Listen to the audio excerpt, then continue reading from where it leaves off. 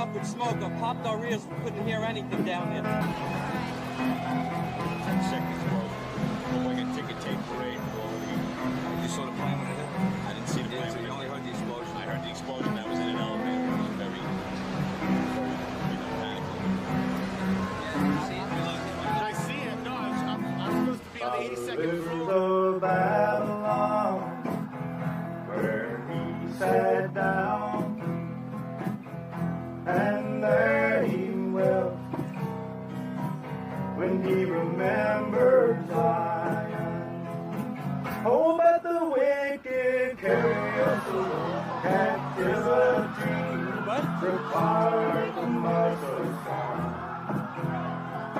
I've been singing out the song in a strange land. Can't stand you. I'm sorry. You gotta go. Go. You gotta. Yeah. Let's go. Singing out the song in a strange Right here in the corner. Stay on the corner.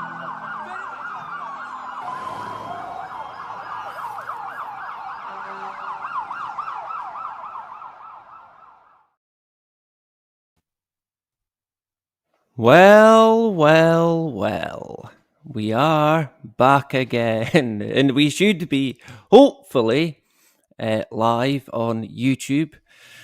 For how long? I don't know. We know what YouTube can be like. Censorship. Do not get me started. Honestly.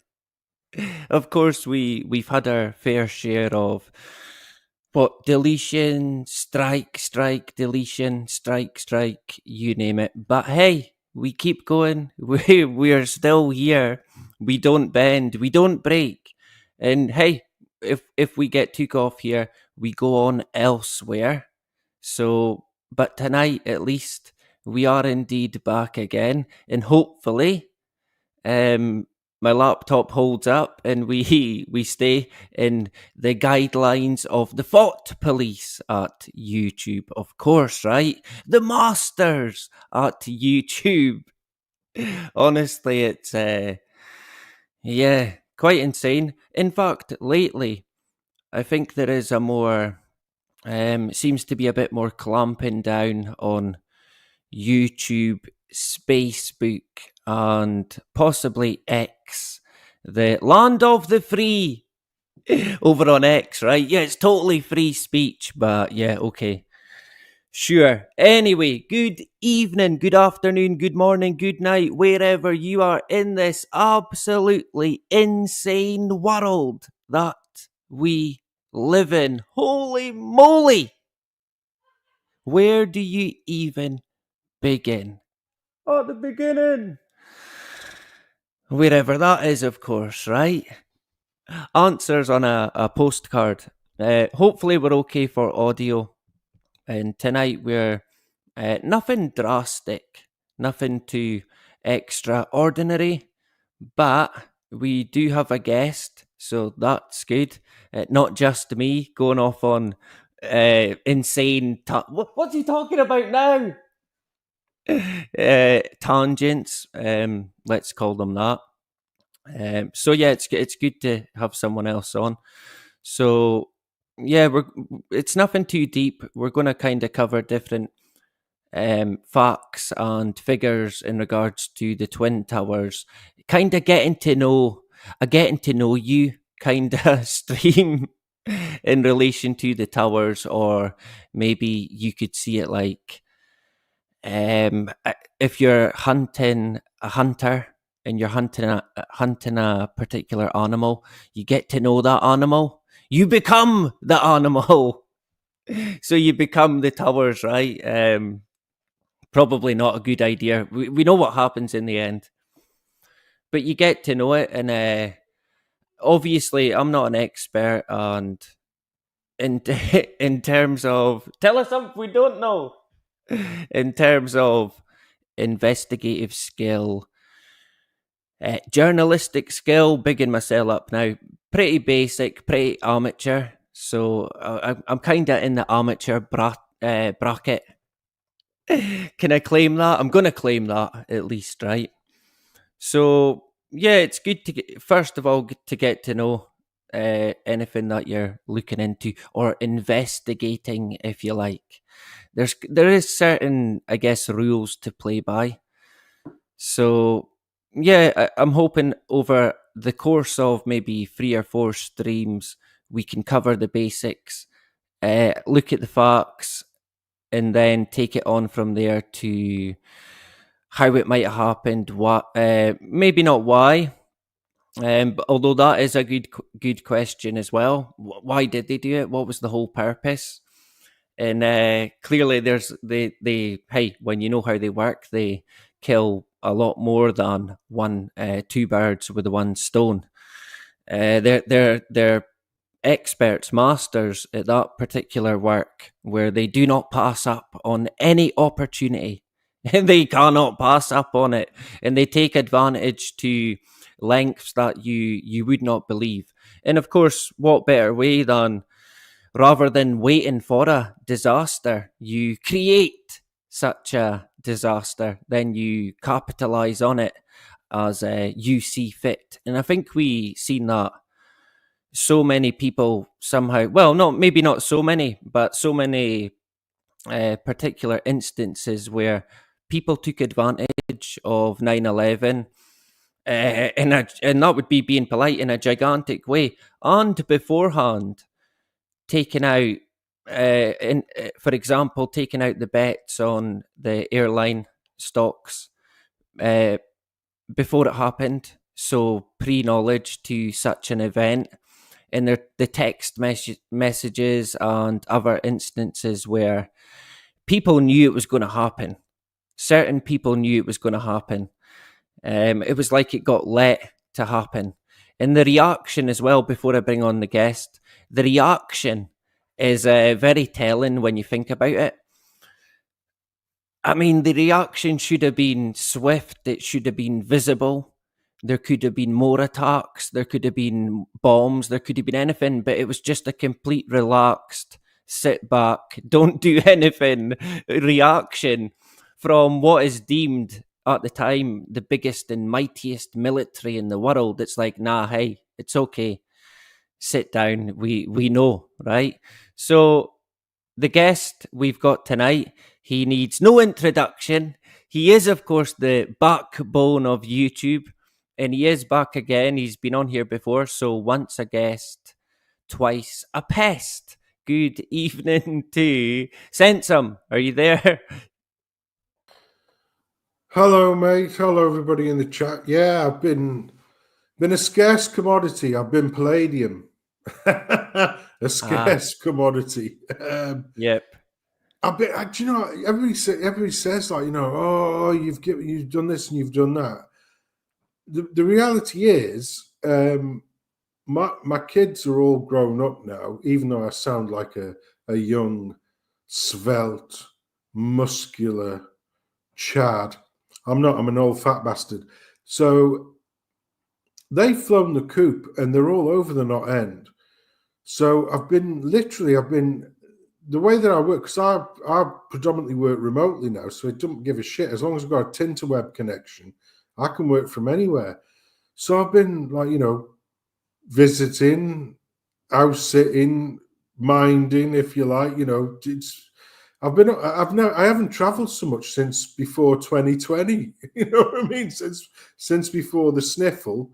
And last weekend, I was up here, but all the family was up here, and we were imbibing in the various foreign food, shall we say. But this week I'm up here and I'm on my Johnny Lonesome. It's been, I won't say it's been great because that sounds ungrateful, but it's been relaxing because I'm just enjoying I'll tell you now, I had some cracking beers over Christmas, mate. I don't know. I don't think I mentioned them to you, but my local brewery, there's a micro brewery near to me. It's the Durham Brewery, and the the kids got me a 6-pack of the various ales that this particular place does, and the lowest strength one was an IPA, which was 7.2%. the last one I had, and this is me, don't forget. So this came at Christmas, was last weekend. It was an 11.8% Russian Imperial Stout, and it was magnificent, and it didn't feel like that. So this weekend, I'm treating myself to not quite that kind of strength, but I've got myself a few real ales in. I've got myself a nice single malt, actually a Welsh whiskey, a Penderyn this weekend. Right, that's it. Get them off. Get them off. That's it. Get them off. You see, the thing is, right? You Scots, you think that you've got the monopoly on good whiskies, and that's probably 90% true. However, I will doff my cap to our friends in Ireland and also our friends in Wales, and even, and you'll say this is sacrilege, our friends in Japan, because let me tell you now, the Japanese, they knock up a decent drop of the old, the water of life, as it were. And did you ever hear about the story about how Japan got into whiskey? It was like in the late 1800s, some bloke emigrated out there, and he said, "Oh yeah, because he had this sake," and he said, "Yeah, this is pretty shit compared to the stuff we can knock up." And they said, "Why? What do you knock up?" And he goes, "Well, we do this whiskey shit, and then you get these Suntory special editions." Mate, have you ever tried a Suntory, like the Japanese whiskey? No, I've not. No. Oh, no. What kind of whiskey do you like? Let me ask you that first. Do you like the peaty shit whiskies that I ate, or do you like the proper, nicely distilled, like not peaty whiskies? As long as it's a single malt, I'm happy enough. Yeah, you'd like the Suntories. The Suntories are the Suntories, they're not cheap either. They're more expensive than Scotch. You know what I mean? Mm-hmm. They really are. They're more expensive. A proper sort of 10-year-old, 12-year-old Suntory, it's dearer than a bottle of Glenfiddich. You know what I mean? It's like fucking outrageous. But yeah, they do knock up a decent drop, mate. Yeah. Yeah, the Japanese. Yeah. Pretty decent. Yeah. Still not my favorite. Yeah. The nicest, I'll tell you now, the nicest whiskey I've ever had was a 60-year-old Dallas Dew, which is Dallas as in Dallas, Texas, but then DHU. It was a 60-year-old Dallas Dew. You're telling me I used to work there? You worked there? Right. I'll give you my address, and if you could just... well, you know, mate, you know how good that shit is. You know what I mean? That to me, Dallas Dew is that's the best whiskey I've ever tasted, in my opinion. Do you know what's good about that distillery is the location as well. It's beautiful, man. Epic. Whereabouts is their distillery? Because it's here in Murrayshire. In Murrayshire. Oh right, so really? Wow, really? Yeah, I didn't know that. Yeah, it's beautiful, beautiful place. It's a classic old. I mean, I think it's probably over 100-year-old. The distillery, so yeah, there's plenty about here, lots of them. So it's pretty good. I tell you now, right? The lad, it was his stag do, and we had it in Glen Eagles, but we didn't stay in Glen Eagles Hotel because that was just like fucking outrageous money. There's a wonderful little bed and breakfast stroke hotel in Anstruther called the Cairn Lodge Hotel. And it had the biggest selection of whiskies I've ever seen in my life in there. And it was actually run by a Greek Cypriot called Barney, believe it or not. I'm going back this was early 2000s. And I arrived first because I was like geographically being up here in the cold north, north of the wall, so to speak. I was the nearest. And I rock up in this place, and it was a young Irish lad who was behind the bar called Andy. He didn't look old enough to drink himself. And I said to him, I says, "Right then, sir, I will," because I got there first on me Johnny Lonesome. And you could still smoke in places and everything, yeah, because that was 2007. This was early 2000s. And I said to him, yeah, I'm going to, whilst I'm waiting for the rabble to arrive, I'm going to have a taste of your best whiskey that you've got, yeah? All right, okay then. He says, do you want me to tell you about it? Yeah, go on. Give me the inside line. And it was a bottle from 1921. And he's giving me the full rabble. And I goes, oh, that sounds wonderful. And he goes, yeah, it's not the oldest whiskey we've got, but it's the most special because there's not a lot of this left. Right, okay. How much is that then? It's £110 a measure. And you what? It's a what? It's £110 a measure. Right, well, okay then. Well, what's your second best? What's your second best whiskey? And this was like a one from 1890 something. He goes through the preamble. That'll cost you 80 quid. I said, look, Andy, don't take the piss. What can I get for 20 quid, including a cigar? And he goes, right, well, I'll pick something out for you. And he knew it. He knew it all. This What young did you get? lad. Did you get a glass of water? No, I got a really nice whiskey. I can't. It's remiss of me, but I can't remember. But when the bloke whose stag party it was turned up, he brought this 60-year-old Dallas Stew, which he'd bought in an auction. He wouldn't say how much he paid for it. But the problem was there wasn't many whiskey drinkers there. There were all these shandy boys. So there was like me, the lad whose stag do it was. I was a work colleague of his, yeah, but we got on like house on fire. Glaswegian lad. And the other lad who got an house like, so it was basically three of us, and we monstered this 60-year-old, and it was the fucking greatest drink. It was wonderful. Oh, and also on tap when we were at the old bar, they had the 80 shilling on, so they had the proper 80 and 90 shilling bests on. You know, the beers, like proper beer, because like down here in Englandshire, we have like strong beers and cask ales and all this shit. But up in your way, you've got 70 shilling, which is like piss that any twat will drink, 80 shilling, which is a little bit naughty, and then you've got the 90 shilling, which is like a dark, heady brew of these various ones. And this was, you know, it become a little bit of a trope later on, but Belhaven is a great brewery, a Scottish brewery, and we were on this Belhaven 90 shilling. Oh, I tell you now, that combined with this Dallas Stew, you know, it was like, I don't care anymore. We were playing golf the next day as well, and actually Glen Eagles as well. And it was like, yeah, I didn't give a shit. This is great. I don't care. He's like, yeah, you're going to play like shit tomorrow. Don't care. This is so wonderful. It is absolutely mint. Anyway, you've worked at Dallas Stew, so you're going to be sending me some free samples, mate, yeah? Possibly. I did mention before, so yeah, maybe I will if I can track you down. So yeah, that's on you go.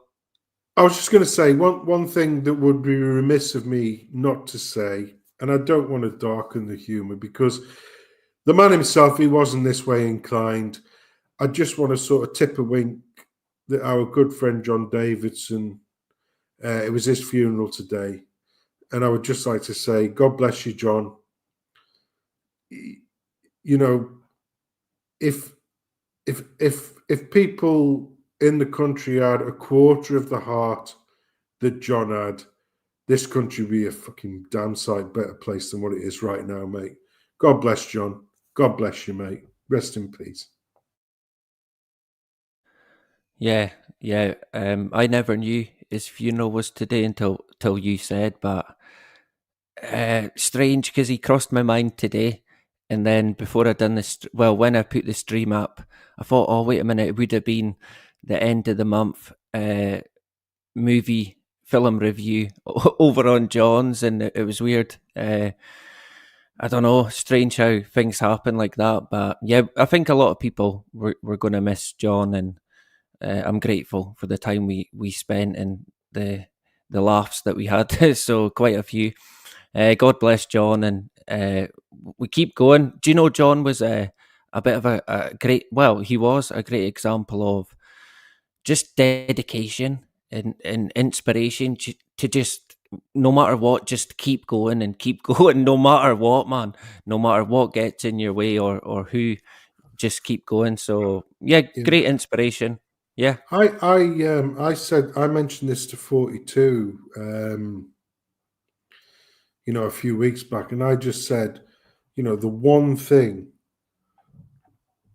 if you took nothing else away from John, the one thing that you could take from him, he was consistent. He was always consistent. Yeah. Oh His yeah. views, he was consistent, but if you could give him an argument to the contrary, he wouldn't just say, "Oh, bugger you off, you don't know anything." He would listen, and if it made sense, he would take it on board. Do you know what I mean? There was no absolutes with John, but he was nobody's fool. He wouldn't be taken for a ride, and he was ultimately consistent in his outlook and what it meant for the whole of Britain, not just Scotland, but the whole of Britain. And I agree 100% with what John was trying to achieve. I really do. God bless you, John. Rest in peace, mate. The angels will be waiting for you. I know that for sure. Anyway, mate, you carry on. Yeah, I would agree with that. Is dedication, determination, and consistency, even when it in terms of his views and his morals, his standing, but also in terms of his output with his channel. Because it was like there was no match. John was so consistent. He'd always be there, and he was always very caring about the people. Oh well, he'd say something like, "Oh, but so and so, they've not been about for a couple of streams," and he's a wee bit worried, even to the point where I said to him aside one of the times, "Look, try not to worry about folk. They come in and out of channels, and I've seen it over the years. Many different people come in and out, and hey." You do meet and you do connect with a lot of people, but you can't be worrying about all of them. But it was the again the type of the person that John was, very caring, a man that you couldn't help but respect and love. So yeah, a great miss, and yeah, his son's got a great archive there of his dad's views and thoughts, which yeah, I guess you would treasure that, and of course he'd much prefer his dad being here. But yeah, we're going to miss John. So I got Sensum on tonight. I'm going to interrogate him about 9/11. Nah, I'm not going to interrogate him. If we It can get wasn't me, Mark. mate. Honestly, I Yeah. didn't do it. I didn't. I was around at the time, but it wasn't me who did it. I Do you was know in. what? I was in Milton Keynes, mate. So it wasn't me. Do you know, hey, you've told us already your work history is very, I don't know, in terms of weaponry. So I don't know, I wouldn't rule anything out. Yes. Well, I haven't. I haven't actually. I haven't. Well, no, I won't. I won't. The thing is, right? I'm just an idiot. Yeah. I always say this. If you have a woman's hands, my lord. I have big pan shovel hands, like me dad, who was a pitman. But there isn't a single callus on there because these hands have never lifted anything heavier than a pencil. And yeah, some of the stuff I worked on, I thought, yeah, we're doing the greater good here. And then it flipped, and I went, "Oh, hold on a minute." Yeah, that's Yeah. not. And I sort of went, and I started sort of, being a sort of a fucking typer for hire, as it were. In other words, somebody who fucking did code, as it were, for like nondescript sort of faceless organizations because I basically, the shit I was working on was for defense. And then they realized if you flipped it on its head, you could use it for offense. And I was like, "Oh, hold on a minute. Yeah, I don't like that at all. That's not me. That's not me. Yeah. That's not a bit of me." I was like, "Whoa, fuck me. No. I don't want." Having said that, I've recently rekindled my interest in the research of things. And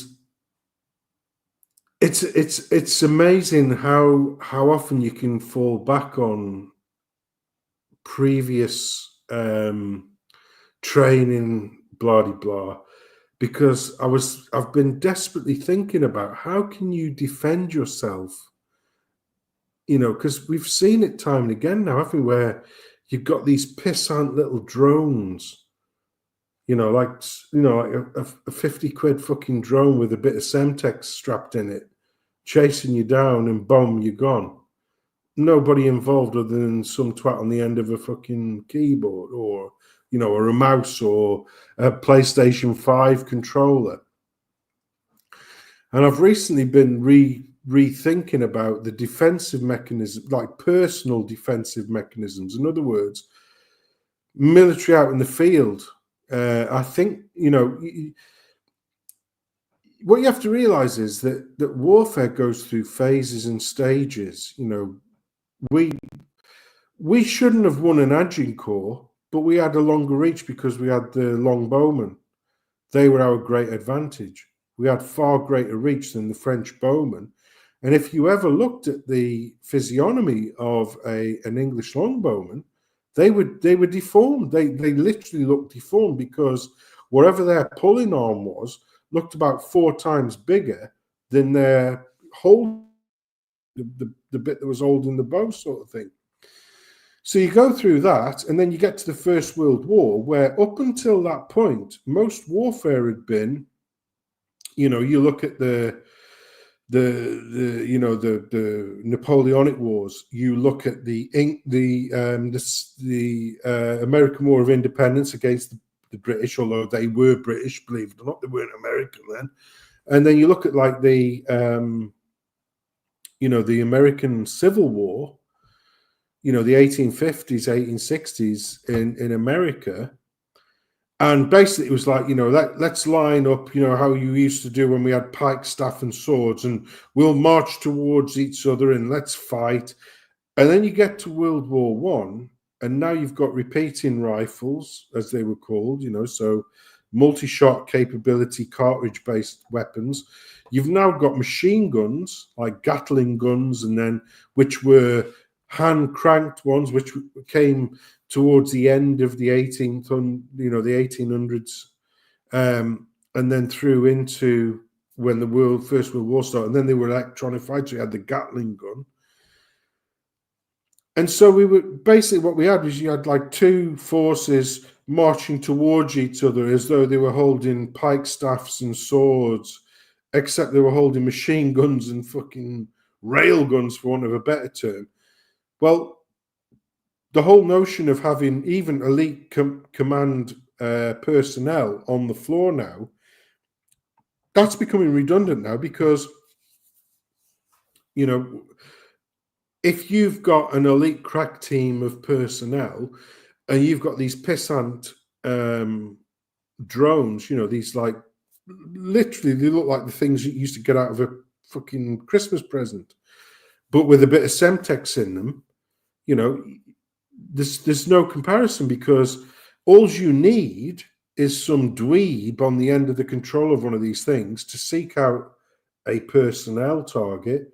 And then as soon as you get within proximity, because you're going to destroy the unit itself, you don't care because it's just a piece of machinery, boom, but you've taken out an elite personnel. So I was looking at these things, and the first one I come up with was a filament-based defensive mechanism, which works almost in the same way as a taser, but in reverse. In other words, if you're bootlegging it away from one of these fucking things, it will basically fill the air with copper wire, little filaments of copper wire, so it fouls the rotors up on that machine. Another one is if these things are being controlled by human operatives rather than AI, you know, a oil and paint based mechanism that blinds the fuckers, because, you know, one of the most effective weapons against a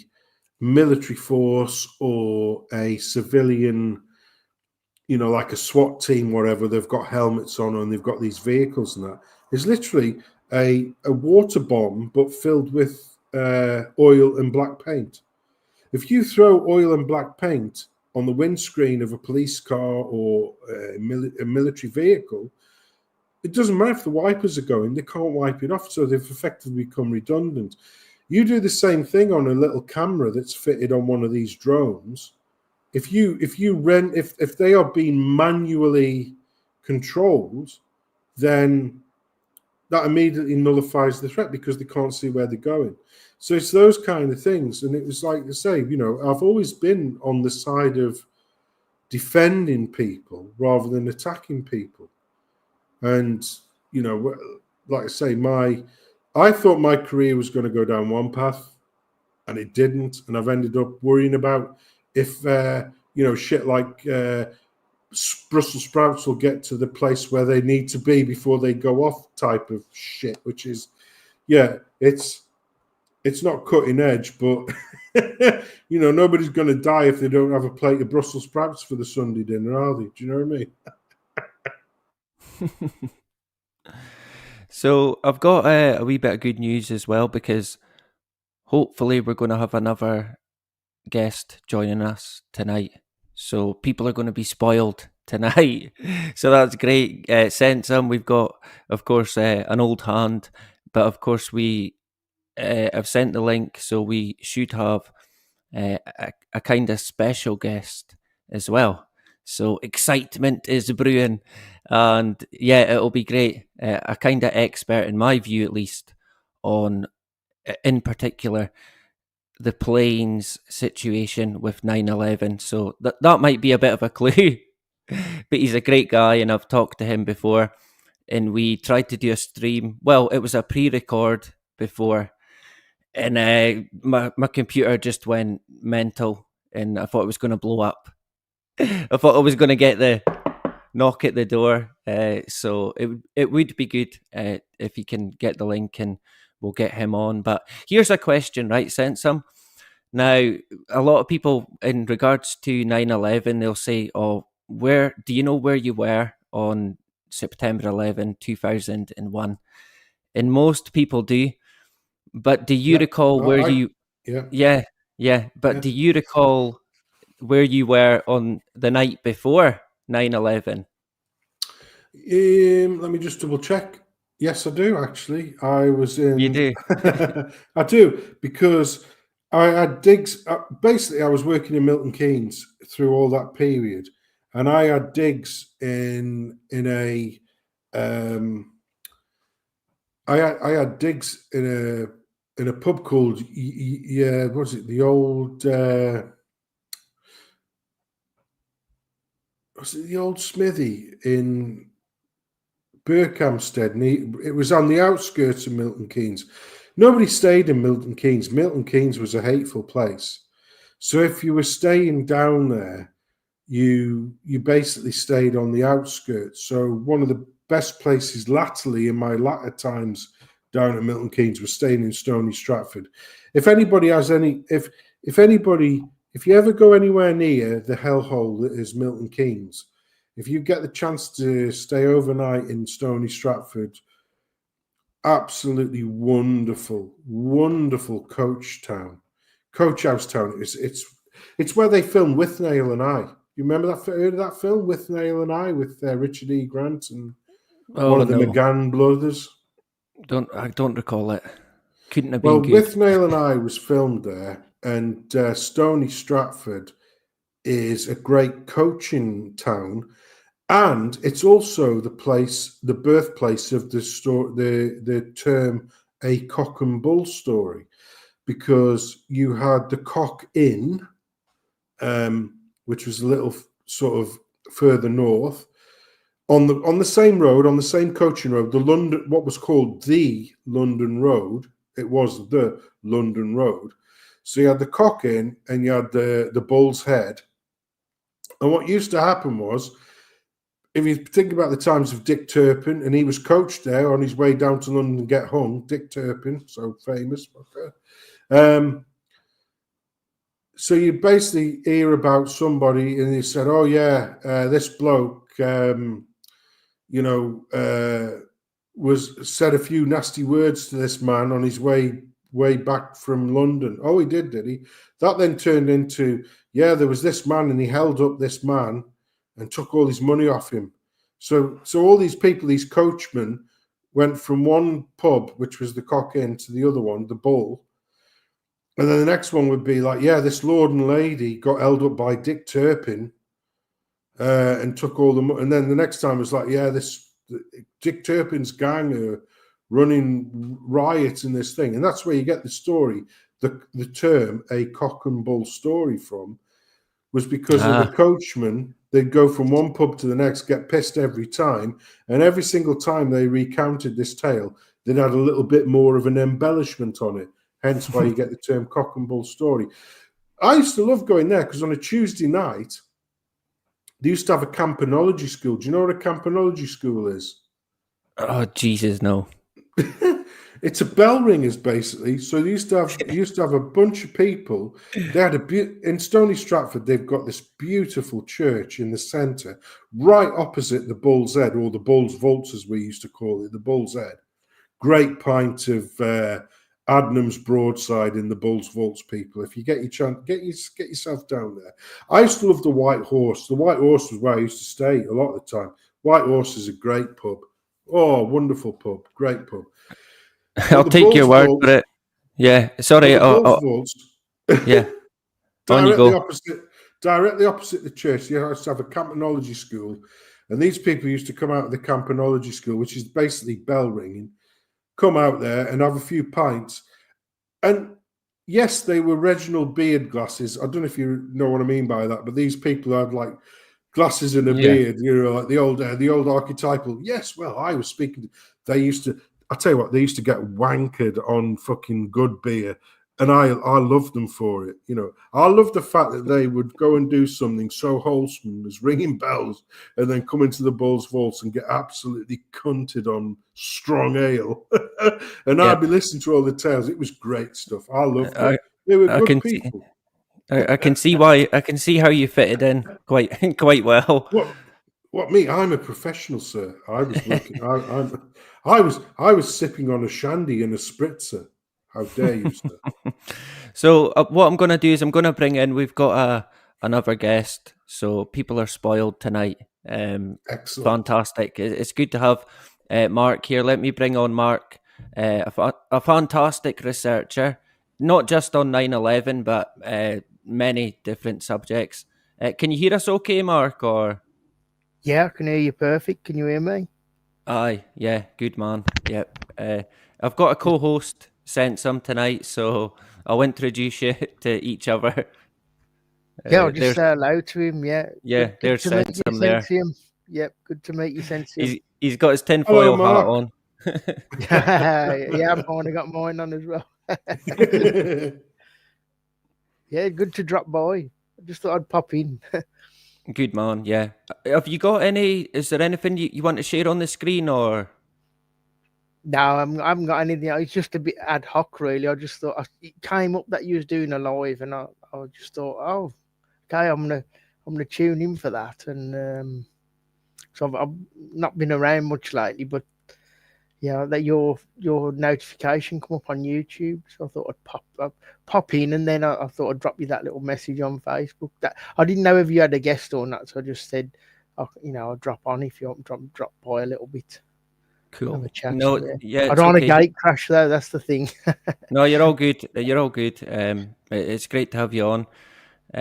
We chatted before and we done a pre-record, and it never quite worked out, but. It's good to get you on tonight, and then maybe in the future. Have you had? I noticed you said you had issues on YouTube. Did you get a strike or? Oh yeah, I've had plenty of that. right the way back to 2017 when they terminated that original channel and the Google account on that one. So that was quite rare. Well, a little bit more rare back then, but yeah, I've had a couple of strikes and that, but yeah, I don't really use YouTube too much these days because it's a bit dodgy, isn't it? You know, you put a lot of effort in and then they just pull the mat from under you, you know, the rug. Yep. Yeah. So are you on Odyssey and elsewhere? Yeah, I've been building the Odyssey channel up and just started building the Rumble channel up because my time was taken up a little bit because I've been posting a lot of articles on Substack, and it was Norman who taught me into going onto Substack, 9/11 revisionist, and he's been really helpful to get a lot of the research out there, really. So I've been spending quite a bit of time sort of updating a lot of articles from my old blogger account from 2013 and posting a lot of new articles as well. So I've been mixing it up quite a bit. I've probably got some 110 articles on there at the moment. So it's coming along, but yeah, I'm just sort of laying off a little bit because I really want to try and get this series of books out on the subject, really, on 9/11 and the planes and the technology side of it as well. So it's just trying to weigh everything up. The BitTube channel's still going. I've had that for about 8 years, I think. So everything's on there, really. So I'm just trying to build the Odyssey channel up and the Rumble now. So people they've got access to any of the, you know, the videos and stuff. And over on Substack, is there a particular? See, a lot of people I talk to, they've never heard of Substack or they're unsure of it, but I think a lot of people do use it. Is there a particular article that you've put out that's been viewed by a lot of people? It's done really well. Oh yeah, yes. Plus, I've had a lot more interest on Substack than I have on any of the other platforms. You know, where I've put articles, really. I mean, it doesn't sound a lot, but since April, when I started sort of posting and putting the articles out, I think I got about 800 subscribers, which doesn't sound a lot, but for me, because I'm sort of shadow banned everywhere. You see, that's my problem. You never get a platform. So the algorithms sort of hide a lot of my research and info, really. So it's quite difficult. Yeah, what I was just as you were talking there, I added Norman, our good friend Norman, as a moderator, so he can put in the links that can take people to hopefully your Substack and Odyssey. And so, is there a article that's took people that sort of took people by storm? What was it about? What was it in regards to? I think some of my popular articles are when I speak about the technology with the planes, how they pulled that off, and you know, sort of laying out and some of the photographic stuff, some of the video evidence for this technology that they possess, and some of the and other articles when I link it to something like Project Bluebeam, them sort of articles are really popular. But if some of the analysis I do on some of the other stuff is not so popular because I think, I don't know, it's probably not of the time, if you get what I mean. At the moment, we've got a lot of stuff about Bluebeam going about, haven't we? And all the drones. So that seemed to be quite popular. And I didn't do it to be popular. I've just always had that connection with the Bluebeam. You know, I've been saying that for years with what they did with the planes, really. Yeah, because do you want to maybe discuss a wee bit? because you've been investigating quite a lot of different subjects in the past. So do you want to give us a brief kind of description on where you started looking into stuff and how it got to where you are today? Yeah, it started around 1988.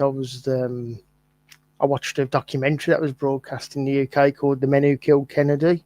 So that was what really got my mind open, because that was quite a controversial documentary for its time, made by Nigel Turner in the UK.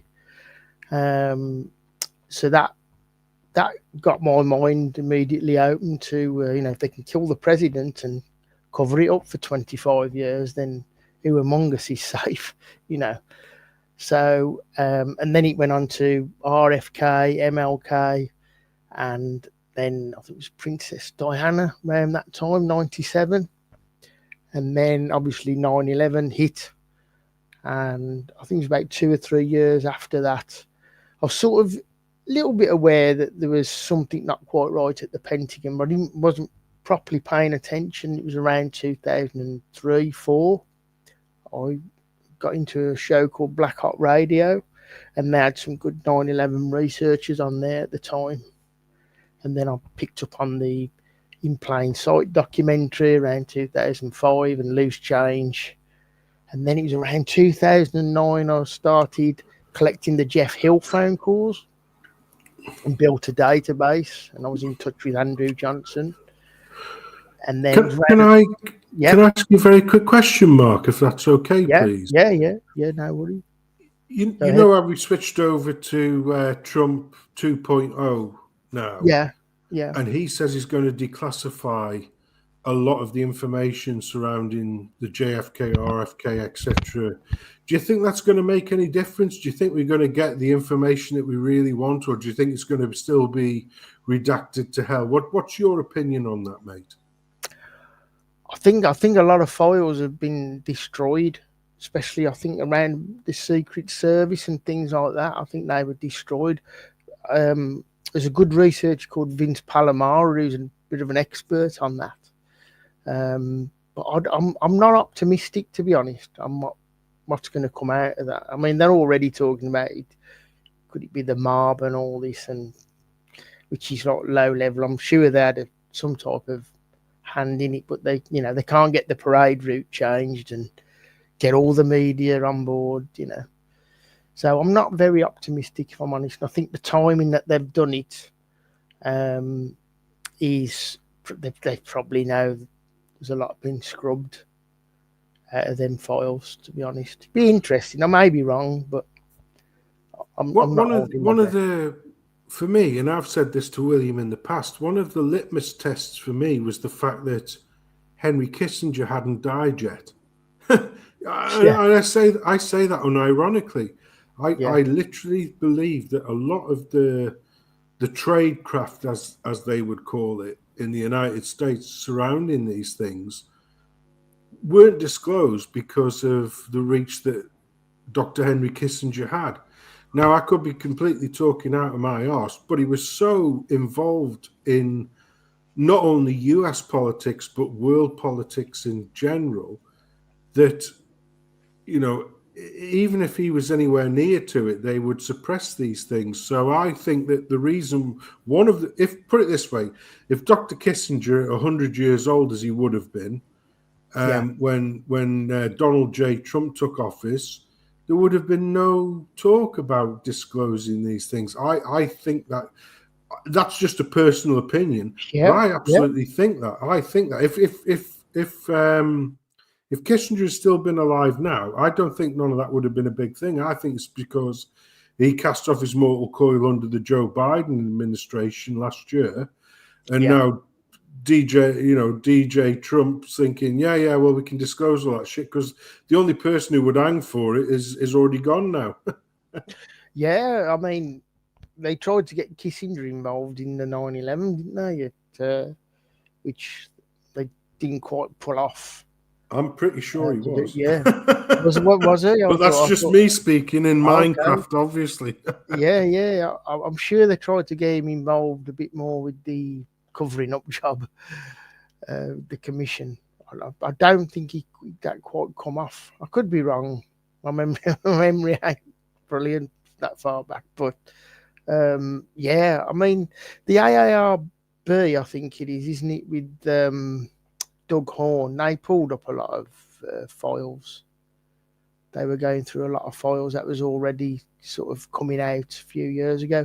And Jim D.U. Jr. is another good researcher on all that area. I mean, I'm not a massive researcher. Wasn't doing research on that. I've done a little bit of research on it. I've spoke to some of the old school researchers years ago, like Jack White and Gary Mack, who before he went over to the other side with the Sixth Floor Museum. Yeah, so I mean, it's still an interest. I've still got a bit of an interest in JFK, but yeah, for some reason, 9/11, pardon the pun, come and hijacked my consciousness of my direction, and I'm mainly a follower, you know, of other researchers, and then I wasn't doing any research. I was just sort of on board with my awakening, and then it wasn't until about 2013 that is when I started actually actively researching and putting out articles, but mainly on 9/11. So yeah, I did a couple of other things. I did helped Richard D. Hall with his Joe Cox movie, his film he done. And I was also involved with the film 9/11 Alchemy, which Chris Hampton did in 2018.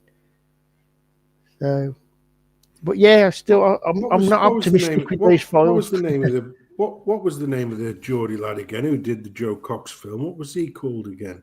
William, you've mentioned him several times. What was he? Richard D. Hall. That's him. Yeah. Yeah. I did quite a lot on that. Well, say quite a lot. I've travelled up to Birstall, and we met Tommy Mayer's brother, and that's how we obtained some information. Well, quite some crucial information for the film, actually, which sort of supported Richard's hypothesis that he wasn't at the trial, Tommy Mayer. And then once the film had come out, there was a couple of other bits of research I'd done on this hold-all bag, which sort of proved that the police had switched the bag in the forensics photos. They sort of it didn't work out quite good for them, the way they'd switched that bag. Quite blatant, really. Yeah, and the limpy man, wasn't it? You know. Yeah. You know, that was just, you know, it was like, you know, he's a bloke with a definite limp. Oh, he's a bloke without a definite limp. You know, it's like, you couldn't. And everybody goes, oh, you're just a conspiracy theorist, and it's like, well, yeah, because we have so little trust in the establishment these days that I would, you know, an ordinary person's default should be absolute mistrust. That's the way I see it nowadays. That's it, absolutely. I mean, that was always the Tommy Mayer situation. I mean, I have walked that route. I've done a lot on the timing with it. I gathered all the CCTV for Richard and listed it all out for him for his film, and obviously did a lot with a couple of ideas behind it. I mean, he's a great, you know, filmmaker and researcher, you know, Richard is.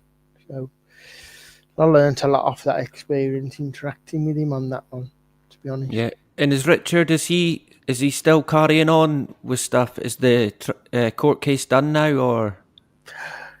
It's done, but I think he's, by all accounts, I mean, he done an update. I haven't spoke to Richard for about 3 or 4 months. I haven't been in touch with him on the messages, but yeah, he's going to appeal it, I think. It's totally corrupt. That case was corrupt. Yeah. I did send him a few things because I was keeping my eye out for stuff which might help him, you know. So I did send him on, and I was in touch with him on and off, and sent him a few things that he perhaps followed up. I can't go into too much about it because it was a live case, and it's some stuff was confidential. But Yeah. I But you reckon I wanted to help him because he was Aye. doing such a lot of it on his own, you see. Yeah. So it wasn't a big help, I wasn't massively involved or anything. But if I seen something and I thought, that'll be useful for Richard, he may want to have a look at that information I'm sending him. I was happy to pass that information on to him, really. Cool. Good man. He's a good man, Richard, isn't he? That was absolutely disgusting what they've done to him in the press. It's unforgivable. Absolutely disgusting. I did think they would make an example. I thought they've got him, so they're going to try and make an example, no matter what the evidence is. And I mean, there is no justice. It's another case where you just think you can't. They control so much of the court. You just can't. You can't beat it. If they want to make an example of you, then they will. To be honest, I thought he might get jail time, but if he appeals and fails the appeal, would that mean extra punishment on top, or? Yes. Well, now I think it was a civil case. I think so. Him going to jail, I don't think was would have been part of that. I think only if he broke the terms. Now the case has ended of harassment, pursuing the claimants. If you get what I mean. So he was to go and try and interact, and all he did was actually he knocked their door and they never answered. He left the camera running in his vehicle just up from the house. He did nothing more than that. I mean, when we were investigating, the Tommy Mayer, that was an individual decision with ourselves. And that was outside of Richard. So I wasn't doing what I was doing on behalf of Richard, if you get what I mean. It was something we did off our own backs. There was something up with this Joe Cox case, Yeah. But we knocked the door and spoke to a neighbour and spoke to Tommy Mayer's brother as well, all in the same day. I mean, you're going to get locked up for that.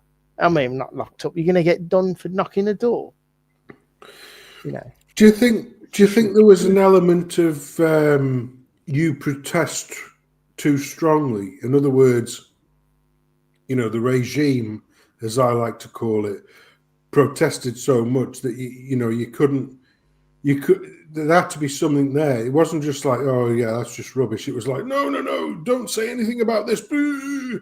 And there was all this booyah, and as much to say, well, they were almost signalling that there actually was something there. Do you understand what I mean? Oh yeah.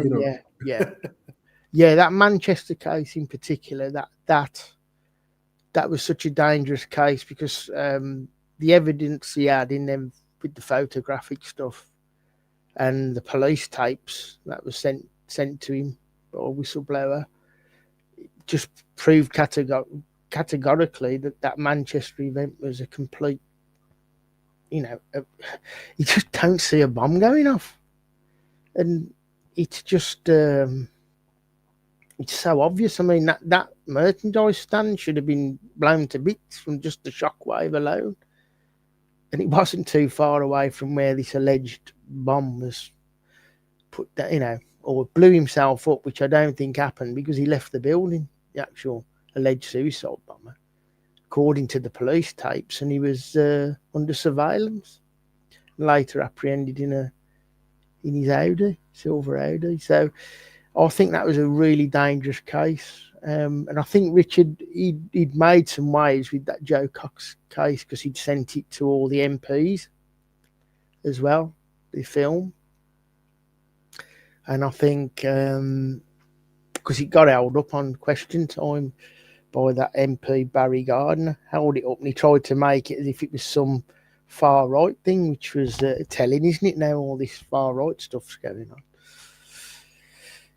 So yeah, but it was disgusting really how they treated Richard, and even more what got to me really was you had people cropping up saying that Richard was as if he's some type of shill, involved to help bring in this bill to do with Yeah, online safety and all that. I yeah, can tell you now, there's no way Richard is involved in that sort of thing. He's a decent, honest filmmaker and researcher, yeah. investigative journalist. That's the kind of view I would take on it. Yeah, Yeah, anytime I've went on his website, there's so much, like a gigantic library of different videos, so it's oh always yeah, worth checking out. And you can get the book by Dr. Judy Wood on yeah, richplanettv.com, that's it. Yeah, yeah, and I think it's not too expensive there, so you can get a copy there, and yeah. it's worth getting. I can assure you. So it's great to have Mark on. You've investigated a couple of different things in the past. In regards to 9/11, can you remember where you were on the day, and how did it then impact your life? Did you think straight away, oh, uh, uh, it's not right, or was it later on? Because I was just a young teenager at the time. Yeah, yeah. I've You're a wee bit older. Yeah, on you go. yeah, yeah. I was at work, had a radio on, so I never seen it visually. And the way I'd just come back from dinner, and I think it was about 1:45 in the afternoon, our time. So I think the news come through about 10 minutes later, so it would have been around 2 o'clock time, or just before 2. And I'll be honest, I was thinking, oh, I've never heard of the World Trade Center. So when it comes through, and then when this alleged second plane went into the other center, I was like, geez. And then obviously the Pentagon come through and Shanksville. By the time I got home and seen what happened with the towers, I was just like shocked. I was just thought, my God. But I never, to be honest, I felt quite numbed by it. And at the same time, I was quite intrigued. And I remember going to bed on the evening and putting a videotape in and letting it record through the night. I just remember Mayor Giuliani doing I think it was like a press conference or something. I woke up in the early hours, half asleep, but yeah, it was quite unsettling, to be honest. But it wasn't till around the following year a documentary was put on Channel 4, I think it was, about Thierry Messon's book called Pentagate, I think it was called, and that was the first I'd heard of somebody challenging that narrative, what we've been told. But it didn't truly sink in, to be honest. And the only other recollection I remember as well on that anniversary in 2002, when they showed the Norday clip with the second plane. And I remember the plane looking odd then, but again, I never really took much notice at that time. But later on, a few years ago, around 2017, 18, that's when that clip sort of come back in my head. And I looked at that video again. I've actually got a high quality version of that video because I'd bought it on DVD in 2004 or something. And so I took a lot of stills off that, high quality stills, which I used for like analysis later on to show the issues with the wing and tail section with the frames. So that was a vague recollection I had from 2002. And I'd recorded another Flight 93 dramatization documentary that was on as well that year. So I had an interest, but I was still a little bit took in by it, so to speak, at that time. I don't know why that was, because I was with what I should have known with JFK, RFK, MLK. I should have really been, and Princess Diana, I should have really been ready really to question that. But for some reason, I think just sort of passed me by for a couple of years. Yeah, interesting. I've looked a wee bit at the Diana case, and yeah, oh Jesus, it's another can of worms. To be honest, there's You know, you said about the Diana case. yeah. Are you aware that she was personified as the goddess, Isis goddess? I had read somewhere there was some kind of ritual performed, which was in relation to that, I believe, but I don't know very much about it.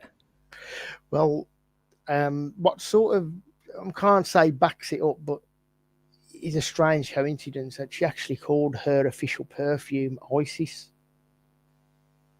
Not a lot of people know that. Because she was you could say she's personified as that now. Are you aware that they delayed there's a delaying of the pregnancy till the 21st of June? But the other, like I say, another reason as to why the Diana thing became a scandal was because obviously she was,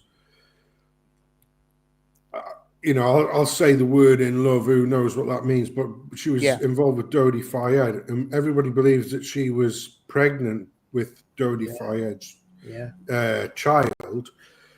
You couldn't have if you look at William.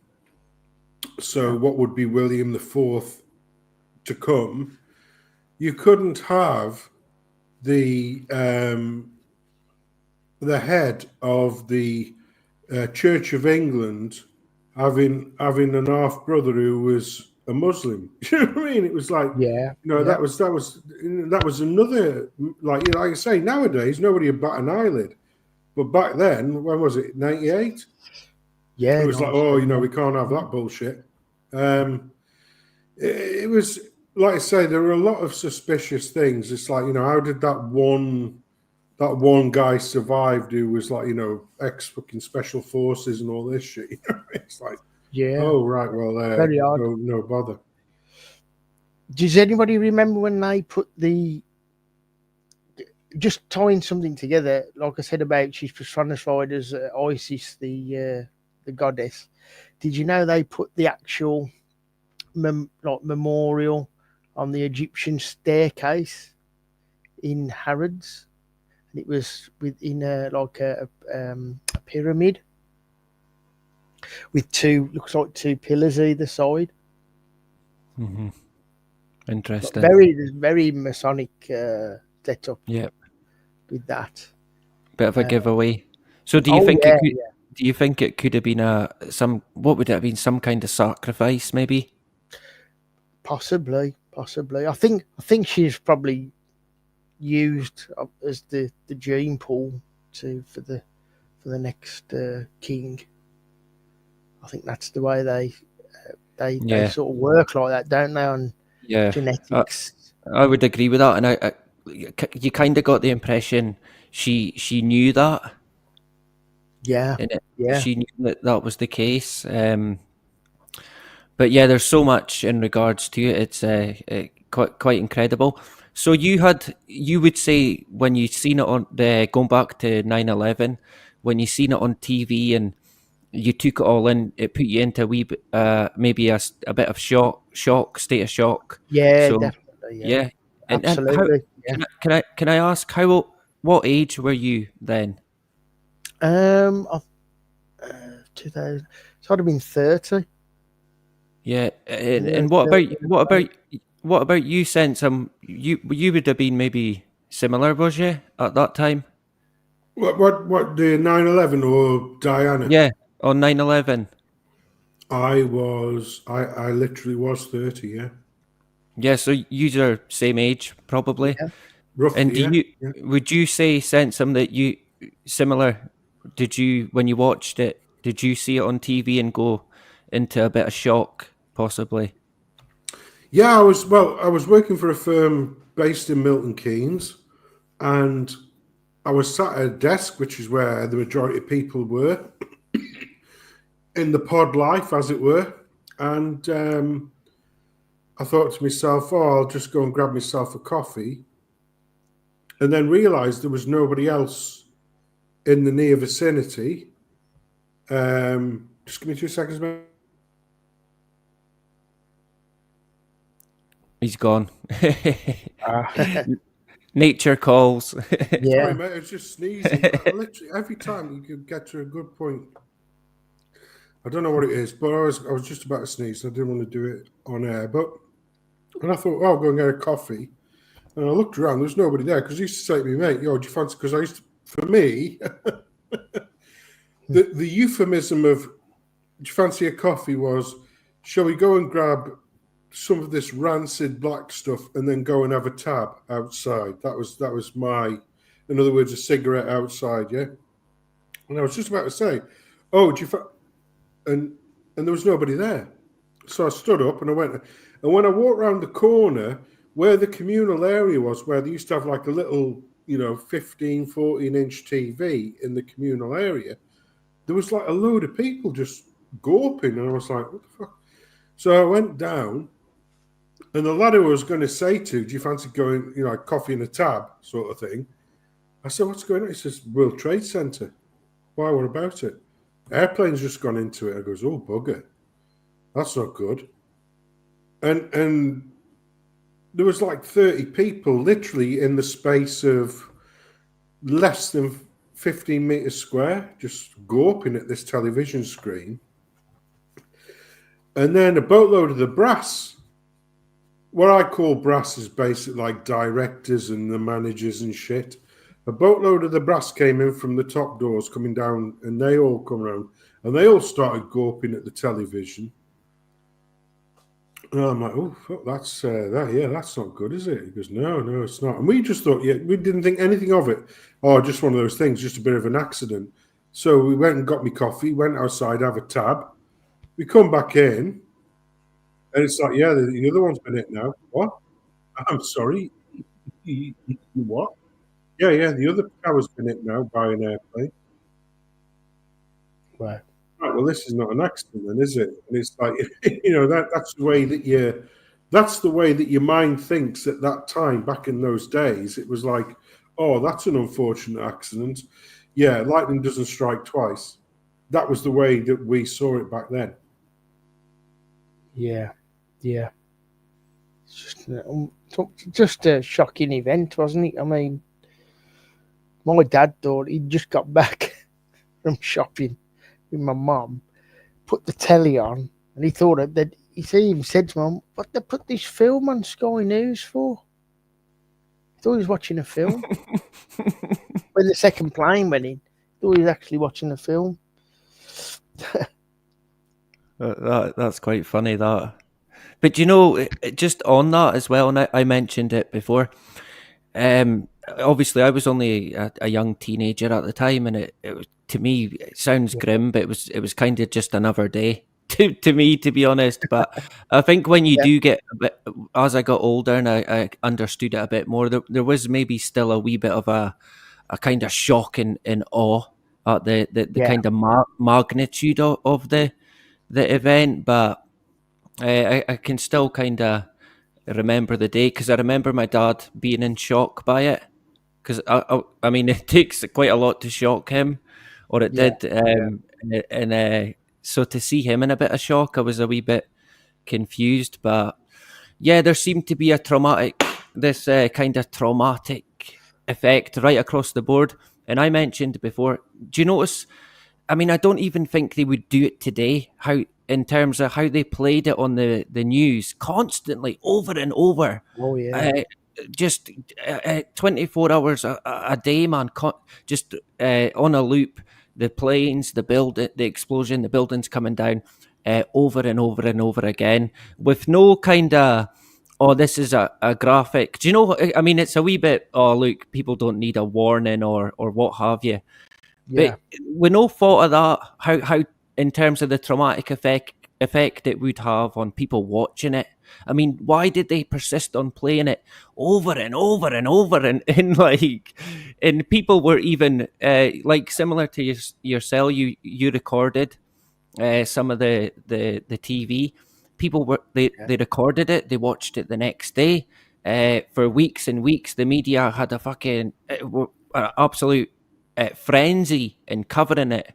The people jumping out, even I think that was being shown, and it was like, oh, they really did go all out in terms of a traumatic impact, out, not just in well, mainly outside New York itself, because I think people just watching it on the day, that was probably enough for them to be traumatized by it. I mean, it's quite hard for me to imagine it, and when you Well, listen, yeah. just when you listen back to some of the first responders, and they're talking Oh, about yeah. driving up to it, and the guy said, "Oh, why are they throwing out furniture?" And he's like, "Is the driver, his co-driver, is like, they're not. That's not furniture. It's people." And he's like, "Oh," Yeah. and it Yeah. hits him. The shock and the trauma is, I think that's a part of it, because it's like, Definitely. I mean, it's this gigantic thing, and even looking at some of the facts today, they reckoned it originally. The Rockefeller said it's going to cost about 280, 300 million, and it ended up it was nearly a billion, and Oh, yeah. they reckon they reckon like if you compare that to today's money, it's like nearly 5 billion. It would have been, Wow.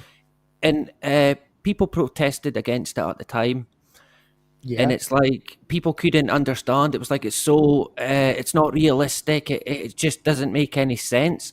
But clearly, there was a greater goal than just building this trade center, because they had plans for it. It wasn't simply about New York and the trade of New York. I mean, it was clearly a lot more than that. And I kind of feel they got built to be taken down. I mean, I think the planning goes way, way back. What would you say to that in regards to the planning of it, and how far back did it begin? Were they built to be taken down? On you go. I actually believe it's a lot further back than what we truly know. And I may have mentioned this before, but there's a parallel with London and Wembley Stadium. There's a parallel with that because Yeah, obviously, I think we talked about it, and it was really interesting. So yeah, I do well, recall you mentioned. On you go. Sorry. yeah, no, it's okay. We've mentioned. I think people are aware that even in the 70s there was plans to sort of build these towers, knowing very well that they're going to probably in some occult manner going to take the towers, destroy the towers down as part of their turn of the new millennium in 2001, which is the real start of the millennium. So the parallels I always sort of come across with, which I was quite shocked at the time, was Wembley Stadium used to be called the British Empire Stadium in London, and that stadium was built in 1923. Now, part of that stadium had what they call twin towers, two towers. Now, Wembley was sort of decommissioned for use in the football. They stopped using it in 2000. Again, at the start of just before the real start of the millennium, but we would class it as in the millennium, the year 2000. Now, part of the with that was having these towers, whether they were going to be preserved or they were going to be taken down. So it wasn't until around about 2003, again, this number 23 keeps popping up, which pops up with 9/11 as well. So them towers were eventually demolished, or they wasn't preserved there. They should have been, but they were demolished in 2003. Now, the thing is, the last game of football played at the Wembley Stadium, the FA Cup games, was the 119th, which is 9/11 when you invert it. And all the games following that, the big games, were played at the Millennium Stadium in Cardiff. Now, if you look at 9/11, them towers were obviously destroyed, so symbolically. But what stood next to it was the Millennium Hotel. And some of these things, obviously the connection with 9/11 and also the 23s, which you had, which was with London, the Wembley being built in 1923 and eventually being completely destroyed in 2003, them towers, which gives you the 100 years. Obviously, when you translate that over to New York, by the way, which happens to be the 11th state, again, you had the number 23 coming to light again in that. So you had the 2.3 trillion, which was announced on the 10th, which is 23 when you look at the number. You also have a fifth flight that allegedly wasn't hijacked. It was prevented, which stayed on the ground, which was flight 23. So again, 11 is connected to 23 because it's, if you look at the 24-hour clock, 11 is actually 23 hours. So there's a lot of numerology going on with 9/11. Obviously, like with the plane going in on the 93rd floor and all that, all that sort of stuff. So again, you got these parallels. So I think 9/11 symbolically, I think the planning was long time before, even with the Pentagon, because that was built. The ground was actually broken for that on September the 11th of all days when they started to build the Pentagon. So you've got all this numerology and symbolism going on. Yeah, I remember. So much there. No, you're okay. I remember we talked about the number 23, and you mentioned how much it was connected to, and it was quite incredible. To be honest, it kind of blew me away.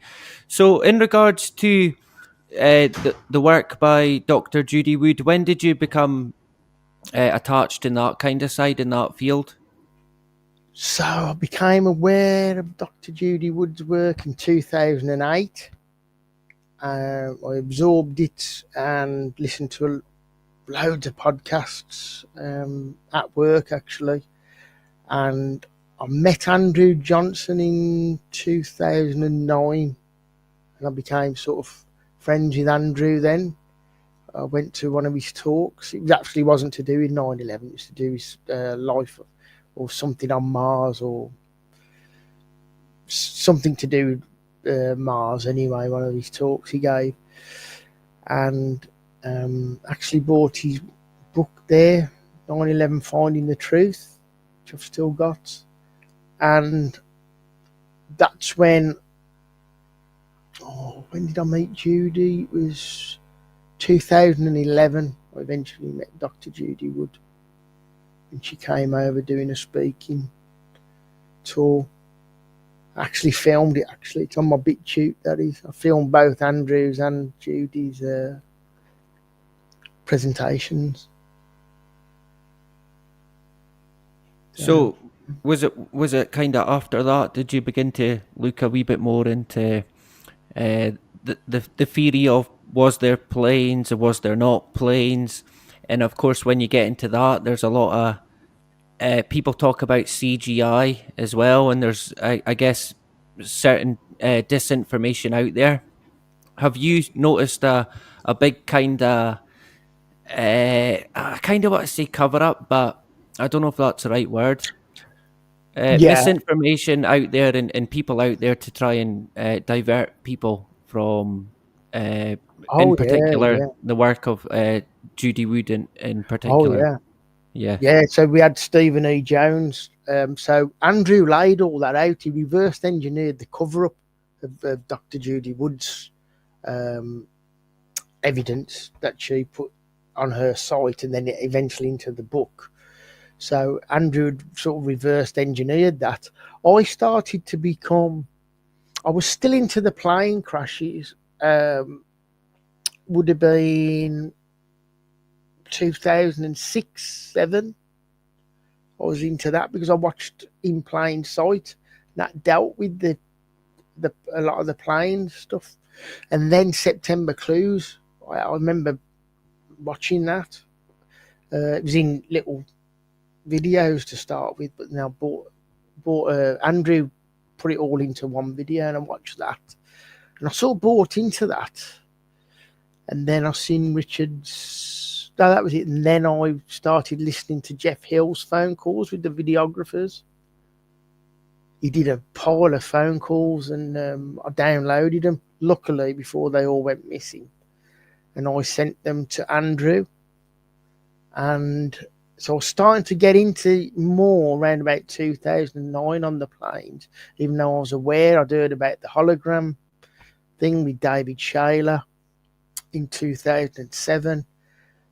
And then I met William Rodriguez in 2007 and Annie Machon, David Shayler's ex-wife. So that was interesting.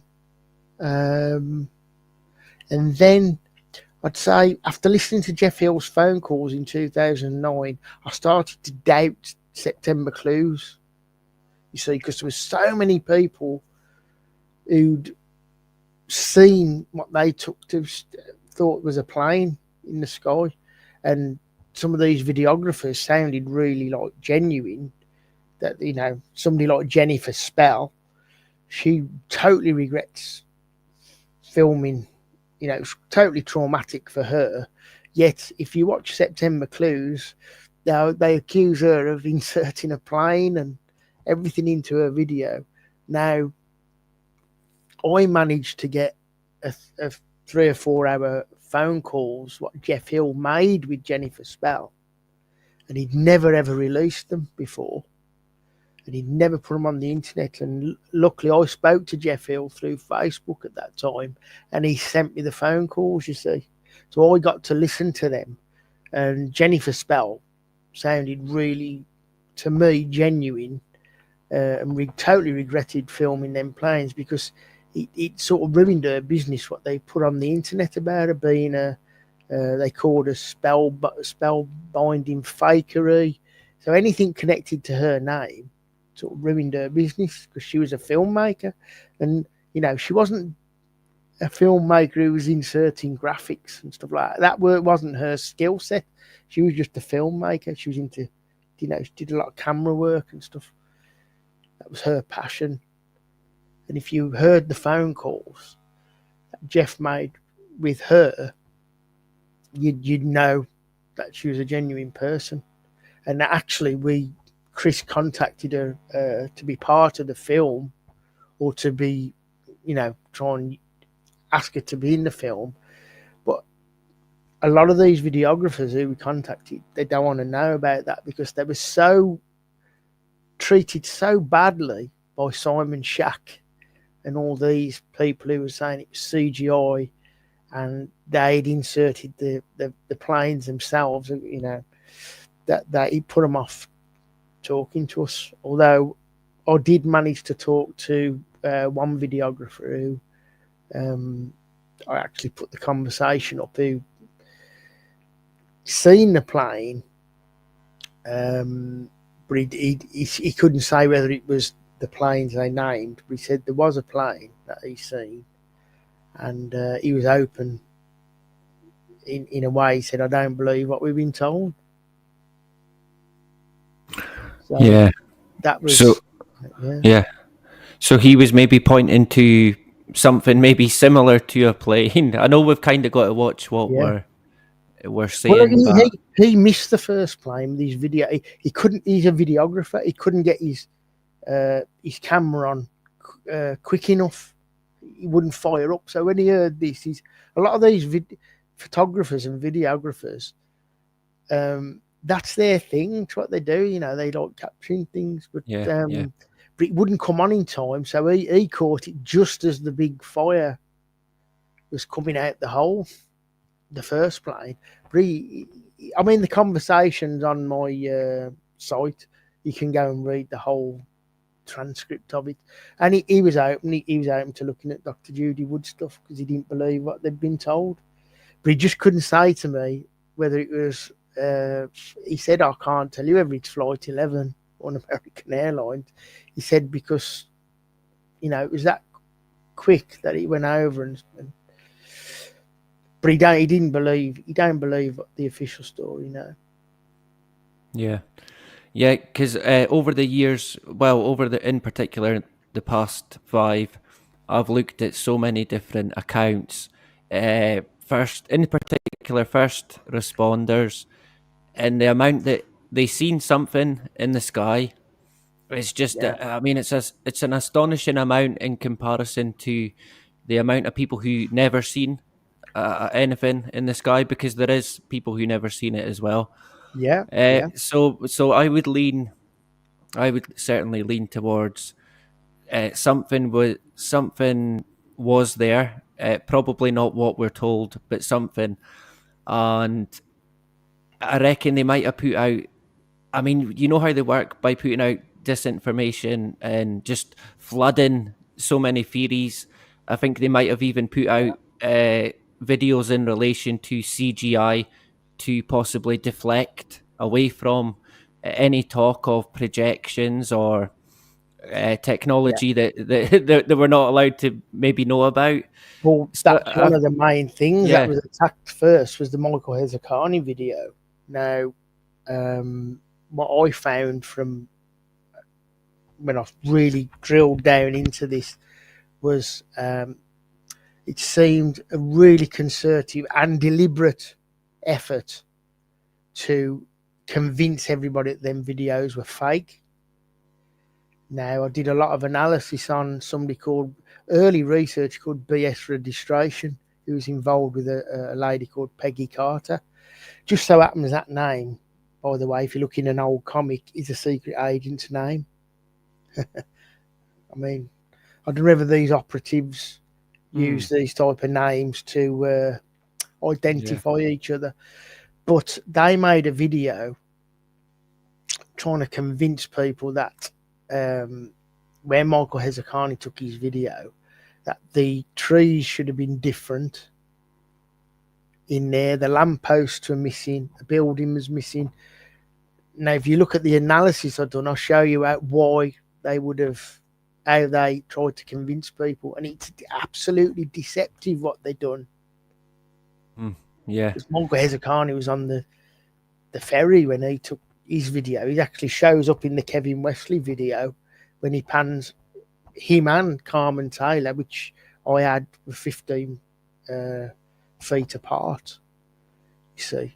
Plus, we had a friend in 2017 who actually got on the ferry and managed to get some footage for me, which I lined up perfectly with the buildings and that. So, it was really interesting. You know what I'd done there, because it showed. Plus, with the Simon Shack articles I wrote, I showed how he had edited work, took stuff out to try and prove video fakery. So he was saying about a helicopter should have been here, and he's pointing in the wrong place, yet the helicopter's up there if you're not looking closely. He's also played on parallax to try and make that point. He's also played on lens optics, because small objects don't show up from a distance because of the lens registration. And he used all them things and in such a way that it was very deceptive what he done. But I think the objective was, along with Ace Baker, was to portray them videos as fake, that then you can't trust them videos. And that would be, obviously the no plane thing, it was done with CGI and all this, and obviously that was the protective layer to stop people knowing about this technology, where they have this projection or cloaking technology. Yeah. Because Yeah, they want to use that again. Believe me, Yeah. they really want to use that again. Yeah. We'll maybe come to that. Yeah.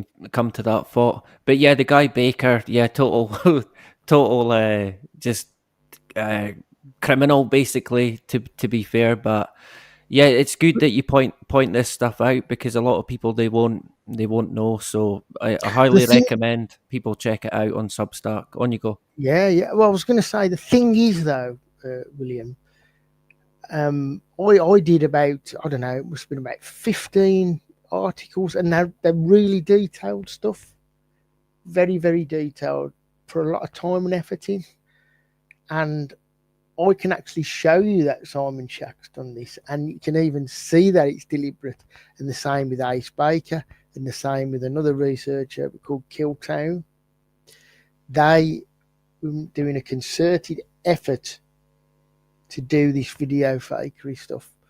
Now, fast forward to now, that video fakery element is so ingrained in people's belief that when you mention no planes, they instantly think CGI, right? But if you try and deviate and say to them, look, I can show you that the CGI, people like Simon Shack, and even his background, to be honest, he's got a very unusual background. Yeah. And he's not trustworthy when it comes to putting right mistakes I'll say mistakes, I'm being polite, that he's put out. He won't update it and correct his work like any good truth seeker would. Yeah, I think that's I think that's kind of telling when there's no correction or any attempt to try and maybe even justify it. So I think that's quite telling. Same with Ace Baker. Yeah. Will not correct that luma key and compositing. But the thing I was just about to say, and Norman encounters this, by the way, and we've spoke about it, privately, me and Norman. There's this willful ignorance. You can put the evidence to show that it's not CGI, and I can even admit it conned me for a good time until I looked into it properly. It conned me. But you can put this information or go and read this, look at this, what Simon Shack's done, how he's been deceptive, and people do not want to look at it or study. And it's become like a religion, a cult, almost, that they won't even go and look. It reminds me of the Russian ex-KGB guy. I think we mentioned it. Remember, he said it would get to a point where it wouldn't matter the evidence you produce, they just won't take it on board. Just on the very frustrating.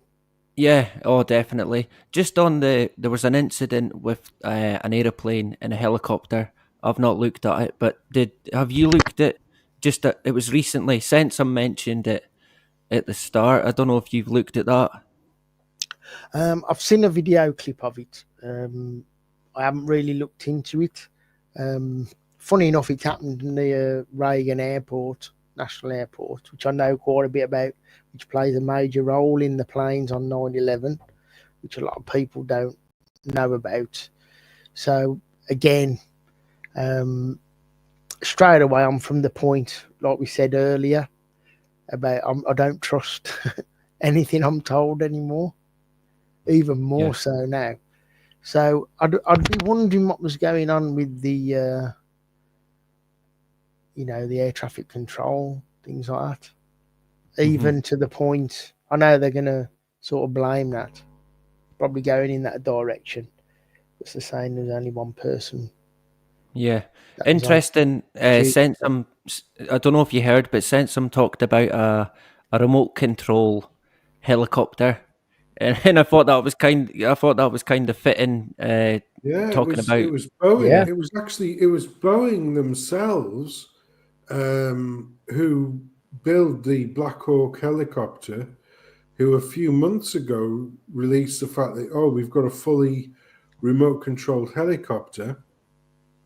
And then you see the images that came out a couple of days ago from over the Potomac River, where there was a commercial jet, admittedly not a 747, but it was still an internal commercial jet landing at Ronald Reagan Airport. I don't know what is that. Is that what used to be Dulles Airport? I don't know, because they renamed these.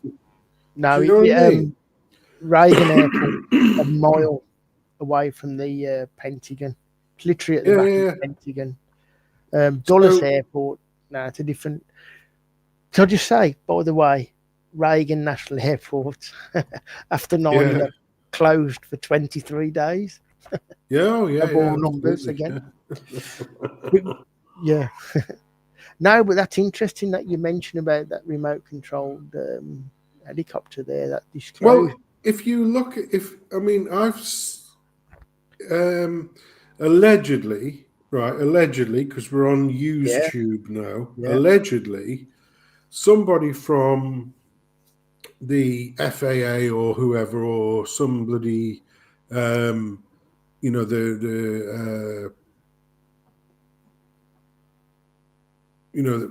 they called? The bloody engineers who run the bloody flight thing. What are they called?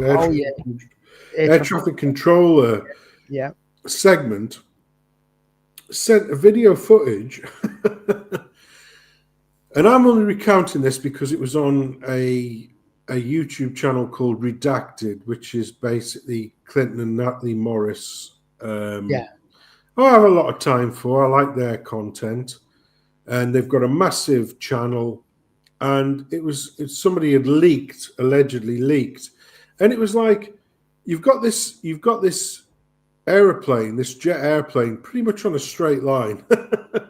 It's like pretty much a straight line coming in. And you've got this helicopter, which is like, quick, let's get away. No, let's go back. No, let's get away. No, let's go back. No, quick, let's get away. And then boom, if you look at the telemetry, the aircraft is doing exactly what the aircraft should be doing. In other words, the pilot's in the aircraft. This is the glide path. We're coming into land. The military helicopters basically, let's go and intercept this aircraft. And somebody's like, no, don't go anywhere near that. It's like, no, we will. Yeah, we won't. No, we won't. Yeah, we will. No, we won't. Yeah, we will. No, we won't. And, the thing is, literally like a couple of months beforehand, Boeing was saying, like, oh, yeah, we can remote control these things now. So if, for instance, there was like a chemical war zone or a nuclear war zone or whatever, we could remotely fly in a Black Hawk, pick up the people affected and get them back without putting anybody else in danger. And then lo and behold, let's say, I've got my little tinfoil hat on. People will say, oh, you're just a conspiracy theorist, which I probably am. The thing is, I think there's just one single conspiracy with lots of facets. That's my problem. Yeah. There's a single conspiracy, and that's the elites against the ordinary people, that has many, many different facets, whether it's eat the bugs, 15-minute cities, take the jab, or whatever. It's all part of the same fucking conspiracy, which is the evildoers at the top, who, we even had one of the evildoers in chief themselves coming out and saying the quiet part out loud, where we had Larry Fink coming out and saying, oh, yeah, those nations that have been predominantly xenophobic for now, what does that mean? Well, nations that have not succumbed to the idea of multiculturalism and diversity. They're going to be winners now. Hold on, whoa. Let's roll this back, because if I'm not, calling me simple, calling me stupid, but BlackRock, Vanguard, and Forest Green, or whoever, these big things, they've been pushing DEI and the ESG, environmental sustainable governance bullshit, for the last decade. All of a sudden, they're coming out and saying, all of those countries that have decided, fuck immigration coming into the country to bolster numbers because your birth rates are low. They're now going to win because, when the robots and AI take over, they don't need all you surplus fucking useless feeders. So they're going to win. So basically any country that's been staring down the barrel of, non-existence and zero growth, etc., all of us, like South Korea, Japan, all of the countries which haven't succumbed to the idea that diversity is a strength, they're all of a sudden going to be winners because, all of those things that we would have normally imported a boatload of third worlders, shall we say, into the country to fulfill, like wiping granny's arse is the usual one that they say, and making your Pret sandwich. Yeah, they're all going to be done by robots. So actually, all of you nations that did all of that importing from after the Second World War onwards, you've shit it now because they're in your country, they're fucking useless, and everywhere else is going to replace those twats with robots. See you, wouldn't want to be you. And that's literally how bad it's going to be, mate. You know what I mean? You think I'm lying? I'm telling you the truth. No. To me, the playbook is so obvious what's playing out and where it's going.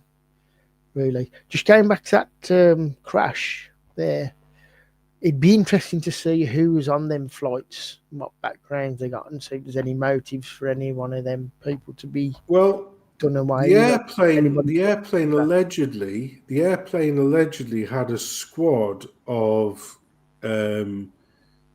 children, shamefully enough, children who were part of the part of a, I don't know if it was the national ice skating team, right? Which is sad. It's very sad. Yeah. And a few of the people who were on there who were the coaches of those teams, they themselves died, but they were former Olympian. They were former Olympic ice skaters in their own right. But let's just say they had pretty Russian-sounding names. Oh, right, okay. So, I mean, I don't want to. I'm not a conspiracy theorist, but if there was any kind of doubt that these ice skate teachers could possibly be sleeper cell units, shall we say? Yeah, I did read. Striker. Yeah, I did see. I read it yesterday. Russia confirmed it was they had Russian nationals were on board. So yes, that's the first thing. Similar to Mark, the first thing that crossed my mind was who was on it. That's the sort of thinking I had. But I noticed straight off the bat, Trump blamed it on some fat lesbian. DEI, yeah. Diversity. Yeah, it was Trump was like this. You see, folks. Yeah. All I would say is that these guys, they've been pushing the DEI quotas non-stop now for the last 20 years or whatever. They're eating the dogs, they're eating the cats, and basically this whole thing was avoidable because of DEI, folks. I don't think that's at all. I think, I reckon that somebody had a sniff that these former Russian nationals weren't so former and may have been current and thought, yeah, this is a handy way of knocking those fuckers out of the sky, isn't it? And then we've got this remote control. We've got this remote control Black Hawk now, and it doesn't matter because they're talking about the military DEI as well. So it doesn't matter if it's Shaniqua O. Jackson, pilot Esquire, flying this this Black Hawk. If all of a sudden the remote control kicks in, Shaniqua's got no chance. You know what I mean? The whole thing stinks to high heaven. And, the thing is, the obfuscation is, Trump immediately jumps on DEI, and the mainstream media ignore the complete problem that, why did this happen? And, Orange Man bad for mentioning DEI hires. So it doesn't Yeah. matter because, Trump sounds like he's on your side by saying that. You got these guys with the blue hair and the nose rings in their face, and that's just the men. All of these, you've got Trump doing one of those things, and then you've got the mainstream media jumping all over it. So the actual real story is, you've got 64 people or whatever it is who've lost their lives, 3 allegedly military who died in the helicopter, but the residual 60 odd people, a lot of them children, who've got nothing to do with politics and all that kind of crap. Yeah, throw all that shit in the bin, because on our side, we're going to call out DEI, and on their side, they're going to call out Orange Man bad. And in the meantime, the whole, the absolute tragedy of this whole fucking thing gets ignored. It's an absolute disgrace. It is a complete and utter disgrace. Yeah. It'd be interesting to go on the Bureau of Transportation statistics to check that flight out, actually, and see, pick up some stats on that. I thought it was interesting, given the whole situation we had just recently with the drones, and then now this situation. It's like, okay, what's going on? I mean, 2025 is kicked off with a bit of a kick to it, to be honest. And I think tomorrow's the 1st of February, and it's been, I don't know, maybe it's only me, but it feels like January went on for an eternity, man. So, I mean, going back to that with the drones, everybody, as soon as that happened, it was all over about the Project Bluebeam. Everything was Project Bluebeam with them drones. Yep. And there was a point I tried to make is, if anybody's read up properly on Project Bluebeam and Sergei Monast's writings, not just the book Project Bluebeam, but his other 2 books, if you look at Project Bluebeam has been underway for years, and it's playing out completely in different ways. It's not just about an alien invasion and the second coming and all that. It's far more than that. That's a massive misconception with Project Bluebeam. It's happening right now. Everything, the fact that this movement of people, that's Project Bluebeam. That's in Project Bluebeam. If you study the breakdown of the family, that's Project Bluebeam. Do you think it's pandemics? Project Bluebeam. Yeah, sorry. Would you say rather than it being just a simple operation or document, it's like a living, ongoing operation? Well, it's in different phases. Yeah. Bluebeam, yeah. The way he described it, and I'm not saying he's right on everything, but if you study it and the other works he's done, when you break it down, it's already been underway, and what's happening is you can even look at where we are in Project Bluebeam. Tracking it in real. Tracking it. Extreme weathers and all that, and spraying the sky. Yeah, tracking it. You can track it in real time. See where you're at. Yeah, it is unbelievable. So but do you? I actually think the initiation of Project Bluebeam started in. When I mean the initiation, the alien part of it, if you please, the what I don't call it predictive programming. It actually should be called psychological priming. Mm-hmm. Yeah, because they prime people. It's not a prediction. Conditioned. Because they're not going to predict something that they know is going to happen. If you get what I mean. Yeah, it's priming people, and they do it psychologically. So, but if you go back to the 1984 Olympics in Los Angeles, very, very, Los Angeles is a key place where they're going to do stuff anyway, going forward. But if you go back to the 1984 Olympics, that's when, at the closing ceremony, happened to be the 23rd Olympics, by the way. That is where they put the UFO above the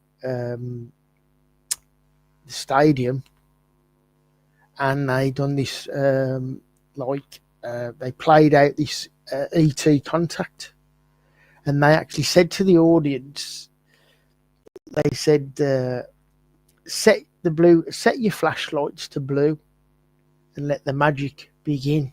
And we know the word magic in occult. So they done that, and this was being broadcast on a global scale. This UFO coming over the stadium, and then an actual ET, which classed as like symbolically the contact, comes out in the stadium. So, but the fact it happened in Los Angeles is very, very telling anyway. Yeah, that is interesting. Lost Angels, by the way. That's why they say the city of, stars. LA Galaxy was from there, all this stuff. So it's this happening in 2028, by the way, with these, what they've done with the fires and wanting to build this smart city. Didn't surprise me at all. If you go through all the old, a lot of films, you've got Battle for Los Angeles. It's all this alien depiction of stuff. But Bluebeam, it goes up. If you go back, and then they say this is a fake document or not a true document, something written. If you go back to the road to Iron, the document from Iron Mountain, it actually says in there about the way they want to bring like a new world order around is from the threat of outer space. You see, they wanted to use that as a platform to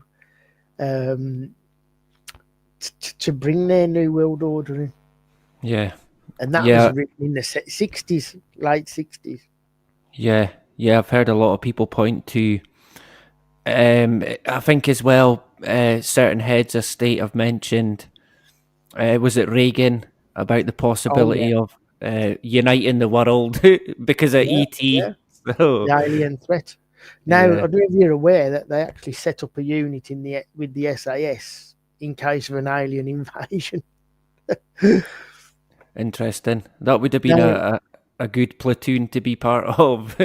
Yeah, I mean, they symbolically with things like War of the Worlds. If you look at that, you can actually, obviously, you got the 1984 Olympics. Well, 1984 is a very significant year and book to do with Orwellian and Draconian stuff.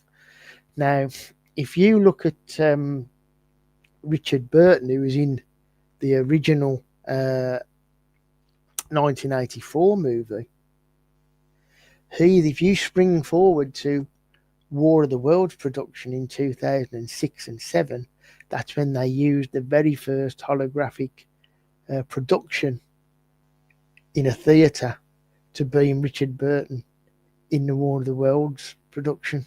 They used the hologram. I never knew that. Yeah, so you got like a connection there straight away with War of the Worlds, which is a depicted, say, alien invasion, with holographic technology, and also 1984.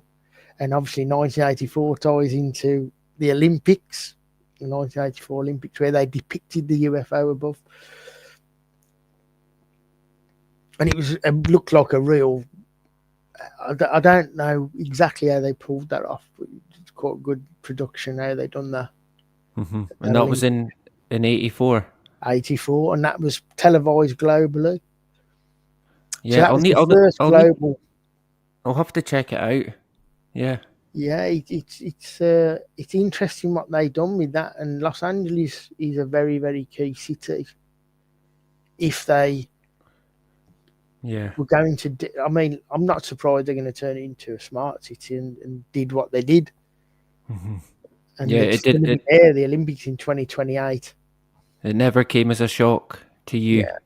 This is why, no, not at all. This is why they if you look at Agenda 2030, knock off the zeros, you got the 23 back in there, haven't you? So, and same with Agenda 21, or it would be 2021, which again is the 20 and the 2 and the 1 is 23. If you look at the date of 9/11, it adds up to 23. Wow. And that goes into consciousness, by the way. And this is why you got the war on gender, if you want to put it that way. because what determines your gender and your genetic? It's the Your 23rd chromosome. Yeah, I was going to say your school teacher. Yeah, your school teacher, pink hair and whatnot. But it's the 23rd chromosome that Wow. determines that at 46 pairs. Interesting. Yeah. Yeah. So this with the 23 is very key. And if you look at, I know it ties into the law of fives, which happened to like the same with the Flight 23 on 9/11, which happened to be the fifth hijack plane. That's where you got this law of fives. But just going back to the 23, if you look, that even goes in on the spiritual awakening their elements, because you depict that you have two eyes, it's your third eye, isn't it? Which goes to the fifth dimension. You see, so it goes, it's very, very, there's something going on very deep. Yeah. Can I just take you back? Yeah. Sorry, a I'm wee rambling bit. on there. No, you're all good. It's great. And if you've got any questions, Sensum, just jump in anytime. But I was thinking, going back to kind of Project Bluebeam, Yeah. I know Andrew Johnson does quite a lot of good stuff. Yeah.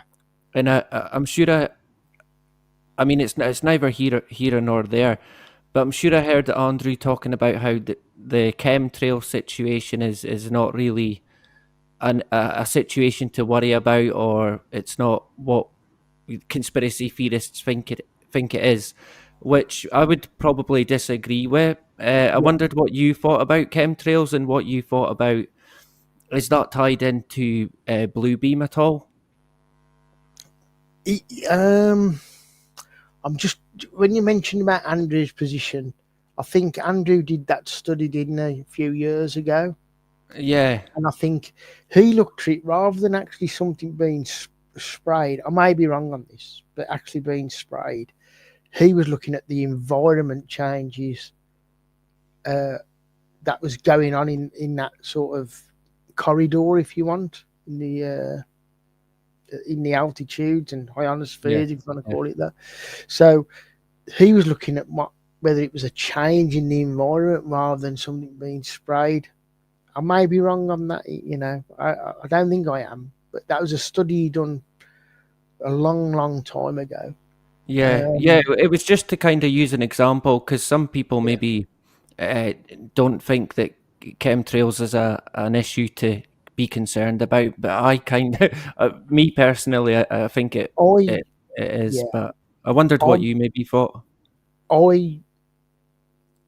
Well, I can only talk again like your experience, my experience. I don't like getting up in the day and then I open the curtains and I'm seeing all that, what looks like crap in the sky and blocking the sun out. I'm not happy about that.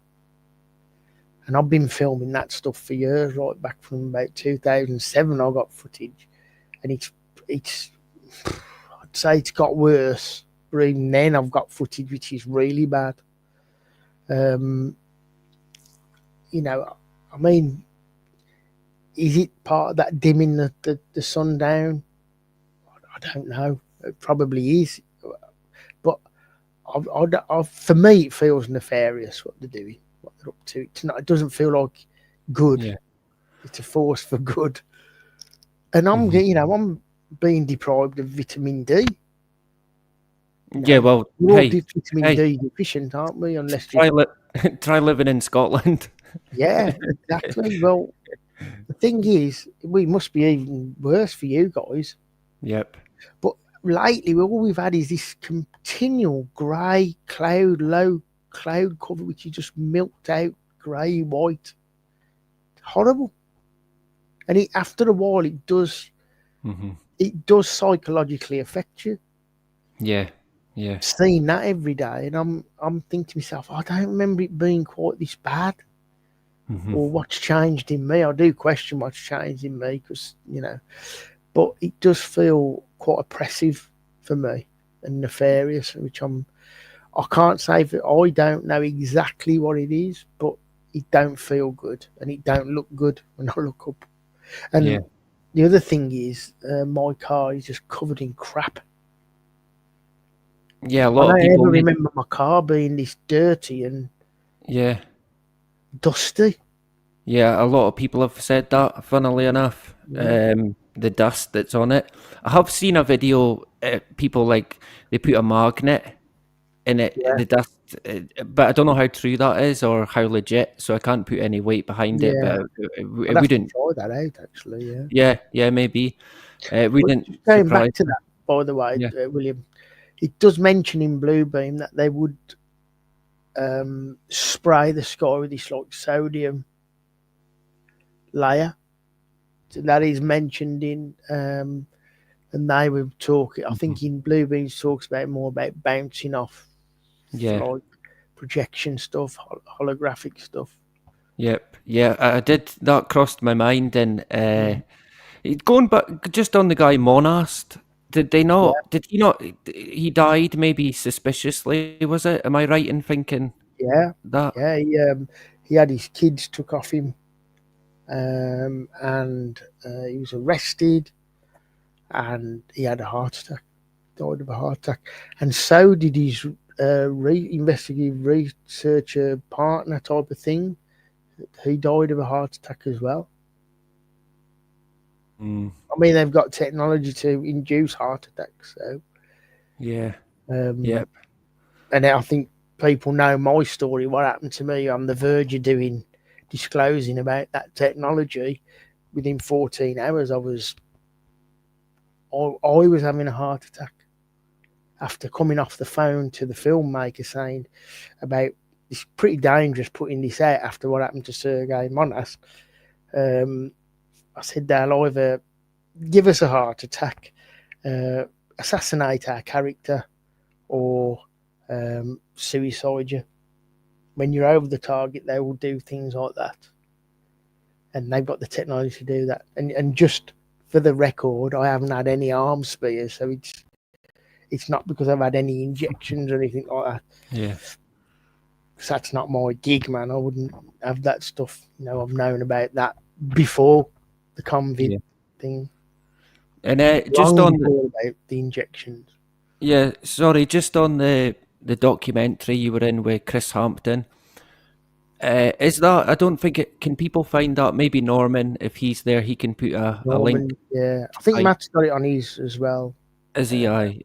Yeah, it's a great documentary. And is Chris? I think we discussed it a wee bit before. Yeah. Is Chris? Is he still about? And is he okay? Or because I mean, it's a you both of you. Well, you included, and Chris kind of put your neck. I mean, you're putting your neck on the line, right? Yeah, well, I had some strange things happen. It started happening around 2017 when I was, funny enough, when I was exposing that video fakery as being a cover deceptive story for not letting you, how can I put this, know about the technology. And that sort of come about after I went on Richard D. Hall's show with Andrew. That's when I had, I think it was within a couple of weeks I went on Richard's show in the September. By the October, they completely terminated my YouTube channel and they took away my Google account, which is sort of unheard of. Sometimes you lose your YouTube channel, but you still keep your Google. And plus, we had some funny things happen around our home in the early hours as well, and which Andrew knew about because I was in real time and chatting to Andrew at the time, Andrew Johnson. And then that was in October 2017. Now, in January 2018, when I was in touch with Chris, when I got on board to help him with the film, he was in America, in Texas. We was just like this, was on like a Skype call with the video, and we were going to use things for his film in that interview, and was discussing, about the cover up and technology and gelatin and all that stuff. Now, I had a black helicopter above my house. Now, it was in the evening for me, and he had a black helicopter. above his house in Texas, and his electricity went out, and he thought he'd lost his film, everything that he'd done on his computer. He thought he'd lost it. That's how things are. They're still there.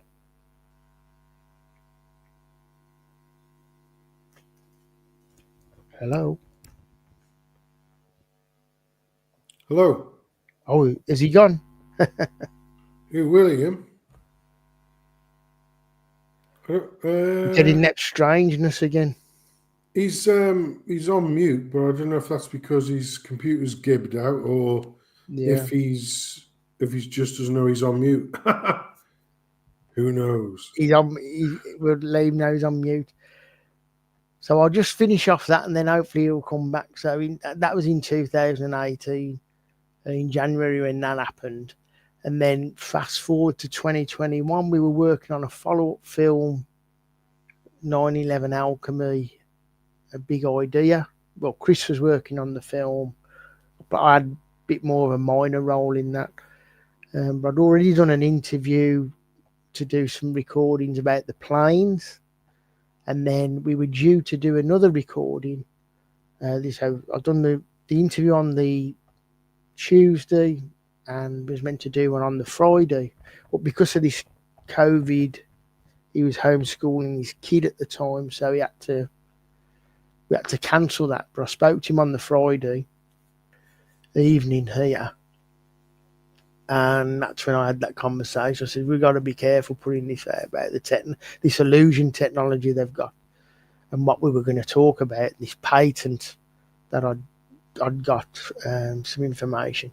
And my last words to him was about that. I said, they'll either heart attack you off, assassinate your character, or they'll suicide you. 14 hours later, I was in serious trouble with a pretty bad heart attack. Out the blue, from nowhere.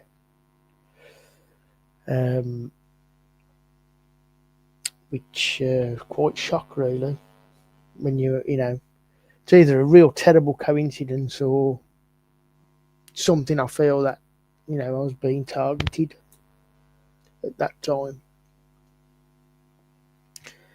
So is William back? Yeah, sorry, Yeah. I got held up. I'm back again. It's okay. Yeah, it's quite. I mean, I understand it to a degree. Not that I've put anything out that would be worthy of, I don't know, a visit, but yeah, I guess you never know. But yeah, I can imagine once you had, because it's a great documentary, and honestly, if you've not seen it, check it out. But I can understand that you were probably putting your neck on the line, and I think I've got a lot of respect for you and for Chris for doing what you've done, because very rarely do they let people away with certain things, and they'll, like you said, they'll do this or they'll do that. And I think there's another side of it where they can maybe not take you out, but try and make your life a bit of a bloody, a bit more hectic than normal. I guess. But just going for about a week before Yeah. that heart attack, I felt I was under some type of looking back, some of the things I was putting out as well at that time. I had feelings of how can I put this? I was putting out some stuff to do research called Rick Clay at the time, who sadly had passed away. In my opinion, under dubious circumstances. Although I don't say that very often because I don't want to upset his parents, but it was just a real funny feeling I had for the whole week building up before that heart attack. But it was still a shock, considering that I wasn't somebody, I didn't drink, I've never smoked, and I wasn't diabetic. Now the doctors couldn't understand why that was in the state it was when I had to go in and have emergency procedures done and stuff. So I felt I was in no doubt at that time I was being targeted in some way. Yeah. Yeah, I would imagine you're probably right, unfortunately. Yeah, I mean, I guess it's a risk you kind of weigh up. You probably done it yourself, and I think me and Sensum spoke to Bart Yeah. Sabrell, and Oh yeah, he had a similar incident where he thought, Yeah. do I Yeah. do it or do I not do it? So Yeah. because he said if I do it, then I'm going to be open to attack, and we yeah, yeah. spoke to Bart twice, and we'll get him on again, and that was great. He had a He's story great. as well, Yeah, yeah, yeah, he's in great. regards to CIA and people coming after him and stuff like that. So that was, I mean, they definitely do it. They do it to people they do it to people for fun. So I mean, they're going to do it to people who they deem worthy of attention. I guess we Yeah. could call it. Just going back a bit to, it crossed my mind on. Do you know how Donald Trump?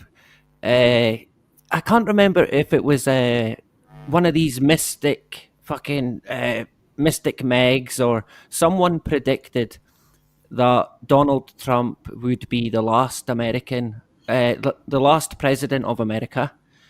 And thinking back to it, people at that time, I was kind of thinking when I first heard it, thinking back in his first term, I thought, are they talking about America is going to be finished? But maybe they're referring to America's not going to be the same as it was today.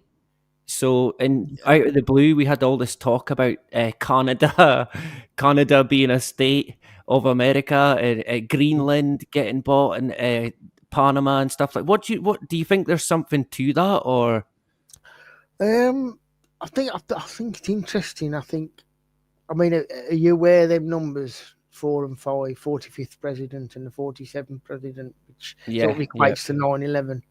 I mean, I think with Trump, I'm sort of on the fence with things really, because have you seen the film The Purge that Chris Hampton made? That he put out in November 2020? I don't think I have. No. It did open my eyes to what Trump's probably really all about, to be honest. That's why I'm on the fence with whether he's a force for good or whether he's going to be the force to usher in a new world order. Yeah. That's where I'm sort of at with it, because if you watch that film, The Purge, I mean, his son-in-law's Jared Kushner, isn't it? All right. He's Israeli. Yeah.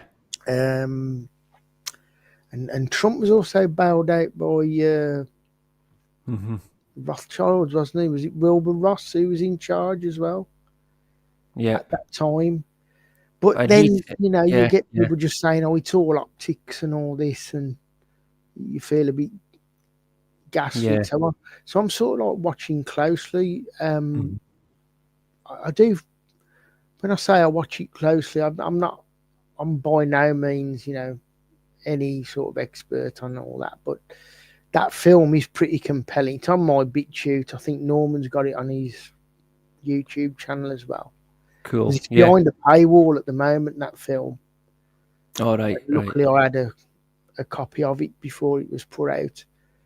And I can't understand people from your kind of perspective. I can understand it, but I do feel that if he if he was any force for good, they would probably just take him out.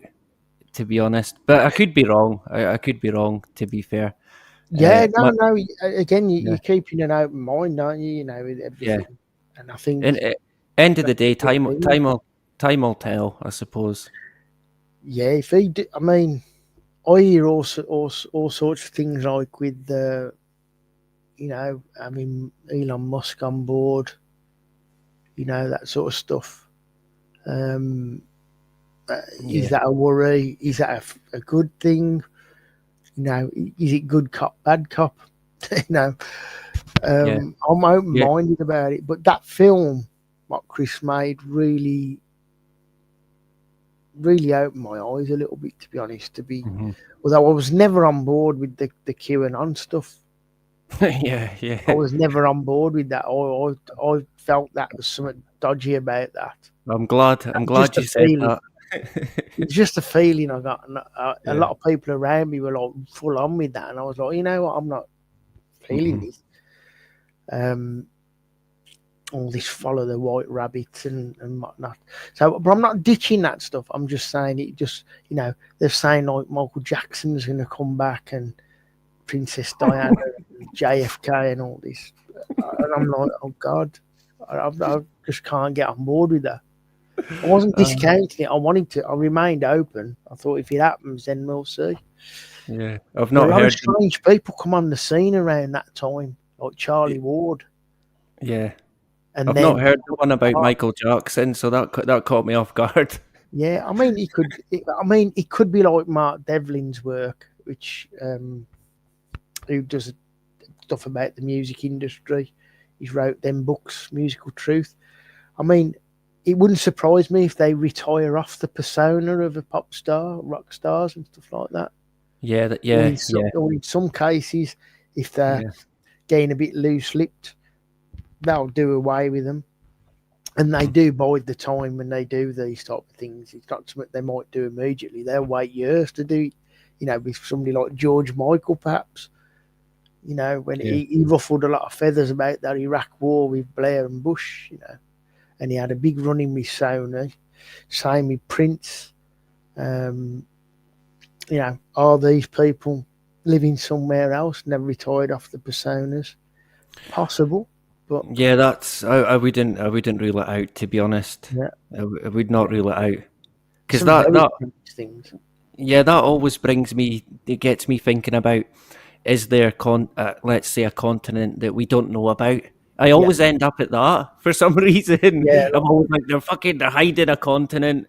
And in particular, just now, because I kind of think, are they doing it again, where they're chasing and smoking people out of land across the world, and land that at some point might not even be known about in a time to come? I mean, it's going off in a way different direction, but I do.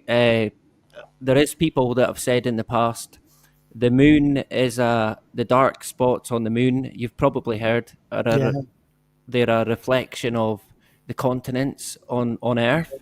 Yeah. And there's ones that are on that are reflected but we don't know about. And I always end up on that track, thinking about this. What would you say? Do you think that there could be continent, a land mass that we potentially don't know about? I think there could be, yeah, quite easily, because if you look, I think they've done obviously these resets before in history. There's periodically they will reset things. You've only got to look back about our histories.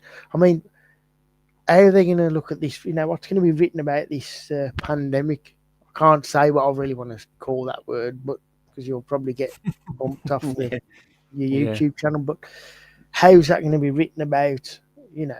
How are all these architecture buildings? I mean, if you go around where I used to live, the buildings they're replacing and what they've knocked down, which were like absolute stunning buildings, they're building a piece of crap, which is not progress. It looks terrible. Yeah. But how did they build these buildings? Yeah, they do the same here, and they're building the houses that they're building. It's like they're not going to last, though. It's like, but when you look at buildings going back over even just 100 years ago, they were built to last as well. Oh God, yeah. Now that's why I think we're in I think we're going through a process of a reset. I know you got the Great Reset, but I think they've done this loads of times before. Yeah, someone mentioned to me, it was interesting. They said, "Oh, yeah, it happens, but it's more than just it happens every so often. It's embedded." They were talking about it being embedded in like DNA memory. Yeah. And Yeah. that kind of blew me away a wee bit. I was like, "Fucking hell, is that what it is?" So, is there any way of getting around it? I don't know if it is in some kind of DNA memory. That's a whole other rabbit hole to go down, I guess. But we'll take it back a wee bit in terms of 9/11, and I'll ask you. We'll touch on the phone calls that got made. What's your kind of summary on the 9/11 phone calls that got made? I think regarding Flight 11, because there was only 2 calls made on Flight 11, but actually 3. That was by Betty Young, apparently Amy Sweeney, and Sarah Lowe. Now they were like flight attendants, and I, from only from the research that I've done into just talk about Flight 11, I believe from what I've looked into that they were possibly part of a training exercise that was going on, and they was obviously reading from a script.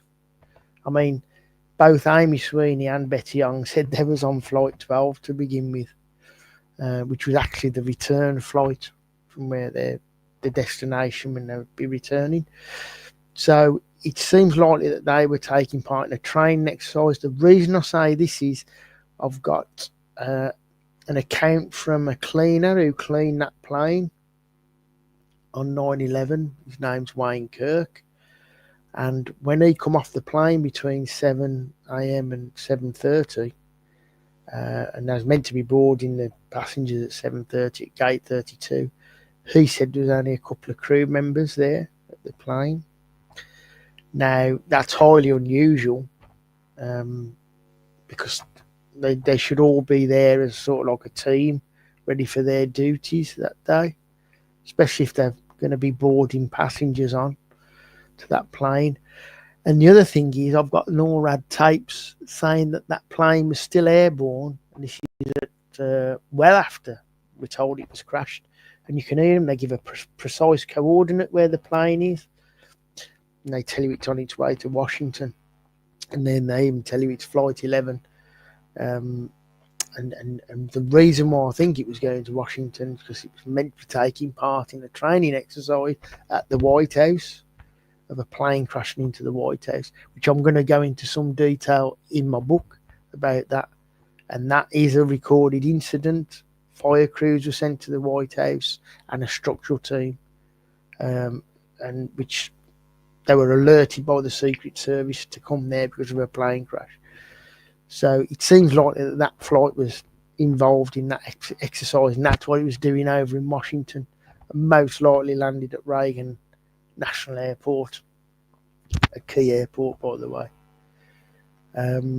Regarding Flight 175, I don't think the cell phone calls were obviously could be made from them altitudes. I mean, AK Dude needed his studies about that. There are ideas of it being from what they call a pico cell, which has been bandied around recently and back in by somebody called Fog Fiction, who did quite a good article about that, which could be possible. But I'm sort of fearing that some of them phone calls were made from the ground, and again, part of what they call training exercises, because I've got some actual exercises which show how they incorporate hijackings and simulated cell phone calls as part of the scenario of the hijacking exercise, which is something else that'll be in the book. Flight 93 is a bit better with the phone calls because you've got CC Lyles. Her number showed up on her husband's phone on the caller ID, which even he said himself was impossible. So I suspect she was probably making them calls along with the other people under duress, really. I don't think they realised what their ending would be and what they were totally involved with. Yeah. Although I suspect from her reaction at the end, she had a good idea of what was going to happen. So do do you think these people actually boarded a plane, or? I don't think they did, and I'll tell you for why. Because they made a major gaffe, which I discovered. Because I don't know if people know, I've got thousands of declassified documents to do in 9/11 that I've created a database with, which I've read through, which is how I've formed a lot of where I am with it. And in part of reading through some of them documents, I discovered that Mark Bingham, he wasn't even assigned a seat number or a seat on Flight 93. And also his name didn't show up on the flight manifest, the original manifests. Now, I'll tell you something new, because not many people know this. I'm actually in touch with a flight attendant at United Airlines who worked before 9/11 and was working after 9/11. And she actually worked shifts with CC Lyles. So she sort of briefly knew her as on a shift with her. So this woman did exist, CC Lyles. She's not what Simon Shack and everybody says, they're all fictionalized. She even told me she knew one of the pilots to do with that stuff, with Flight 93. None of them returned to work after. And this lady actually sent me some stuff, what was given to United after 9/11, to the employees, like commemorative editions of papers and stuff that they done for their employees. And so Mark Bingham didn't even board that particular Flight 93. And I say that particular Flight 93 because we've got evidence of 2 Flight 93s in 2 different places. Now, what I'm trying to decipher is, have we got Flight 93 still airborne after the crash over in Champaign, Illinois, which is near Chicago? And we've also got Flight 93 15 miles past the crash site with precise coordinates, lat-long coordinates. And it was on its way to Hagerstown. It had a change of flight plan, and it was due to land at Reagan National Airport at 10:28. And this has been the so-called truth movement covered a lot of this stuff up. So, but this is picked up. The Chicago Flight 93 is picked up on ACARS data through the ground stations that communicate with the plane. Plus, we've also got another star witness in the commission, what I found out, which was Colonel Marr, because they observed Flight 93 circling over Chicago, which is nowhere near Pittsburgh. So, rather than what I naturally want to do is discount one or the other evidence, you've got 2 lots of evidence of 2 Flight 93s. Plus, you've got Flight 93, the official time taking off at 8:42, but in the BTS, it took off at 8:28. Now, that would be determined through ACARS data, because when a plane leaves the ground, it's got sensors. Now, that sensor would record when it's what they call wheels off time. And that information in the ACARS data is what's used in the BTS database. So you got some pretty accurate information. And the same happened with Flight 175. We were told it took off at 8:14. But the ACARS data that was sent to the BTS shows it took off at 8:23. We also have a witness behind that plane that it took off at 8:23, named Stephen Miller, who's another pilot. So I've got the same with, how can I put it, American 77 didn't make its turn. It carried on in its flight path over Missouri into Kansas, and then sort of made a turn and then went off radar. I think close by to St. Louis Airport. So the same with Flight 175. It was picked up on ACARS over in Harrisburg and Pittsburgh, which again, even worse with Flight 93, it was still receiving ACARS messages which were delivered to the plane at 10 past 10 in the morning, a whole 7 minutes after they said it crashed, which is impossible. So there's so much evidence for what went on. And where I'm at with it, these planes were probably taking part in exercises. And I will prove that in the book. It's going to be quite a comprehensive, detailed book, or set of books, because there's so much information to get out. But I've got to deal with the plane issue. Because, like I say, if I just turn around to some Geopolitical and say, no planes hit the towers or Pentagon, they're going to think you're a nut job. So what I'm attempting to do is to show you that these planes were all still airborne at the time of the crashes, using official telemetry data and other official data.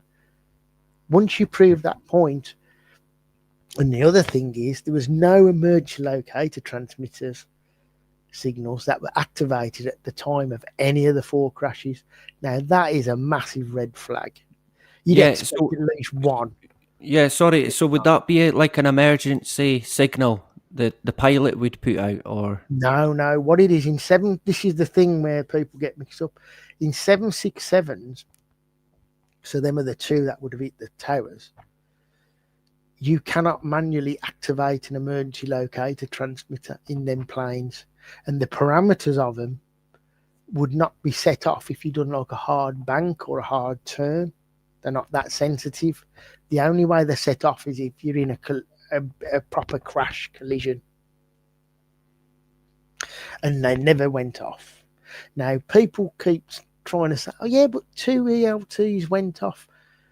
One went off 4 minutes before flight United 175, and another one went off at 2 minutes before American 11 crashed. So it's more like a sensor. Yeah, but the problem is it couldn't have come from them planes because you cannot manually activate them. The only thing they might have been them 2 ELTs is they might have been part of the war games again. Yeah. And I'll tell you for why quickly in a second. But they never had their timing in good timing. If you get what I mean. Yeah, to match up with the time. To the crash. Yeah, to when it crashes.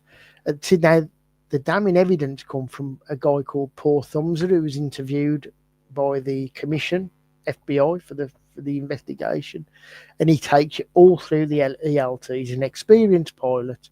He's an operations manager. He knows his stuff. And I've even put an audio recording of him rather than just the transcripts of his interview. And he even says in there, you cannot set an ELT off manually in a 767 plane. Yeah. Even he was not even aware of other ELTs going off that day. So something's amiss with all that stuff. And the other thing is, we have an ELT report going off at 9:41 over in Ann Arbor, which is near Detroit. Now, there's no plane crashes reported up there, and it's not on the hour. And the reason why there's a discrepancy is ELTs are tested on the hour, and they're tested between the hour and 5 minutes. So if you're going to get ELTs going off falsely, it would be in that time frame. So it'd be from on the hour and 5 minutes past the hour in between there. Now, none of them ELTs went off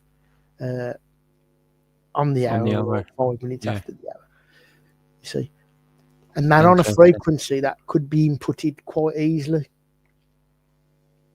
They're on something like 121 megahertz or 468 or 256, something like that, megahertz. So you can input them quite easily. So I don't think they got the story straight with what happened there. Yeah, so they've not quite matched up. So there's something's clearly amiss. Yeah. Now, this is where we've got this, sadly to say, you've got this other group of people now who are establishing themselves, which Norman was quite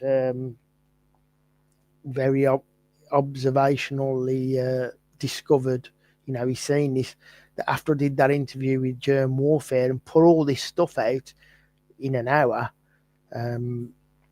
really covered a lot of evidence, that all of a sudden this group's coming out talking about the planes and they were remote controlled and all this.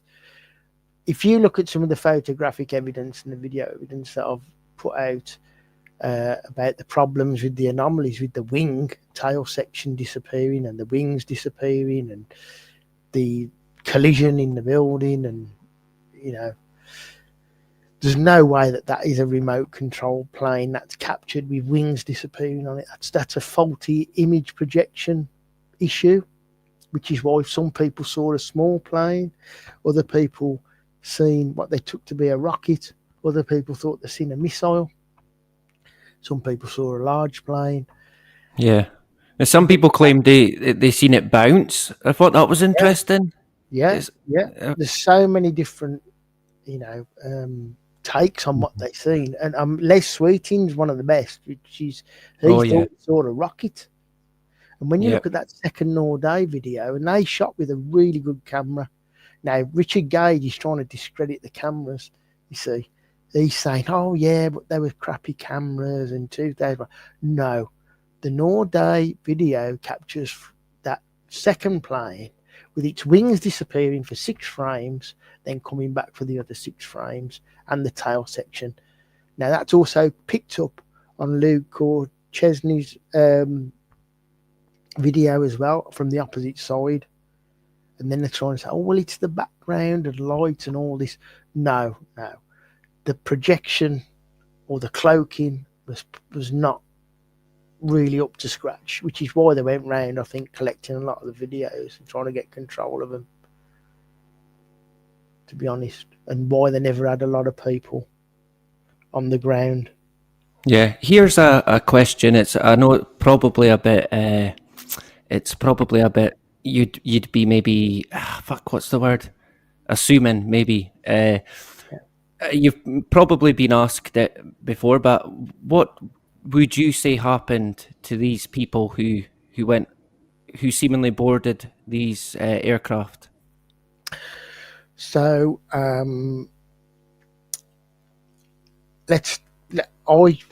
think there was. I'm going to go out on a whim here.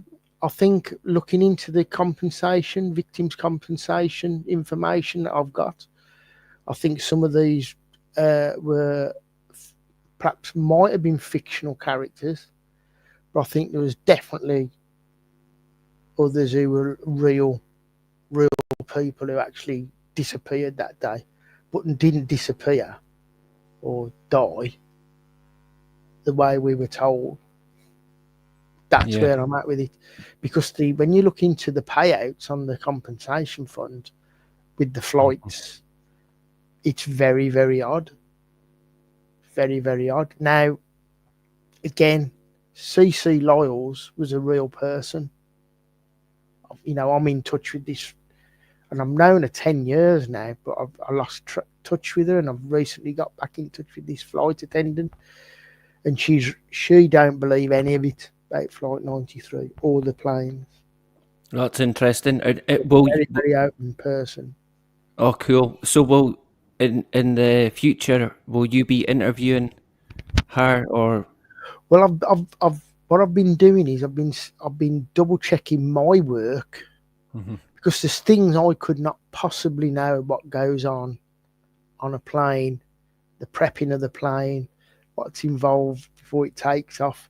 I know certain things, but it's nowhere near as good as having somebody who's actually there and been on a United plane and tells you what goes on, what has to be done, what training they do, what procedures if you go into a hijacking, the way things are handled. Very, very suspicious what we've been told how they handled them hijackings. It's not how you would handle it. And they certainly would be simulated in what they call a simulator. which is like Yeah. a plane that's on the ground.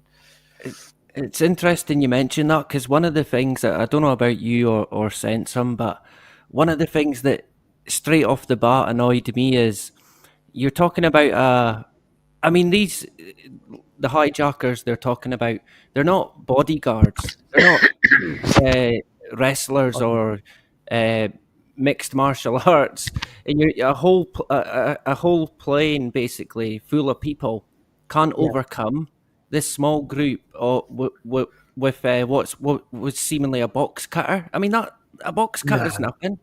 What are You'd you going beat to them get? to death with your luggage, wouldn't you? You I know, your mean, hand luggage. yeah, I just for the life of me, I can't.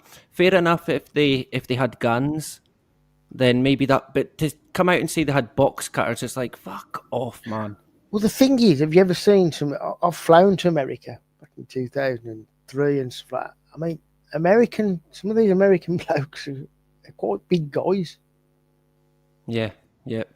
You know, and you know what? When I was coming back, I felt quite good that some of them are built like Rick, what's the names, like, you know.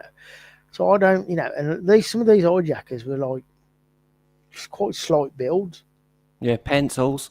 Yeah, because it crossed my mind as well, because there's been incidents since then where someone on a plane went a bit loopy, and they just get piled on, and basically that's it. And I mean, that's always kind of played on my mind. In particular, they talk about a passenger who was Israeli Secret Service, Oh, a big. Daniel Lewin. Yeah, he's a big guy, and they say he was the first person to get killed. They somehow know that he what? So a wee guy with a box cutter. I mean, come on. Yeah. See, the thing is with some of the stories, the timing of what they're describing doesn't marry up with what they say is happening and what you can hear in the background on the plane. So if that plane's dipping, going down like you're on a roller coaster, well, you're gonna get people get that stomach feeling and react to that. There's none of that happening. Right? You'd be thrown about, maybe even. Well, exactly. But how did Todd Beamer describe something that meant to? He's describing something about to happen that, according to the official story, had already happened. It's impossible because it was read from a script. Yeah. Now I'll just tell you. Now I don't know if you're aware that Mark Bingham, his name on his stone is Gerald Mark Bingham. His name on the stone is Gerald Mark Bingham. Now Mark Bingham's name is Mark Kendall Bingham. Now his mum was a flight attendant with United, who bizarrely is very. She doesn't present as a woman who shows the signs of somebody who's grieving. And I've sort of experienced this because part of my background is to do with psychology and stuff along them lines. And I've worked with people who have had grief. And that's not what they present with. Yeah, do you know that crossed my mind with the guy Ted Olson? Yeah, he was like got married a fucking year later. It's like, wait, what? Yeah. You see, the other thing, part of the research I done was I've managed to track down a lot of unreleased Dulles Airport footage and try and identify the crew and some passengers on there. I think that's great what you've done there, because I don't think I've not seen anybody that's looked into that, so I think you could be onto something with that. On you go, sorry. Yeah. I mean, there's problems with the gate. I mean, I've got also got pictures of passengers at gate D26 for AA77. Now, I've checked that gate area. It's the only gate area with a ramp next to it. So it is gate D26. I've also managed to obtain a photo of the plane that is at gate 26 on 9/11, taken by a lady. So I think I'm up to about 18 passengers, 20 passengers off that flight. That's in photographs and CCTV footage. Now, according to the INS data, which is like the positional data of the plane overnight, it took off. It was actually stationed at a gate on the opposite concourse, not at gate D26. So I'm wondering what plane that these passengers got onto and whether it did take off, because in the BTS it says that AA-77 didn't take off. Interesting. Yet we have air traffic control showing you that it did take off. So there's no wheels off time in the BTS, again, which is ACAR's data. But if you check the ACAR's data as well, it goes to a non-existent flight number as part of that when it's due to take off for 10 minutes. It's showing AA 0000, which is very, very strange.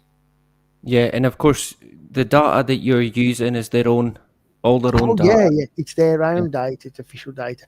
And like I say, we've got these people now that come on the scene and they're pushing this remote control plane. Now, if that was a remote control plane, as if, how can I put this? The only way the remote control plane theory would be involved is if them planes were taking control, didn't make the turn and went off somewhere else. But what this other group's doing, they're trying to say that them planes are taking control of and flown into the targets. Now, you'll vouch this. There's no plane that went into Shanksville crater. You can tell by looking at it. Yeah. Okay. Do you know? Just on that, I've been looking at recently at the Lockerbie incident, and when you compare Lockerbie, I know that landed in houses, but it's still the plane wreckage that's there.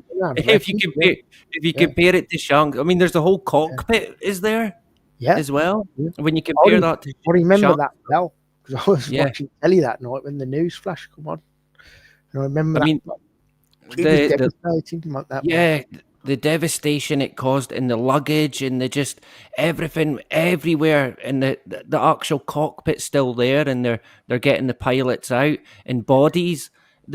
Several cases of eyewitnesses on the scene said they were coming across bodies, and it looked like they'd just been placed into position. So they weren't even didn't look like they were damaged. They were like they just got placed there. And I thought that was quite incredible in comparison to Shanksville, which is like fucking hell. There's just nothing visible. And the thing is, you see, this pushing this remote controlled planes again is another cover for the technology. It's trying to lead you away from the technology. Now, I don't recall any remote control, even planes that have the wings disappearing on them. And changing, tail sections disappearing, or this, or even the remote control plane traveling at aerodynamically impossible speeds. It just, why are they pushing this when the evidence doesn't, the observable evidence and the official evidence, what the plane capabilities can do, just do not fit in with that theory. I'll call it a theory because that's what it is.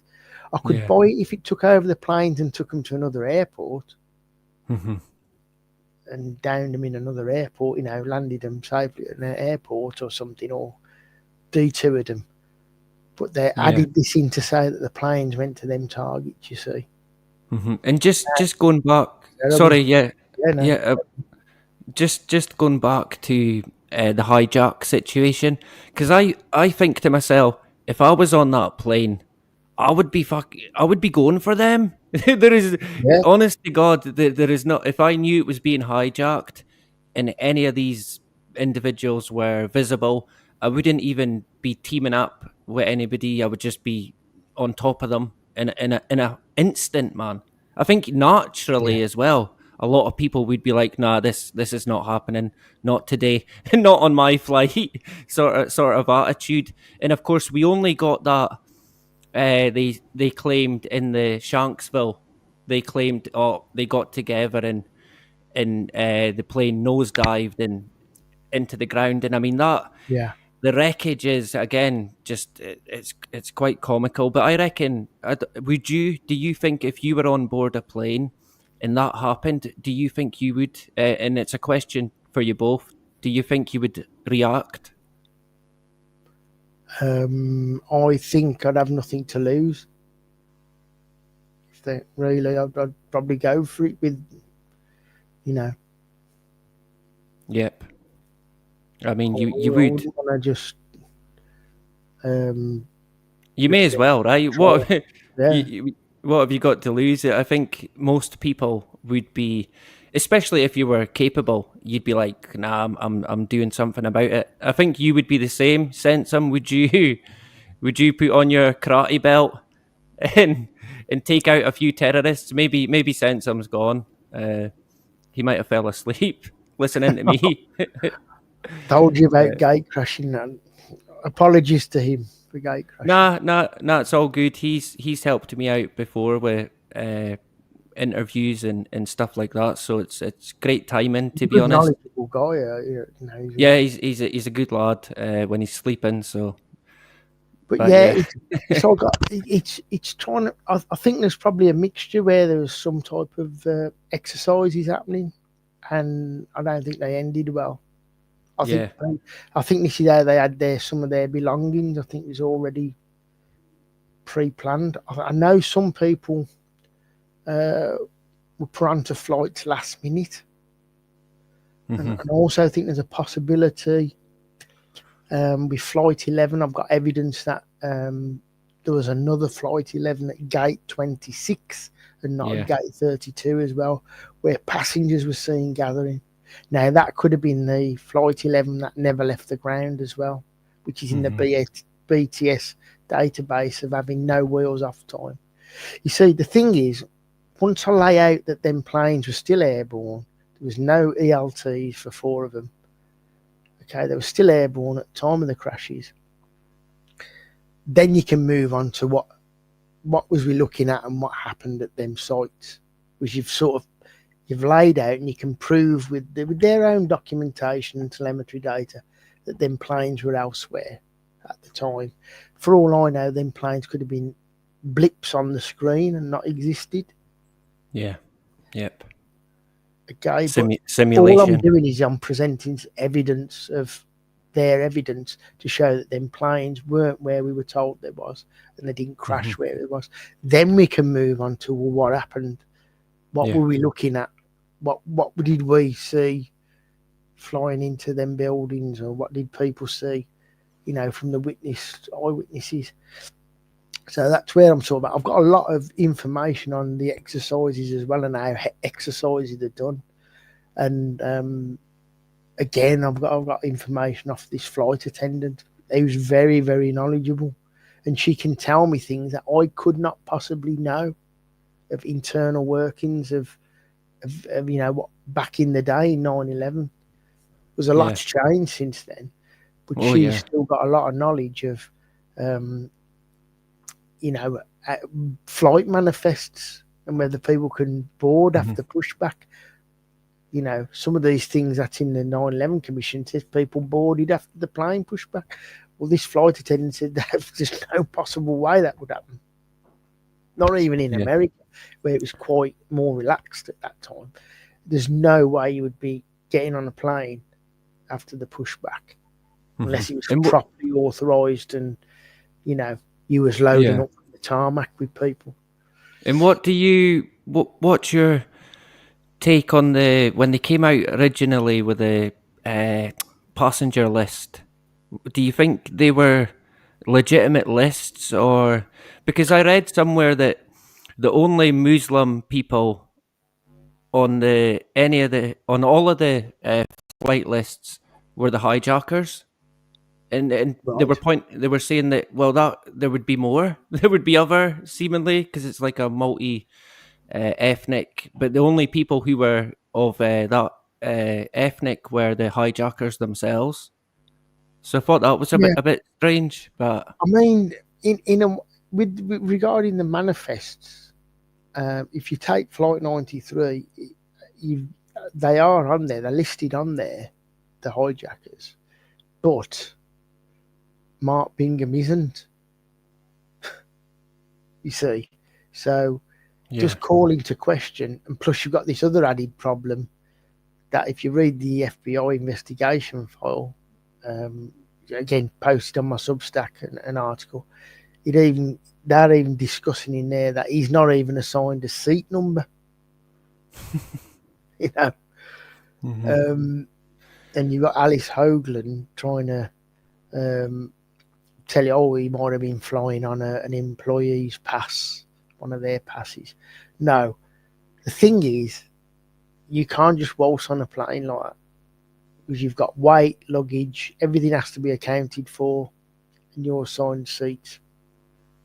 It doesn't work. They'd like you to think it works like that, but it doesn't work like that. Everything has to be accounted for.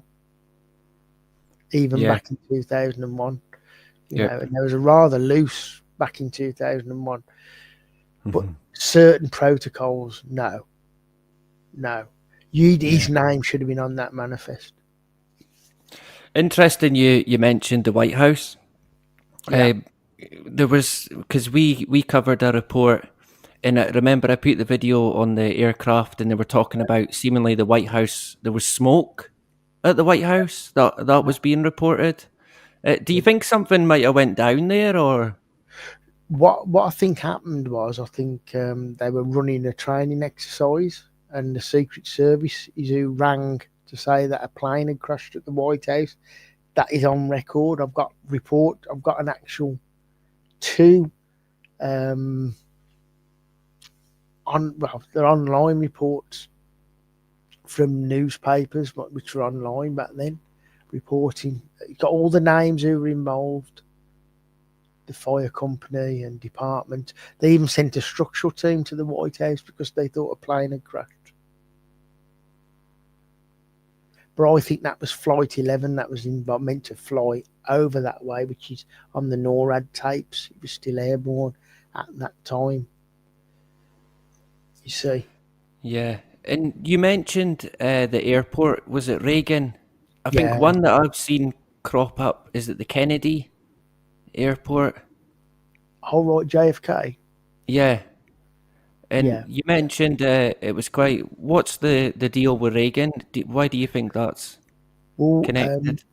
We've got data to show that Flight 93 went to Reagan and landed at 10:28.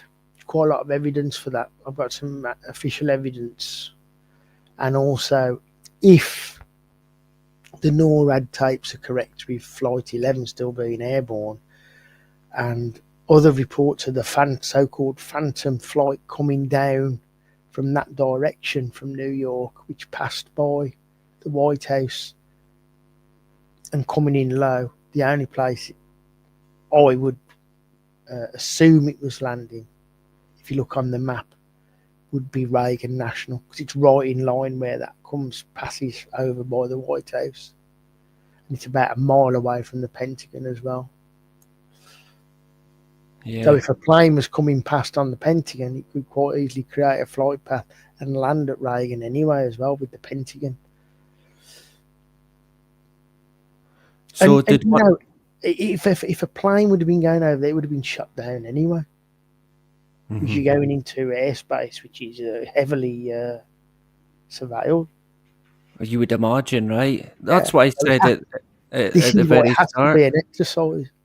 Yeah, I mentioned at the very start the overall reaction to the event was very laid back and almost like what does it matter? It doesn't matter. When in reality, it could have been an ongoing. There could have been more attacks. There could have been, but it was like the reaction was comical, to be honest. Yeah. And by the time I got on the day when by the time I got home.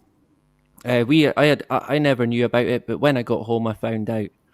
But before by that time, it had all happened. The whole lot had took place in like the blink of an eye. But the kind of the ripple effect from it would go on, even maybe still to today. Although a lot of people, younger people, they don't quite understand or know even about 9/11, which is interesting. Maybe that means we're due we're due. I shouldn't laugh, but maybe we're due another event for the younger generation. I don't know, but it's Yeah, I mean, I think it's yeah, gonna have to be pretty good because everybody's got like a cell phone now with a pretty cracking cameras on, haven't they, and stuff. I think. true. And I think I in mean, America, I remember. Sorry, I remember looking. It was in the end of 2001. The yeah, America started getting the video phone. It was only out in, from what I could read, it was the video phone was only out in Japan at the time. yeah, It was yeah. quite big in Japan, and then at the end of 2001, the video phone came out because I was looking it up because I thought, well, did people not have video phones? But I think they were just due to be coming out, so they Yeah. kind of timed they kind of timed it perfectly as well. Oh yeah, yeah, yeah. It was Because perfect timing that was because, yeah, like you say, I know there's a lot of tourists and stuff, but I think they and to be honest, you only really get the one plane, don't you? When everybody's going to be focused on that one event after the first surprise attack. yeah, I And mean, I would say at the yeah, Pentagon, because you got a picture of the Pentagon, that damage is completely inconsistent with a plane crash. yeah, There's so much gone on there. It's truly unbelievable, especially with the bodies.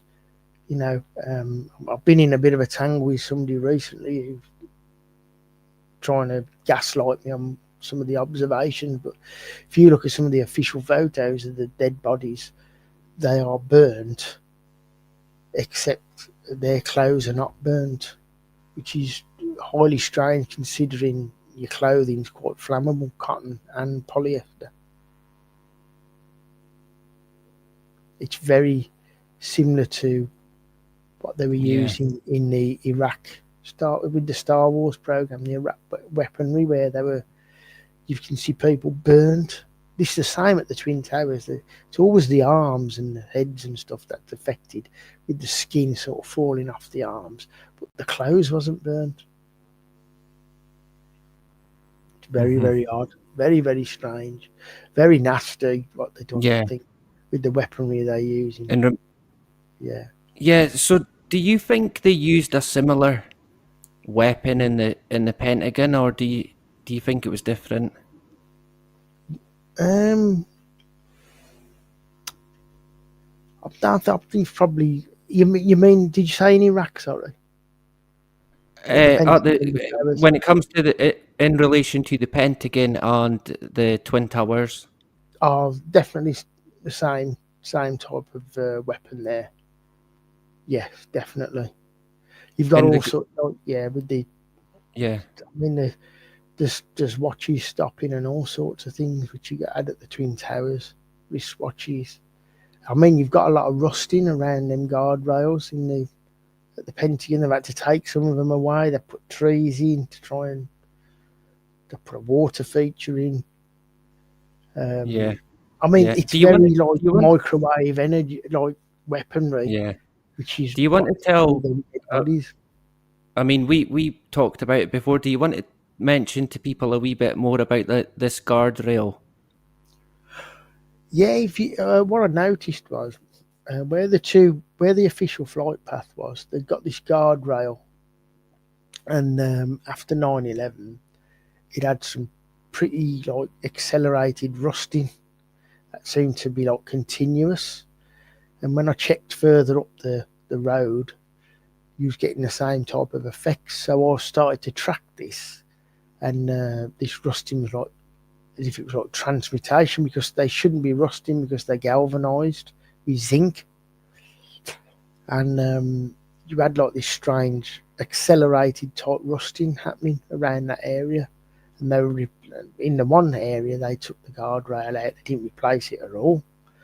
And you also had some excessive rusting on the guardrail of the unofficial flight path, which was odd. Yeah, and you had. So, would you say this is an effect or like a symptom of a weapon that was used. Transmutation. It was affecting the zinc. This is why I think the wristwatches stopped and some of the clocks, battery operated clocks, because alkaline batteries have zinc. You affect the zinc, you're going to affect the battery. You affect the zinc in the guardrail, which protects it from rust. So something, and I know Dr. Judy Wood put some tables in her book, and they were talking about zinc levels there. So something was affecting the zinc. Yeah. You also have circular holes in the side window of the fire truck at the Pentagon, and a couple of toasted-looking cars. It's like the roof line as well, though somebody tried to say that caught fire and went through, but the roof has horsehair. Now, horsehair is like a fire retardant. It's excellent for insulation, and it's a fire retardant hair. So, I don't buy that. I was trying to be sort of gaslighted on that one a little bit. Yep, I can imagine. And Plus, the remember seismic data showed an electrical disturbance, which is again what you was having at the Twin Towers. Yeah, remember the ex-military guy that we spoke to on Matthew's stream? Oh yeah. He was one of the first responders, and he talked about the people who were inside. Yeah. Do you want to explain a wee bit how he described them? There was a certain area in the Pentagon which is out away from the impact zone, and when they come across these people bodies, they look like they're sort of like asleep, but the one half, I think, of them was like being burnt, or and the others, some of them hadn't, but they're like very hard. They like just looked like they was asleep. Yeah, but they had like no air. He said like they were, like they had all the air sucked out them or something. Yeah. It was quite graphic to think about it. It was like, wow, you're trying to imagine walking into that kind of scene. Yeah, I mean, you had levitation at the Twin Towers. You also had it at Shanksville, where people were levitated. Not at the immediate site even. People one woman was lifted out of her bed onto the floor while she was asleep. Was that Shanksville? Yeah, Shanksville. Yeah, I discovered that. Found that in a video. Yeah. So do you think something might have happened at Shanksville then? Because it doesn't appear to be a plane that crashed. But do you think? No, I think the Shanksville is similar to what some Andrew and Richard spoke about with some crop circles. I think that's how the plane-shaped hole was made there, because you had what they call a lot of blooming effects, which affected the trees and the cottage. Yeah, I did see that. So, yeah. That was quite interesting. I did notice that with the trees. It was weird. It was like they had been scalded, but not by fire though, which was no, very odd. The trees, very odd. And do you know the Pentagon? It got hit or something hit it, and then it went on fire. Then that section only collapsed. And I mean, that's about as hard to buy as the towers coming down. I mean, how did that happen? This completely concrete building, but a fire made it, this part, only that section collapse. I just thought, I mean, do you think there was something planted here, or because it obviously came down a wee bit later on? It was, I think, if you have a look at the way the Pentagon's, the way it collapsed, and just before it's collapsed, you'll see some signature circular holes. It's very like circular from the top of the building, which is quite interesting because that there to me tells me it's similar to what you can see in building WTC 5. Yeah. Okay. Yeah. So there's quite a good picture there. Yeah, it's just it's there's a lot of similarities with it if you look closely. Yeah, because I think circular holes in the windows at the Ground Zero as well were reported. Yeah. Oh, yeah. Definitely.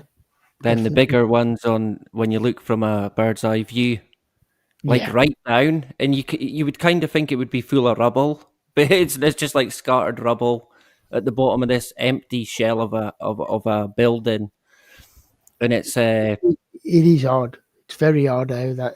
I mean, if you look at the way it's just almost sliced, isn't it? It's yeah, almost sliced. and of course they. I mean, I'll try and get the picture up, but what we're kind of speculating, I know a bit here, but what do you think actually hit the Pentagon? Do you think it was maybe some sort of military weapon, or do you think anything even hit it?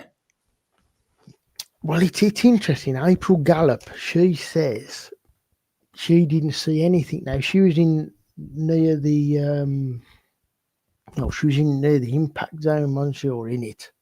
And she walked out. She didn't see anything resembling a plane. Funny enough, pardon me, her watch stopped at 9:32.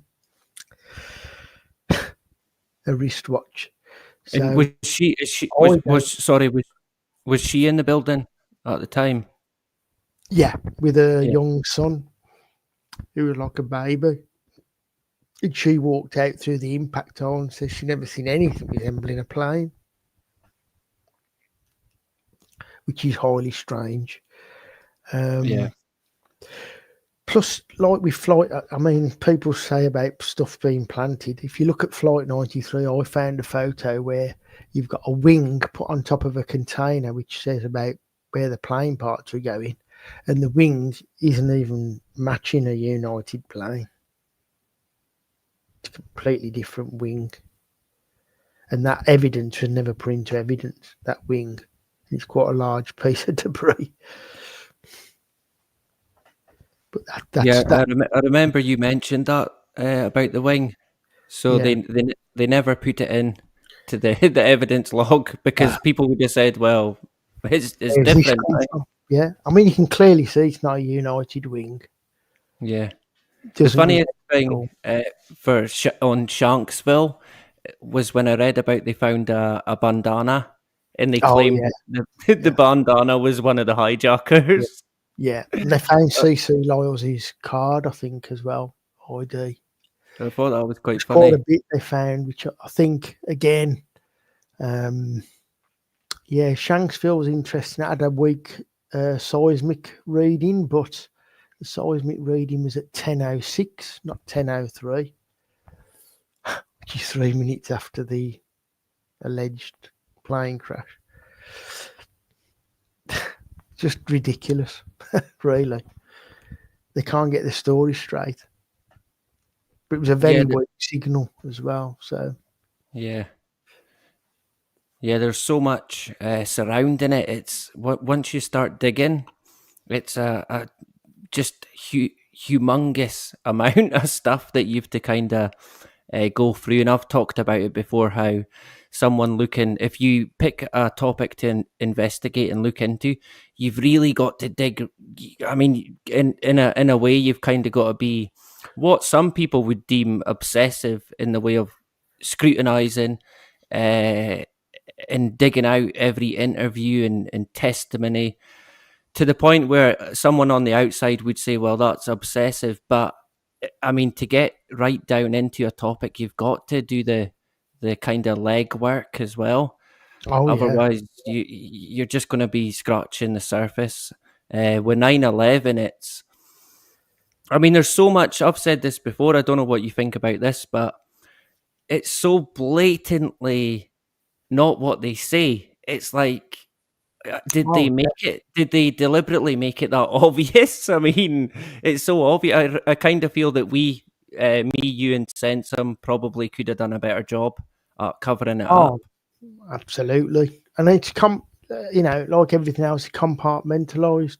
I mean, there's people I'm very suspicious of that I've read in the documents, operations managers at American Airlines, who I think were involved in something. I don't really want to mention his name because I've tracked the guy down. He's not very well. I was going to approach him, but he was interviewed about 3 or 4 times about what happened with his duties and stuff. And he happened to be as a supervisor and operations manager. He went on the plane on that morning.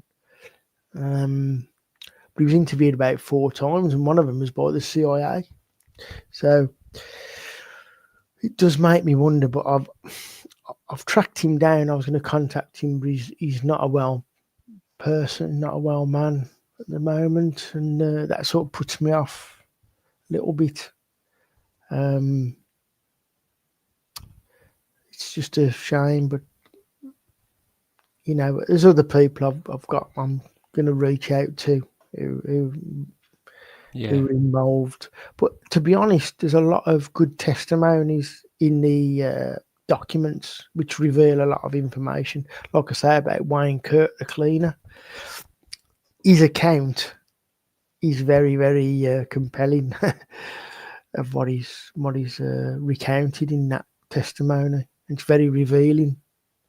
Especially when you cross-check it with a flight attendant saying there's no way that there'd only be a couple of crew. She said the only way there'd be a couple of crew there is if they had no passengers on the plane.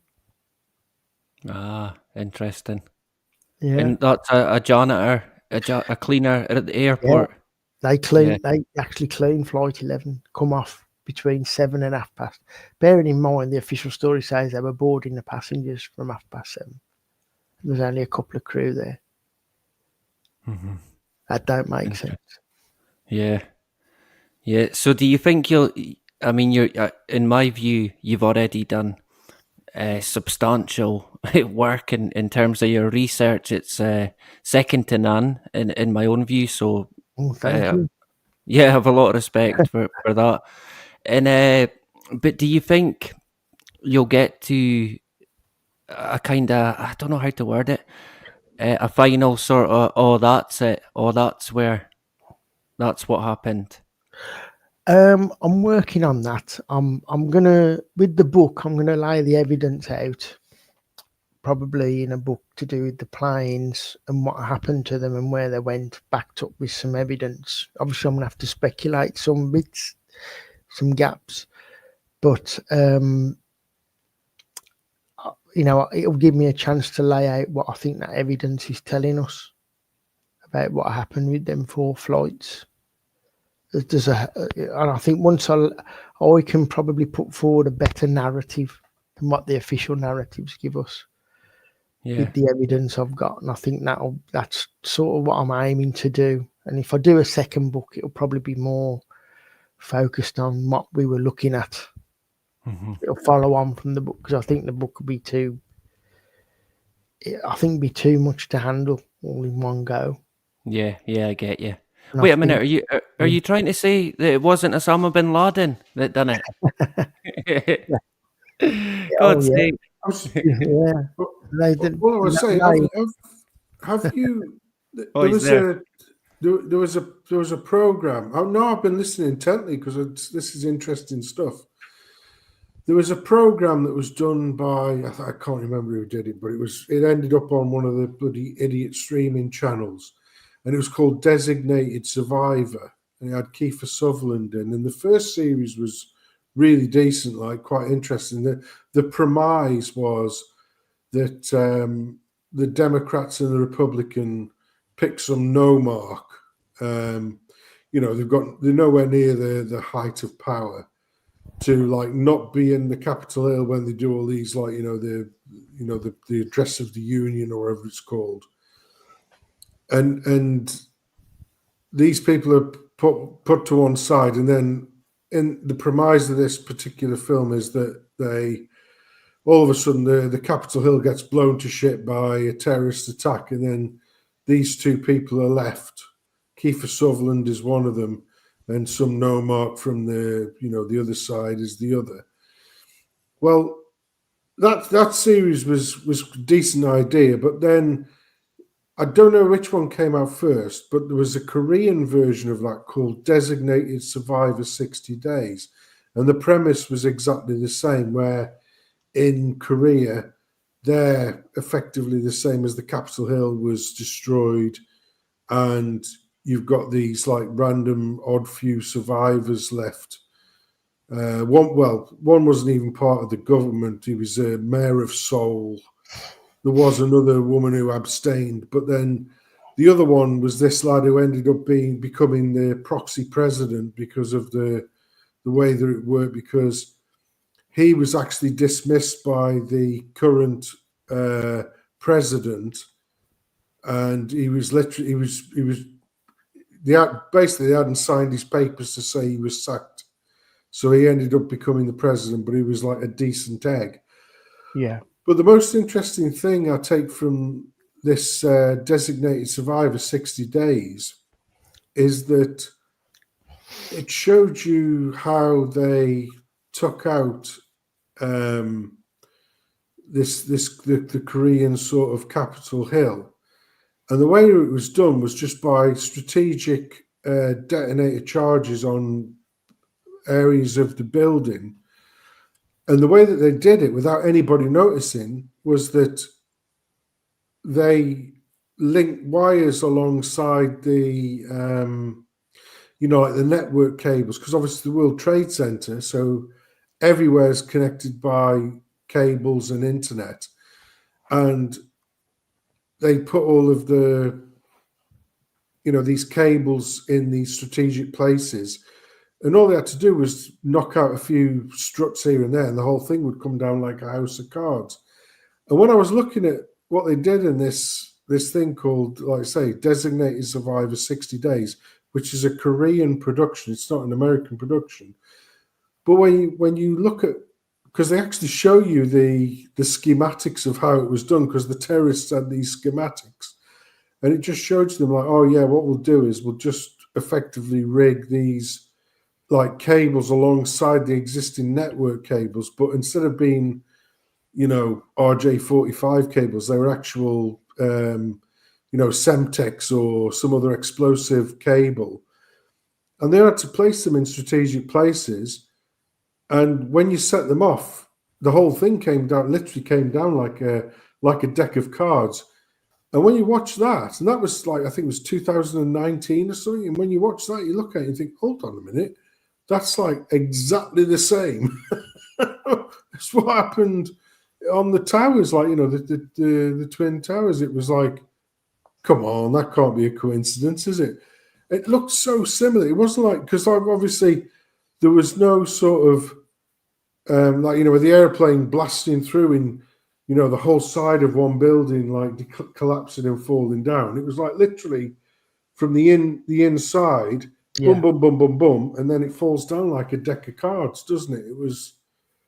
Oh yeah, yeah. And although with Dr. Judy Wood's. But they had these people. The thing is, they had engineers going in and out of the World Trade Center all the time, like network engineers, because they were forever fitting the latest fiber optic cables and this one and that one. So there was always a load of people going in and out of various conduits and sneaky holes, etc. That they wouldn't have gone. They wouldn't have been out of place at all at any time whatsoever. So they could have been going in and fixing the cables, or they could have going in and laying new so-called cables, except they weren't cables, they were explosives. And nobody would have been aware, because it was such a regular occurrence that, if somebody went in and was laying these cables, detonator cables in strategic places, nobody would have batted an eyelid, because it was such a regular occurrence. And that was the way it was portrayed in this program from Korea called Designated Survivor 60 Days. And I just saw that and I thought, shit, yeah, network cables, because everywhere's like wired up now. They could have done it that way. Do you know what I mean? That's just, obviously it's complete and utter speculation, but if you wanted to have some kind of controlled detonation, apparently it doesn't take a lot of actual explosive material, so you could hide it strategically in the cables, and you literally blast away, segments, and once you blast away those segments, the whole thing just collapses in on itself. And I'm like, Yeah, well, that looks pretty much how the World Trade Center went down. It didn't look like this massive mass hitting one side and then smashing through the other side, and then all of a sudden the whole bit. Because if that happened, if there was a weakness on one side, you'd expect it to collapse pretty much like a felled tree, wouldn't you? Where they were cutting away a segment of the tree, and then eventually, when it got to the critical mass, as it were, the tree would fall in the direction of the cutout of the segment. Yeah, well, they just dropped in on themselves, didn't they? Just on that, one of the firefighters said he looked up and he seen the tower like leaning over above him. So it was like leaning right over. But yet, and that would have transferred a lot of the weight sideways rather than down upon the rest of the building. But it's still, I mean, it justified in front of our eyes. But that crossed my mind before. Why go to such an extravagant scenario when they could have probably just said, look, they blew it up, and folk would have probably bought it anyway, rather than this the planes and the hijacking and all the rest of it. People would have still bought it. The planes and the hijacking and the narrative fueled the industrial war complex, didn't it? That was what they wanted to do it, so they could say like, oh, because like I say, was it Dick Cheney? He literally came out and said, yeah, this is Iraq, and it was like, hold on a minute, how are you getting that from? It's like, that doesn't make any sense, does it? And it was like, no, it's definitely Iraq. Let's go back to Iraq. Industrial war complex. What was the name of that film, Sensum? The one with Dick Cheney was called The Vice, where it was Dick Cheney was the vice president with George W. Bush. And what about the film, the program you mentioned? The program I mentioned, I think it's on Netflix or something. I saw it when I was visiting, because kids have got all that shit, like Netflix and Disney and shit like that, even though I tell them it's propaganda shit. But it was on, I like these. I've been watching like a lot of Korean movies and that, because they're not woke. It's literally like old school Hollywood films, but with Korean actors. So they don't do woke. It's like you got like the main boss man character, hard man, copper, whatever. It's not this bullshit of like, 20-pound women throwing John Cena through a window like he's a bag of straw or something. It's like, it's no, none of that bullshit with your Korean stuff. But this was called Designated Survivor 60 Days. And it's on Netflix. Yeah, it's on Netflix. I'm pretty sure it's on Netflix. Yeah. Definitely worth a watch, because when they explain, because like I say, these same people, they said, oh, we've always got engineers going in and out fiddling with these bloody internet cables.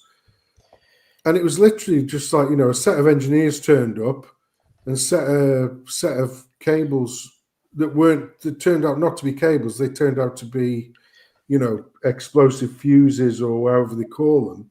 But it was enough to topple the entire building on itself. So I was like, and when they show the actual CGI, because obviously got CGI in there, and you show these things going off and the whole thing just collapses in on itself, I think, hold on a minute, that looks remarkably similar. Do you know what? Do you know what date it came out roughly? 2019, yeah. Was it? Yeah, cool. I'll check it out. out. I'll find you the link, because let me find. Hold on. Designated Survivor Days. Well, I've had me marching orders, boys. I've got to get off. The boss has spoken. The boss, the gaffer's spoken. Good man. It's been great to have you on, Mark. Appreciate it, and hopefully we can in the future. I know you're busy and stuff like that, but in the future we can get you on again. And if you want to bring any slides to the table, then great. That would be great, and we can have a discussion. Yeah, and it's been good to meet. Census, is it? Sensum, yeah. Sensum, that's it. Yeah. Cool. Been great to meet you. Good man. Yeah, nice to meet you, Mark. Look out for that film as well. Yeah. I've chucked the link. Well, that's the link on Netflix. I don't know if you can get it anywhere else, but that was the one definitely the one I was watching Right. when I was away. Right. Cool. Well, I'll say good night to you pair then. Cheers, Mark. Take care. Take care, Mark. All the God best. bless. Yeah. All the best. See you again. Bye. Cheers. Yeah, that was great having Mark on. I couldn't resist the opportunity to get him on, and it was great. Sensum's here as well, so he's helped me out before. And any questions? I think it was Bart we interviewed, and Jerry as well. That was a great stream. That definitely need to get Jerry on again. I wonder how he's getting on. There was when I was away again, because like I say, on a few of the nights I've been watching, I watched one once again on Netflix. When I was away, there was was it Russell Crowe? You've heard of him, haven't you? Gladiator bloke. And he was in a one called The Pope's Exorcist. That was an interesting film because there was a few bits and bobs in that reminded me of that Jerry Markowitz short that we had. And I thought, have they been listening to Jerry? Because this shit's like almost a carbon copy of what Jerry was saying. Yeah. To be fair, it would make a good film if Jerry was to make it into a movie. I think that would be it was mind blowing, man. Like when you're speaking to Mark there, I've listened. Like I say, I was listening to Moon Man, Bartley Brell's novel, when we did the initial interview. And irrespective of the faking of the moon landing and the conspiracy, etc., however you want to believe it, for me, one of the most fascinating parts of that is how he was literally trailed by FBI or CIA agents, and this is irrefutable because third-party witnesses testified against that this actually happened, and it's like they can't. It's the state will always protect itself, won't it? That's the thing. Oh yeah, yep. I see people are talking about there's been wait a minute, I need to let my dog in. All right. Like, come on, honestly.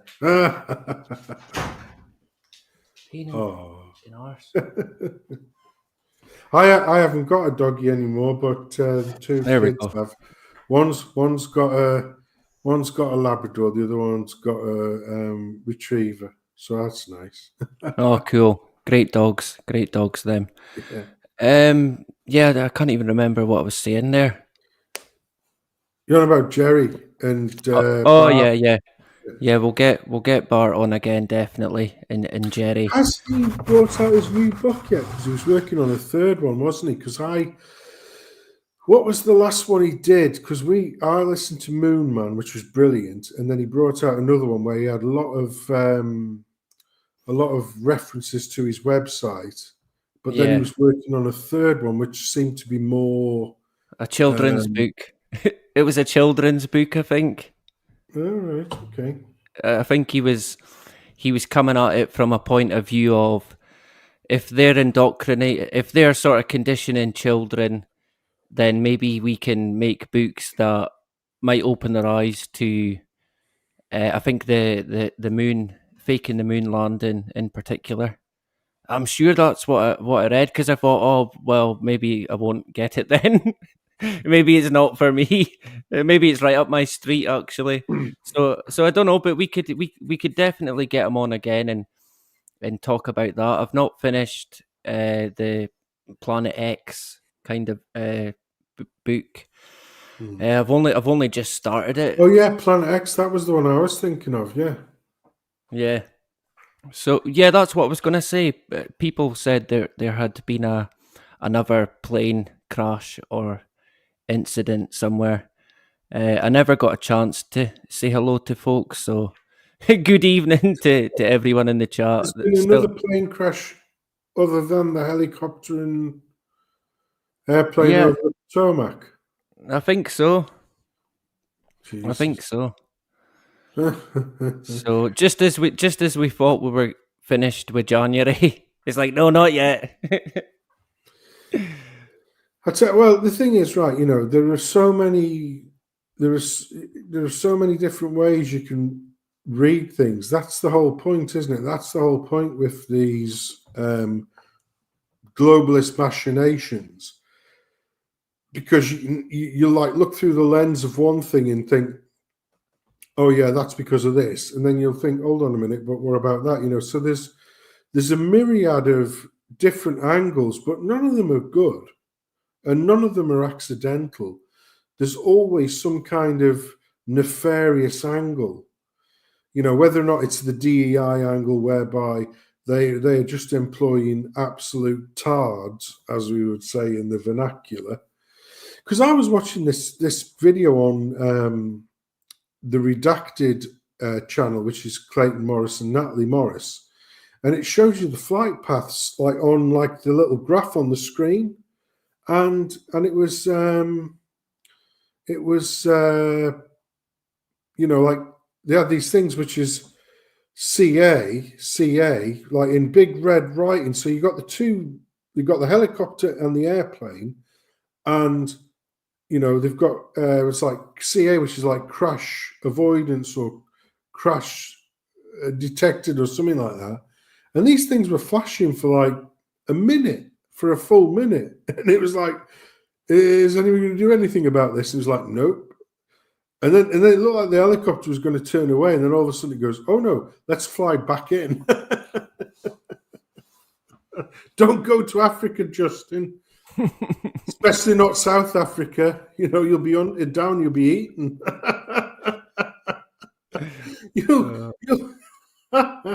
Don't come to Scotland, whatever you do. Justin, you got to understand, you see, because I am the great-grandson of a South African. You do not want to be going down there, because down there they'll hit you with the rhino whip. They'll get you with the shambok. You do not want to be going down to South Africa. You're quite good at the accent. I'm not even gonna. I can't do accent.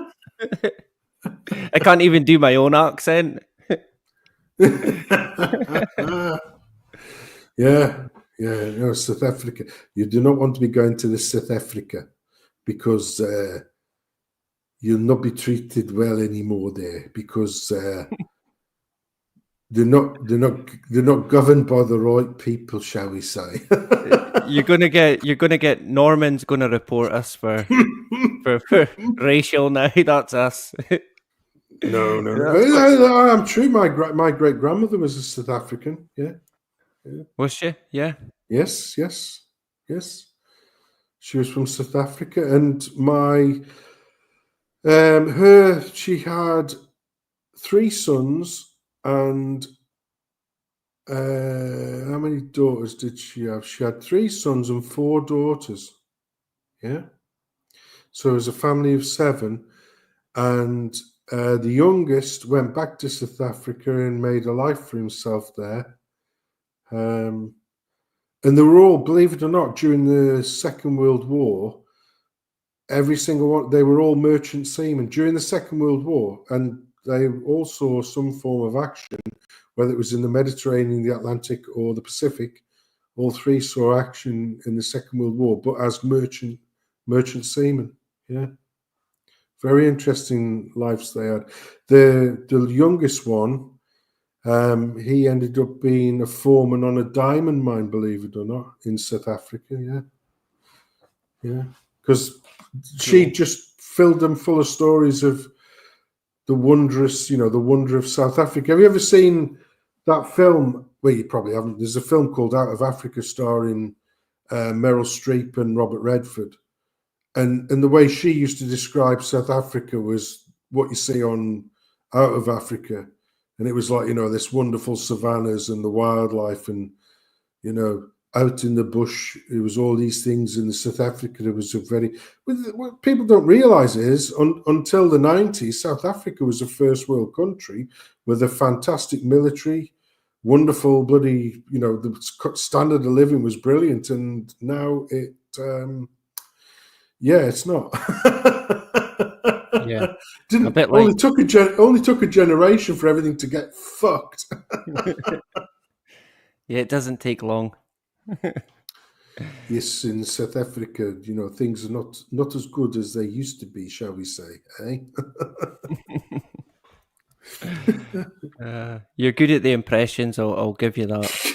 Sorry, it's my heritage. On that same lineage, tell you what, on that same lineage, there's a bit of Greek in there as well. I can't do a Greek accent, but yeah, we're Hellenian Greeks, mate. Tell you that for now. Yeah, fucking. I'm from the cradle of civilization. Stop me. It all fell apart when I got involved, of course. But And what about your dad's? Your no, my dad's side never left Durham. Yeah, no, they just sort of within like a 10-mile radius never left there until my dad went to Stoke. That doyen of civilization, Stoke-on-Trent, Staffordshire, the Midlands, England. Booyah! I tell you what, Stoke's fucking. I tell you, I just know who I was talking about. Sensum's name was a Zulu. Hey, I tell you what, there was a bit of kink in the hair. Put it that way. It might have been true. There could have been. No, I don't think so. They tanned well. Shall we say that? They tanned well. I'm not saying that was the Greek part. I'm not. Yeah, and I was looking. My dad's pub, my dad's old pub, that then became my pub down in Stoke. It was actually a well-renowned pub because a load of the good darts players used to practice in there. Oftentimes, you'd go in there, you'd see Bristow in there, or you'd see one of the other sort of Stokey, because Stoke was. Eric Bristow was from down south. He was a crafty Cockney, but he had a pub called the Crafty Cockney in Burslem. But he used to practice in the Ilbury because the Ilbury had a good team. That was the pub in Stoke where my dad used to go there. And I looked at it now, and the Ilbury is now it's like a convenience store, like a Nissa Local or something like that. And what used to be the off sales, pubs used to have what was called an off sale. So you used to rock up, give a couple of bottles of Nuki Brown and then sod off. That's now a pizza house. And what used to be the area of the pub that used to be the lounge stroke snug, as it were, it is an Indian takeout now. It's like, oh, fuck. So, like, these places that mean a lot in your childhood, sort of your formative years, have now become fucking multi-culti hellholes. Hateful bastards. Yeah. Do you know, I don't think that's happened here. But there was a building, it used to be a toilet, and it got turned into a pizza shop. So that's quite funny. But it was plenty Indian restaurants, but they seem to be declining on the fish and chip restaurants, which is a bit sad. I like a good fish supper, so it's a bit. Well, on the opposite side of where that used to be, I had a quick look down because you got old Google Maps, and there used to be a chippy. It was the worst chippy in the world, just opposite.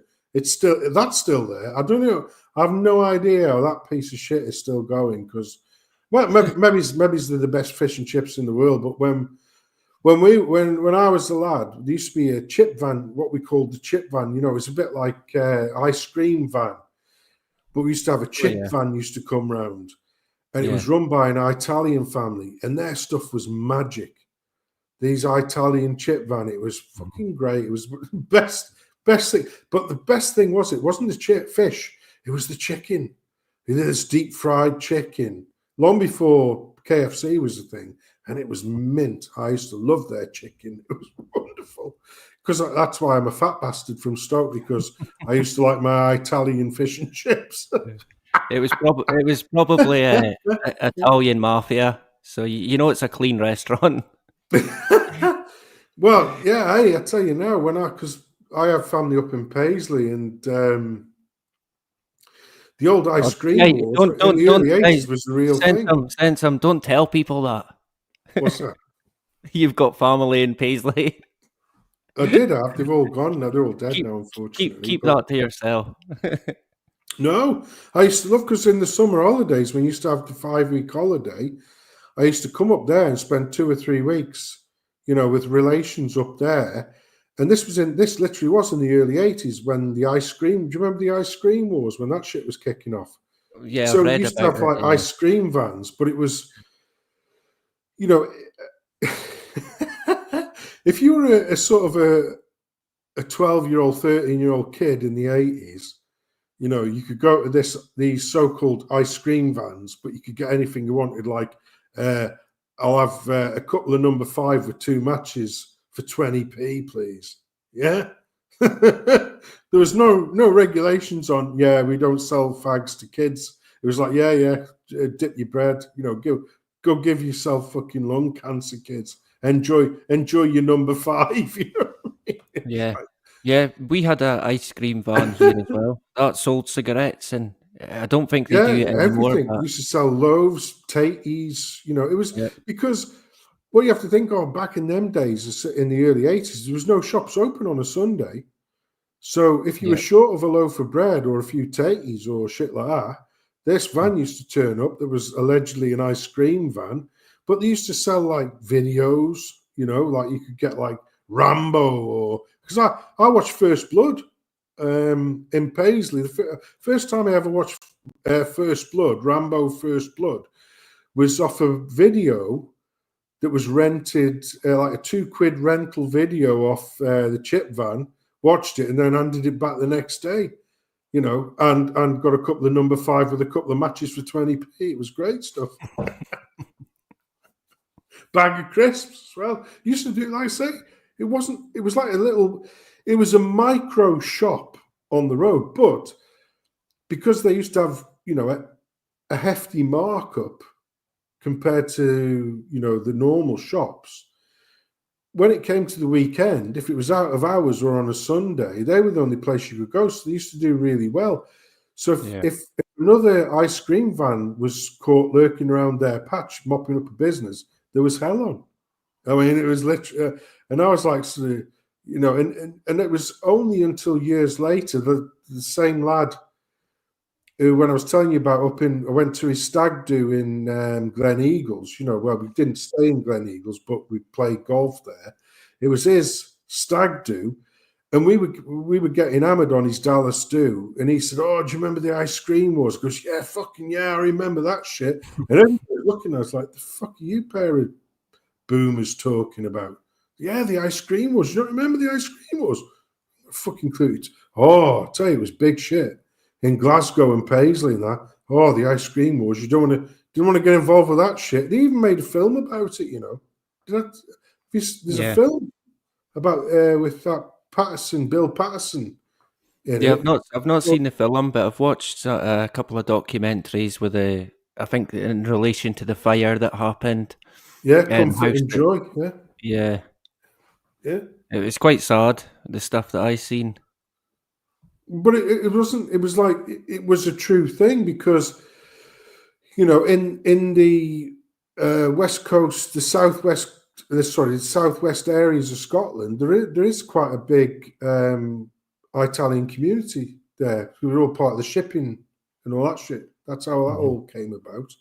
It's the same in Whitby. In North Yorkshire, there used to be quite a population of Spaniards there, or Spanish descent people, because there used to be seafarers who used to drop the catch off in Whitby and that, and some of them just stayed there. So just one of those things. Same as in certain pockets of Wales, pre sort of 1948 Windrush bullshit. There was a sort of a black community there. That's where the likes of Dame Shirley Bassey came from. But once again, it was sort of shipman workers. It wasn't like immigration. It was just like these shipman workers rocked up one day. It's, "Oh, this is a nice place. I'll stay here." It wasn't like mass immigration. It was just like, "Oh, this is nice." And back in them days, you got the odd one or two. They were like sort of, you know, frowned upon and looked at sort of, hey, oh, what's going on here? But it wasn't like there was a billion of the twats coming in to take over your fucking country. Do you know what I mean? So it was in moderation, shall we say? Yeah. Yep. But when you look at today's numbers in terms of the people coming in, it's quite eye-watering. It's not even, I've said that before, it's not even about race or anything like that. That's got nothing to do with it. Even if it was all Scottish people that somebody was taking in, Scottish people are going to bring their own fucking trouble, their own issues. No matter who or what, it's going to bring trouble. I tried to explain that. What you have to remember is, right, you know, if you're somebody, you know, and you want to move somewhere where you know you're going to get a better standard of life, you can't blame those people. So even though they have no right to be here, they've never ever been necessary nor wanted by the majority of the indigenous people of these lands, you can't blame the people who've rocked up here. You can only blame the people who've allowed it to happen. They are the fucking traitors. They're the ones that deserve all of your disdain and hatred, not necessarily the people who are here. Although, you know, like I say, once they turn a corner and decide that they're just going to do everything in their power to fucking shit on you, then yeah, they do deserve everything that they get. But in the most part, you know, it's not the fuckers who rock up on the doorstep, it's the bastards who let them come in the first place. And that's been since 1948 onwards, from the traitor Attlee all the way through to present day under Dame Keir Starlin. You know, they are the ones who are to blame, bastards. Yeah, that's kind of what I was pointing at, but I was trying to put across the point that even though, I mean, you kind of go beyond the government than when you're looking at someone to blame. But even, let's say, the government enable it, but immigration itself is still these people are still going to create issues locally in communities that no matter who they are, there's going to be issues. People are going to have to at some point, because it's not stopping, and at some point you're going to have to deal with an issue in regards to immigration. So I try and put the point across that, yeah, you can say, look, they're not to blame, but there's still going to be trouble there. Yeah. And I think we're already seeing it. Well, we see it all the time now. It's endemic, and mind you, it's the Welsh we have to look out for. That guy from Wales, remember? Remember that Welsh guy? I mean, fucking hell. To the BBC, yeah. I mean, I did always wonder what a black alien would look like, and then I seen the photo of that guy, and I thought, so that's what a black ET. I'm going to get arrested now, right? Tomorrow. But no, I mean, the guy looks possessed, right? he looks like some sort of demon from fucking Pokemon or something. I don't know, man. Honestly, like, what the hell? He didn't last long though, did he? He got booted straight away, didn't he? He was like, he lasted, was it a few weeks, and then disappeared like a fart in the wind. You know? Yeah, it's funny how the media can just control the narrative of different agendas, and people seem to just forget about certain things. That's the thing with the Southport thing. You know, this bloke who the only pictures they showed of him initially were these like little choir boy pictures, butter wouldn't melt. Yeah, and then you see what he actually looked like. This fucking, you know, strug, like a fucking, you know, what's it? Psychotic Jackson 5 lookalike, and now, you know, the disingenuous lamestream media are labeling him the Amazon killer. Yes, the Amazon. What? He's a Amazon. What? Sorry. How are you working that out? How did he kill the Amazon? Oh no. He didn't kill the Amazon, but the knife he got to stab all those poor innocent children was from Amazon. So we're going to call him the Amazon killer because it makes it sound slightly less risque, shall we say, as, you know, the foreign British children killer. Yeah. Which is exactly what he was. They'll do anything. They will do anything to make sure that everybody still believes that diversity is a strength and multiculturalism is the way forward, and it is anything but. It is the complete and utter opposite. But then again, don't listen to me. I'm wearing the tinfoil hat. Yep. Yeah, it's similar to what Toffee said. I got a bit fed up of seeing the guys everywhere I looked. The guy was getting shared.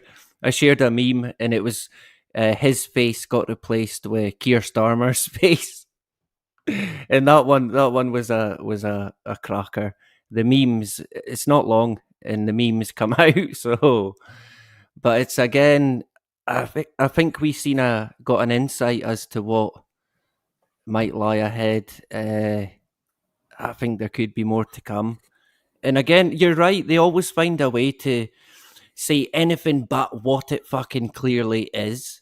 And it's Exactly. like, fucking hell, man. Amazon killer convicted. It's like, what, Yeah, I think one of the politicians came out and said, "Oh, he got a knife from Amazon." Yeah. And it's like, right, but And- Asda sell knives. Fuck, you can buy a knife anywhere. The latest one I saw, and I think that was just today, Idris Elba supports blunt knives, blunt kitchen knives scheme by some fucking company like John Lewis or something like that. It's like, hold on a minute, you're missing the fucking point. You know, we used to have like rapier strength fucking butcher knives, fucking, you know, brisket knives, sharp as you like razor blades. Never a problem up until about, let's say 40 years ago or so. And then it became a big fucking problem. I wonder why that is. You know, we've had these like really fucking sharp implements of doom that we've used for basic kitchen purposes.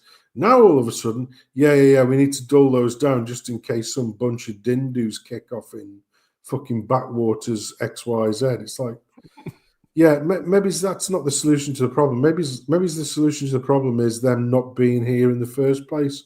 Oh, you're the bad person. Am I? Yeah. All right, I'm a bad person because I don't want little kids being, you know, chopped to bits by some fucking rando who shouldn't even be here. Oh, that's hateful. Really? But he's from Wales.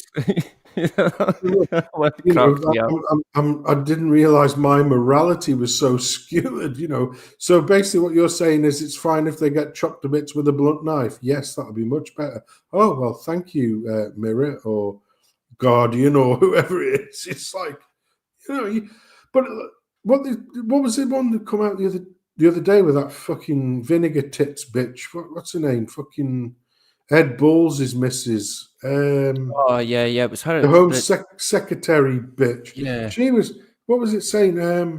Two-tier. If you think there's a two-tier justice system, that's a trope of the far right.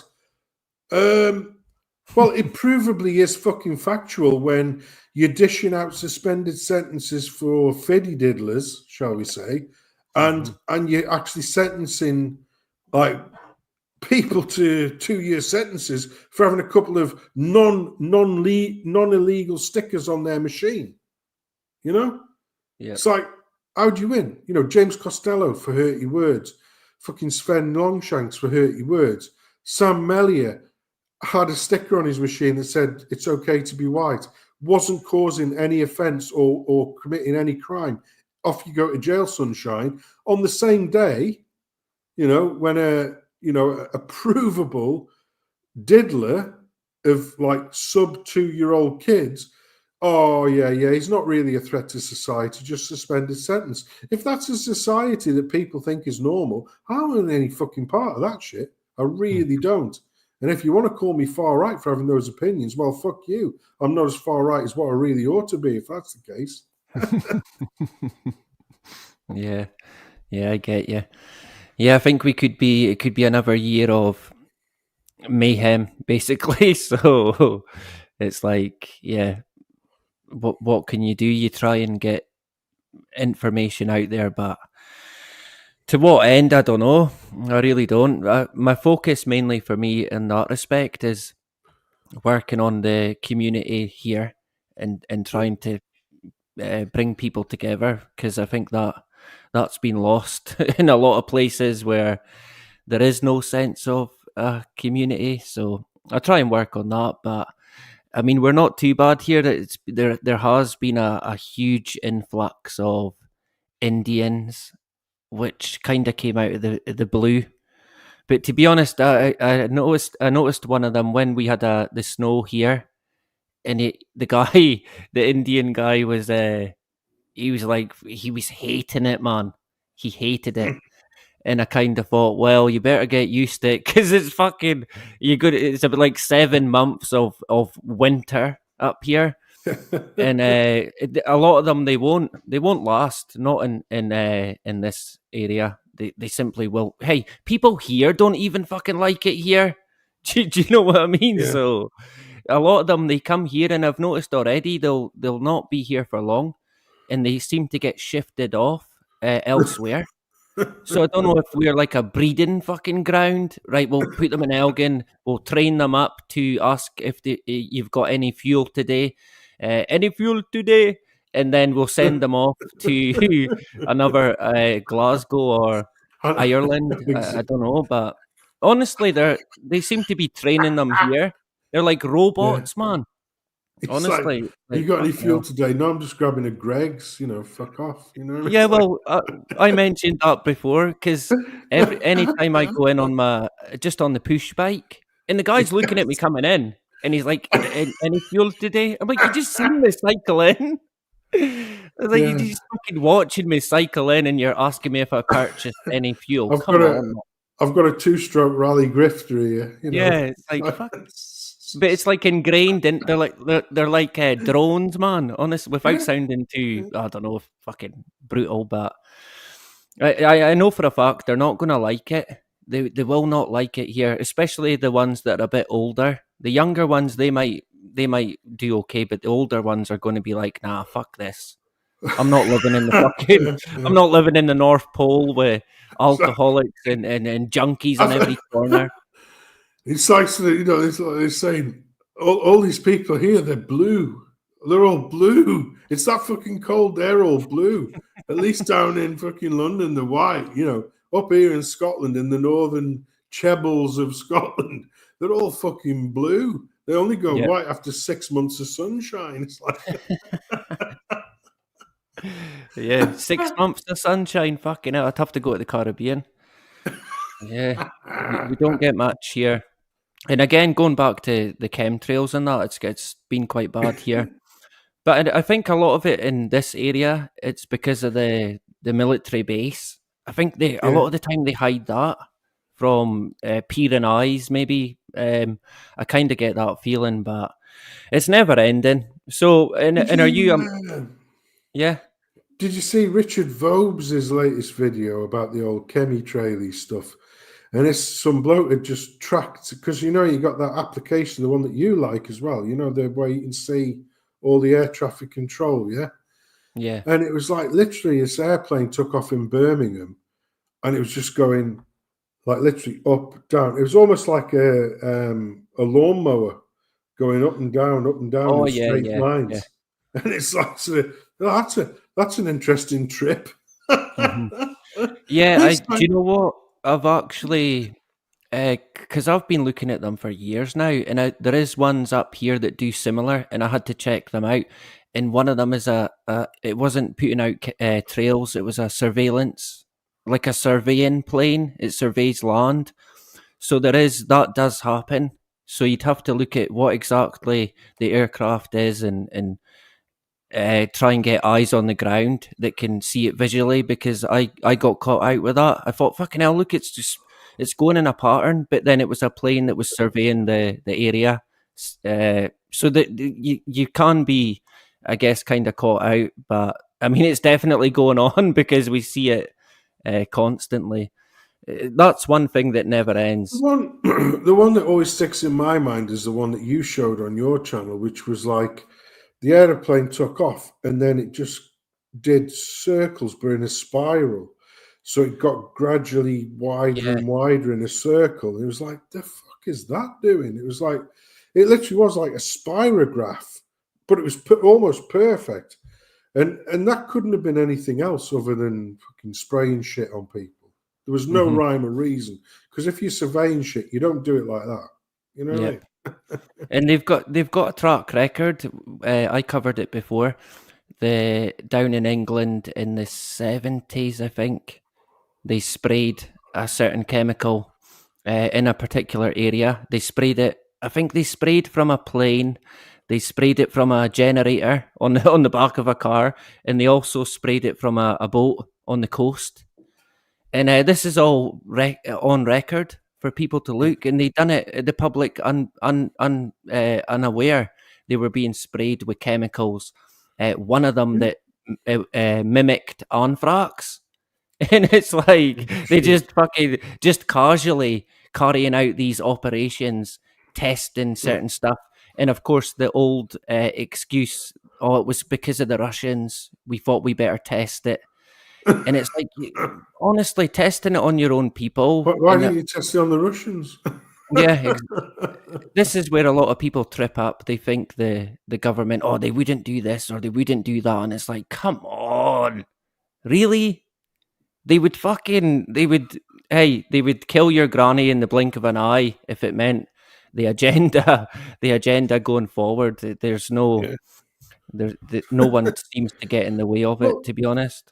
That was the thing. Did you also, because they had the old Davos meeting, didn't they, last week or so? And they had the J, didn't they, the Donald J. Trump on there, and he's saying like, yeah, we're going to throw all of the woke stuff in the bin. We're getting rid of all of this green stuff that's going in the bin. It's like you can see Klaus's face.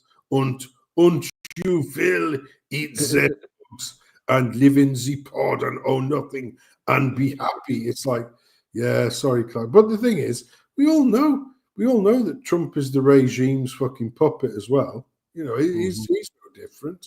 You know, it's like old Elon Musk there, you know, the so-called savior. He's like saying, yeah, we're going to campaign for fucking American and all this bullshit. Yeah, throw that shit in the bin. Quit, like, get me some high-tech fucking visas for me cheap engines to come here and do me Teslas. Oh, right, okay. Is that how that works then, is it? It's like, you can't make this shit up, you know what I mean? But having said that, you know, you got to take the small W's when you can get them every now and again.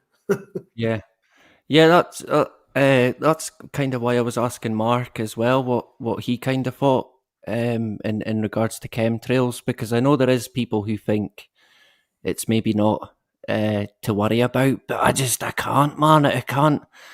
I mean, I can kind of understand where they're coming from, but for me, I cannot see how it could be in any way not a bad thing.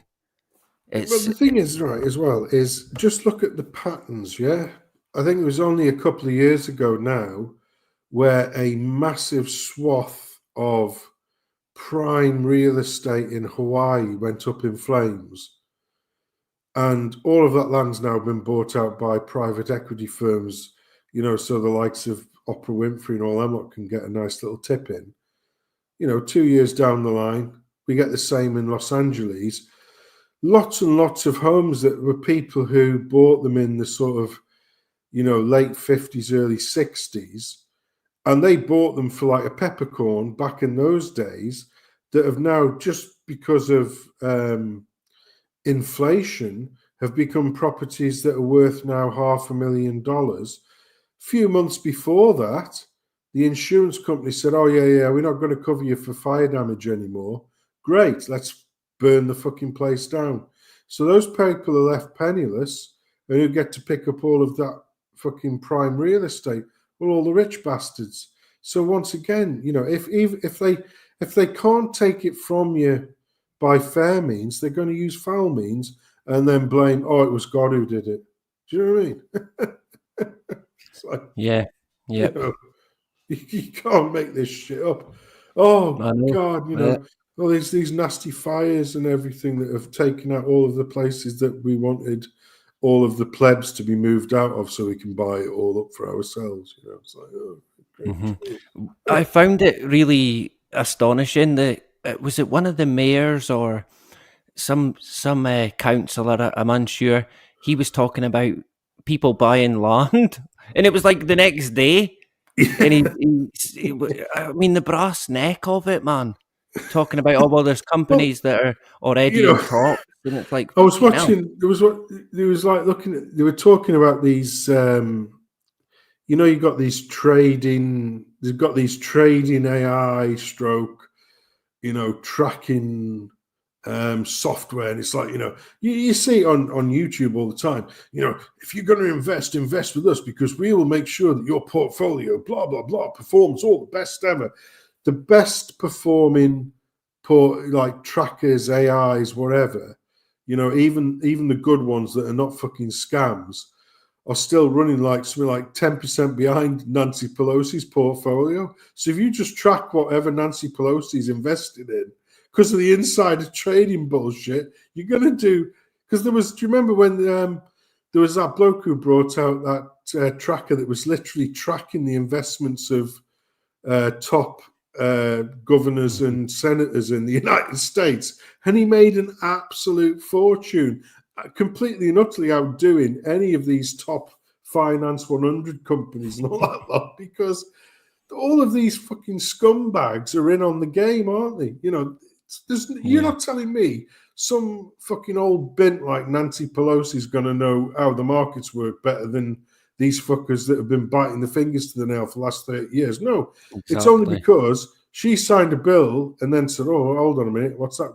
I've got my advisors here, and they say, if I sign this bill here, there's a very strong chance that those shares could go up. So I'll just buy a few 100,000 of those shares now.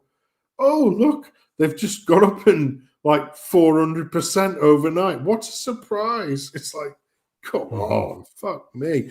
The thing is, if the traders do it, they get balled out, and it's like, you'll never trade again. Politicians do it. It's like, yeah, it's just business as usual. So you just track whatever Pelosi's doing, you'll make a fucking fortune. Quite a good idea. I'm not joking. It's like, you couldn't make it up. And it'd probably be the same here. If you were to track the top bastards who are in the traitors of Westminster, like I say, it's not public. I don't think it's public over here, which it has to be public. I think it's public in America, otherwise they wouldn't get knowledge of it. But, if it was public over here, what all of these scumbags are investing in, and you tracked what, so they're investing like, hundreds of thousands, and you invest in a few £100. At the end of the year, you're probably going to be, several £1,000 better off, because you've tracked what they're investing in, because they're not going to invest in something that's going to lose money. And if it even looks like it's going to lose money, they'll do fucking something to make sure it doesn't lose money. Do you know what I mean? It's absolutely fucking insidious, the whole thing. Yeah. Aye. Where do you start? At the beginning. Wherever that is. So are you planning on doing more streams this year, or see how it goes? As it stands now, I'm still doing this fucking hybrid bloody work bullshit. And I think I've got a stream planned. I can't remember. It's either the second to last Sunday or the last Sunday of March, with Rags and Jack on their channel. Cool. Other than that, it'll just be on high days and holidays, because, like I say, most of the times I'm away. I dropped on a stream with Peter Benton, who's one of Dave Wafflehouse's characters, and he said, will you come on again on Sunday? And I am around actually on Sunday night, because I'm here on my Johnny Lonesome this weekend. I'm not bloody out and about. And I said I would, but I don't know he's going to get in touch whether or not he's going to drop the link in during the chat on the day, but I'll keep an eye out for it on Sunday. Yeah. But yeah, most of the time I'm away, and I've got a sort of a slightly better computer now, but that one's not all rigged up for the for all of the other shit that I've got on there. This is my old one because the other one I couldn't be asked to take it out of the bag. I've just got this old piece of shit here Well, that I'm using now. You've had a request, so and I second the request. And, yeah, oh Dave, yeah, let's not get him started.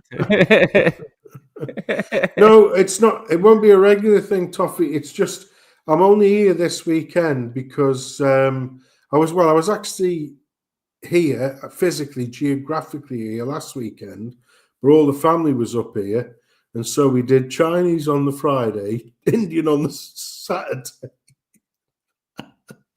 Oh, Jesus. Because the week before I ended up on 42's channel because 42 got like 1,000 subs or whatever, so we did a happy 1,000 subs, and I was away that weekend. But I'd said to 42, well, you know, if you're not doing that, I'll come on the following week. And he said, oh, no, we sorted because I got Dawn Browning and Linda Hunter on that Sunday. So fuck off, fat boy. So I didn't pay any other mind either. And then the following day, when I checked my Telegram, he's like, yeah, here's the link for tonight. I'm like, oh, shit. I thought I was surplus to requirements, mate. I didn't even pay it a second thought. That was last Saturday. So tomorrow and Sunday, well, tomorrow night, yeah, I'm not doing fuck all. But then Sunday night, I said I would, if Benton's streaming, I don't know who's going to let me know. I'll drop on his channel. But then the next time I realise I'm going to be, well, not free, but when I'm hoping that all this bullshittery sort of calms down, the split shift shit will be sort of end of March time. And that's why when I was speaking with Jack on Telegram, he said, when will you next be available? And the only time I knew for a guarantee that I'm going to be around is, I think it's let me just double check when it is. I'll just of course, when I went on, there we go, March. Rogs and Jacks, it got a strike. 23rd of March. That's it. Yeah. So I'm not sure if I'm going to be invited back on. I can understand. Well, the thing is, right, I go on there and I deliver some of the most milquetoast commentary whatsoever, and Rags fucking bins it. And then he says to me, yeah, I've it's all on BitChute or Rumble now. I'm like, oh, thanks for that, mate. You know, cheers. Thanks for that. It's nice to know I'm like the fucking bad penny of the organisation. Do you know what I mean? Well, mine got a strike, but I mean, I genuinely kept it quite. I kept a lid on it, but I think Jack, in my own view, it was Jack because he was talking about those you cannot talk about. And he kept mentioning, because even at the time I was thinking he's on thin ice here talking about these particular individuals, and it honestly crossed my mind during the stream. I thought, fucking hell, Jack, lay off the weed, man. It's a bit like when old Kanye said, I'm not going to say what race or what type of people these are, but yeah, it was just... Remember the Kanye speech? Yeah, he could have described them a certain way instead of just saying the all out, the J word, because YouTube just... The merchants. They do not accept it, man. They you can't even say anything about them, and it's like, no, fucking anti-Semitic. So I reckon it was maybe because of that, but hey, maybe it was something I bloody said, and it got a strike, and poor Rags got fucking put in YouTube jail. Apparently, Toffee's channel got wiped just for fucking existing. Yeah, I did see that. And no explanation, which is, I mean, that's fucking grim. That is grim. I have only ever had. I've had a few strikes, you know, as you know, sitting on two strikes. Lucky. Do you remember that time? Mm-hmm, yeah. Both in the same sort of fortnight. One was like 1 week where I mentioned the sniffle and the cure for the sniffle, and then the following week was because I mentioned the fact that I got a strike for mentioning the sniffle and the cure for the sniffle. You can't make that shit up. The one time, I've probably mentioned this many, many times. I'm probably fed up with mentioning it, but the one time me and Scottish Tam did a video called The Four Horsemen of the Great Reset. Oh, And we yeah. did deep dives on Gates, Schwab, Soros, and Larry Fink. And YouTube just fucking deleted it, like literally just fucking axed it straight away. Didn't even have a chance to get a copy of the fucker.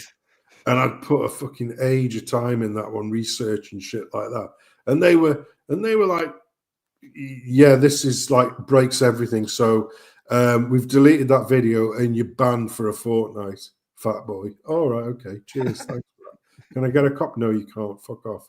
But I spent like a fortnight prepping. No, fuck off. You're flying too close to the target there, fat boy. Stop it. Mm-hmm. Yep. Yeah, I remember you. That when was that? Like 20, was that? Yeah. He does though, doesn't he? Yeah. It was like, when was that? You... The thing is, Rags will get so far down the line, and you'll see the little dollar sign appear, so you can super chat him in YouTube, and like literally within 5 seconds, Rags will have that dollar sign removed, and Rags is there like, you know, Rags is there like, do you mind not fucking me over with the old YouTube finances, please? You know what I mean? Yeah.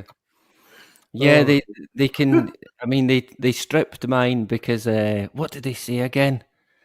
Oh, hateful. Was it hateful content or extreme content? I'm unsure, but it was like too graphic for people almost. So I'm assuming it was due to 9/11 stuff. But I get the feeling they're cracking down again, and if they're removing even Toffee's channel, then you can never be sure on YouTube, to be honest. Yeah. They took away the monetization and stuff like that. So that's what they do. They find ways to try and punish people.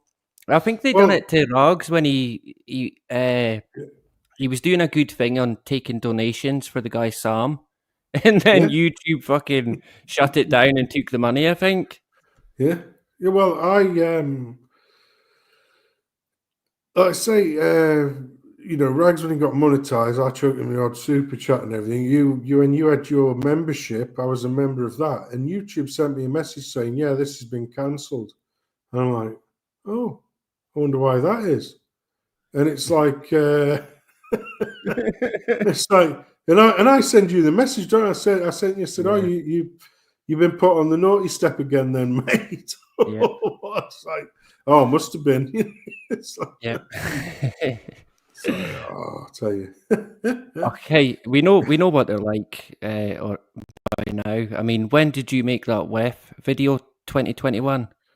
2022, I think. Maybe. I think it was Feb. It was, put it this way, it was just before Putin cured COVID by invading Ukraine. So it was like one of the. In fact, it was the week of the Davos week. It must have been, because we did one. Yeah, I think did we do one in 2023 where it was the Davos week. Yeah, we did. Yeah. Well, the year before it was 2022. It was the Davos week 2022. Me and Tam did the Four Horsemen of the Great Reset, and this was before the AI was a thing, and Tam did some absolutely fucking unbelievable artwork, like top drawer artwork, and I was like, and we did this stream, and I'm like, yeah, that was fucking mint. That's probably one of the best streams ever. Day after, yeah, we've deleted that. Mm-hmm. You've done what? Sorry. Yeah, you know. But I didn't say, and I wouldn't care. We didn't even say anything about, you know, the sniffle or the jibby jabs or anything like that. It was just literally, you know, this is how evil this cunt is. This is how evil this cunt is. But it was all backed up with factual evidence. It wasn't, I mean, it was even, a lot of the references were coming from Wikipedia, which is milquetoast fucking propaganda. So if you're going to pick out, you know, the early life of Bill Gates's family, you know, what used to be, you know, the American Eugenics Society, which then became Planned Parenthood. You know what I mean? Mm-hmm. You know, listen, we just, that's in Wikipedia. You know, and it's like, yeah, can't have that. You know, George Soros used to grass his own people up to the Nazis. Yeah, we can't have that. Yeah, sorry, can't have that. Yeah, Larry I remember Kudlow, watching it. It was a great stream. it's like, It was yeah, we I can't feel have kind that. of privileged that I got to see it. Klaus Schwab's dad was a fucking industrial, you know, Nazi industrial complex monger, you know, making millions and millions of pounds off the back of war. Yeah, you can't say that. All right, okay then. So Are you gonna what get about me? Larry? You gonna get me fucking deleted now? Listening now, you know, the Do you know? It's funny you mentioned. stroke is off. It's funny you mentioned you got a strike because that happened to me. I got a strike for what they called medical misinformation, and Yeah. then I done a video when I came back out of jail. I done a video on what I got the strike for, and that got a strike. That's what happened to me, because the first strike I ever had was because they said, "Oh, it's, you know, you fucking, you know, you're not taking the sniffle serious enough." And the second strike I got was because I mentioned that I got a strike for not taking the sniffle serious enough. And it's like, yeah, you're not allowed to mention why we're striking you. But hold on a Yeah. minute. So you're striking me for telling the truth because it literally is factually provable. Yeah, we don't like facts. And if you talk about the fact that we don't like facts, we'll ban you again. It's like, oh, right, okay, so you can't win. No, because this is used tubes. Yeah, and I see they're talking about a cancer juice now as well, Oh no, I've seen that. Yeah.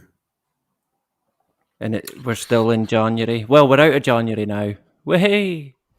We're I'm telling you into now, mate. I think I mentioned it on the backstage. I'm certain that a lot of the shit that they're pushing on the wider public under the guise of, you know, preventative mesotins and jibby jabs ends with scenes, shall we say?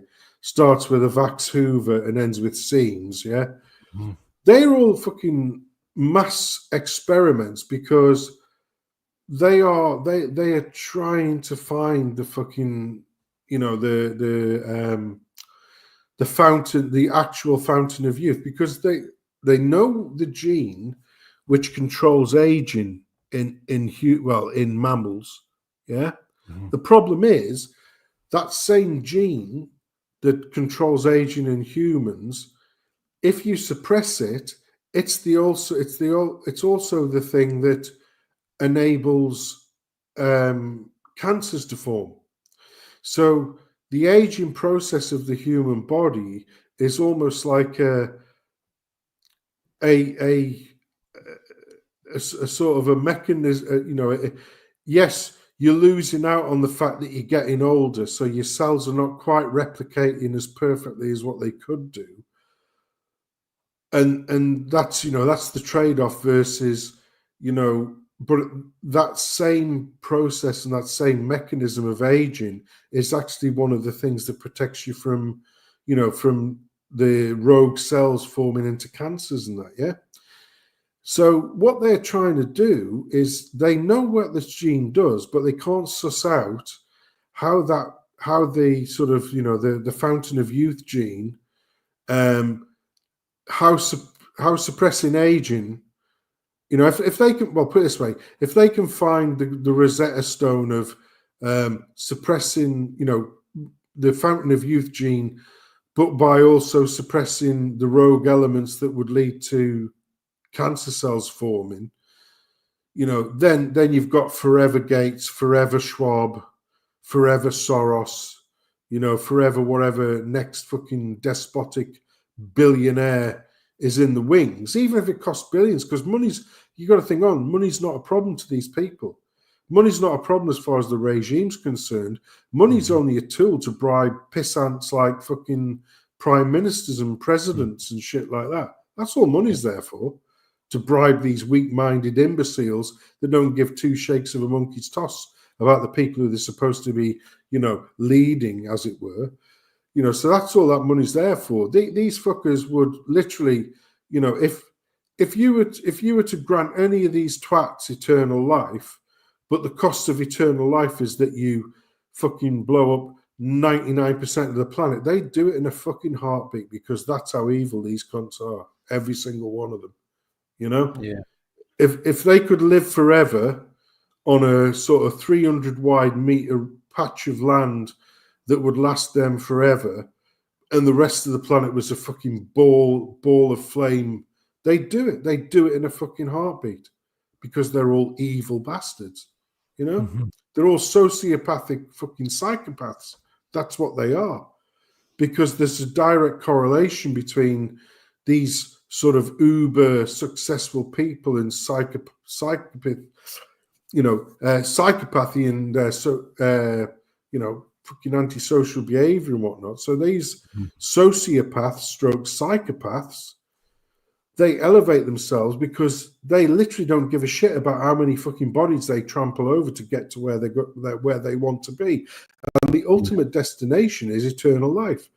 So each one, when you look at these, the way that these new sort of jibby jabs work and the mechanisms that they're doing, like these RNA things, is they're trying to reprogram. You know, they don't give a shit if it was based on a sniffle. You know, that was a nice excuse just to get it out there. Let's try this shit. Ooh, yeah, bit clotty, that bloody shit, isn't it? Yeah, we don't want to do that. Bit heart attacky, that shit. Yeah, we don't want to take that. You know, a bit strokey, that bullshit. Yeah, we'll refine it. We'll get there eventually. So the next one, like, well, how can we pass it on? All right, well, let's tell the nation that there's a new sort of HPMV fucking virus out there that's like, a lot nastier than flu and cold and whatnot. So you need this new vaccine. What kind of vaccine is it? Oh, it's one of those types. But this one's definitely safe this time, isn't it? Yeah, 100%. You know, that last one, it was a bit ropey, but this one's gold. You know, put it in, you're like, oh, no, we're still getting bad results. Yeah, well, we won't take that one. So I reckon that they're doing mass experimentations on people, so they've got enough of a control test bed, which is us, the plebs, you know, the useless eaters, as it were, so that they can keep on reiterating and refining these injections to basically come up with the elixir of eternal life, so that hateful, evil cunts like Klaus Schwab, fucking George Soros, Bill Gates, and all them lot get a free pass, and the rest of us just melt into oblivion. Absolute fucking demonic bastards. That's what they are. You know, that's the only way it can be. It's like, terrible. These people. I think you touched on it there. Rather than eternal life, but eternal youth. Yeah. So they're like forever young. I mean, it's a real horrible thought, thinking about the likes of Bill Gates and Klaus Schwab being here for fucking ever. I mean, fucking hell, you'd be glad when your day comes. Larry Fink said the quiet part out loud this week, because Larry Fink literally said those nations which have had an overtly xenophobic attitude to immigration and multiculturalism will actually be the big success stories going forward. So countries like Japan, countries like, you know, South Korea, you know, the industrious but fairly homogenous societies are going to win, because as it stands now, you know, all the smart money is saying, oh yeah, Japan's going to collapse because they've got falling birth rates and they're not going to import a bunch of fucking Africans or Biafrans or whoever into their country to ruin it on the guise of, this is going to improve the country, like what we've had done to us in Europe. Same in Korea. But old Larry Fink there, he's like counting his money, you know, polishing his gold, as it were, and he's saying, yeah, well, you know, we're only 5 years away from having robots that can do a lot of the jobs that these third worlders could do. So all of those countries that have imported a shitload of useless third worlders who are fucking a drain on your society, such as Great Britain and most of Western Europe, and, you know, in a large part, you know, North America, you're pretty fucked, because once the robots are available, you're still going to have to sort of fucking feed these fuckers. And you won't have the stones to like call the fuckers or send them back. because you're too nice to do it. Whereas countries like Japan, South Korea, all the other sort of Sino countries that haven't relied on mass immigration, they're going to be laughing in the beer because they're going to knock up, some cheapo knockoff iRobot clones to come in and wipe granny's arse and, cut their pret-a-manger sandwiches and whatnot.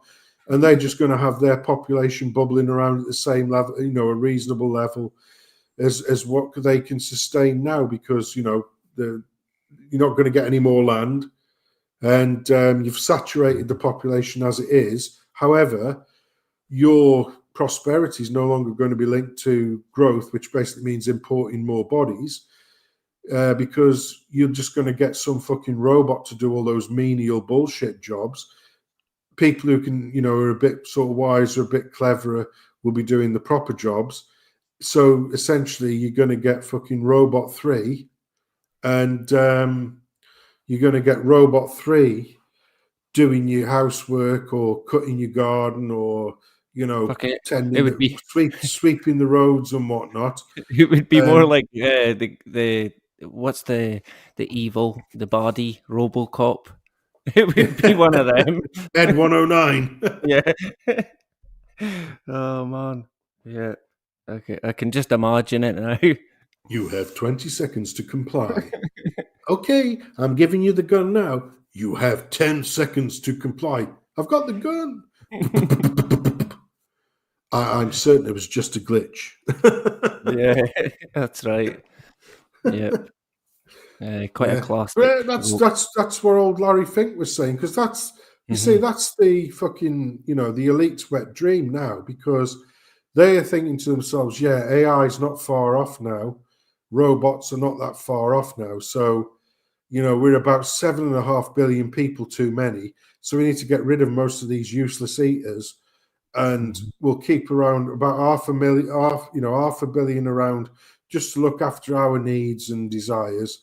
The rest of the other shit can be handled by robots and AI, and we'll just continue to look for the fucking, the forever young cure, so that we can persist in having this neo-feudal society, which is basically us at the top, like that. What was that film with, In Time, was it, with bloody Justin Timberlake and them and Amanda Seyfried? Where we're sat at the top, we haven't got a time clock on our fucking body, but all you plebs have got a time clock, and if as soon as you run out of being useful, you're dead, and you'll just get, you'll be turned into the Soylent Green to feed to the other fucking plebs, like Snowpiercer, the fucking maggots and cockroaches. That's what we'll feed to those. On the train. And we'll still be feeding on the top Wagyu fucking beef and everything. Snowpiercer was a interesting film.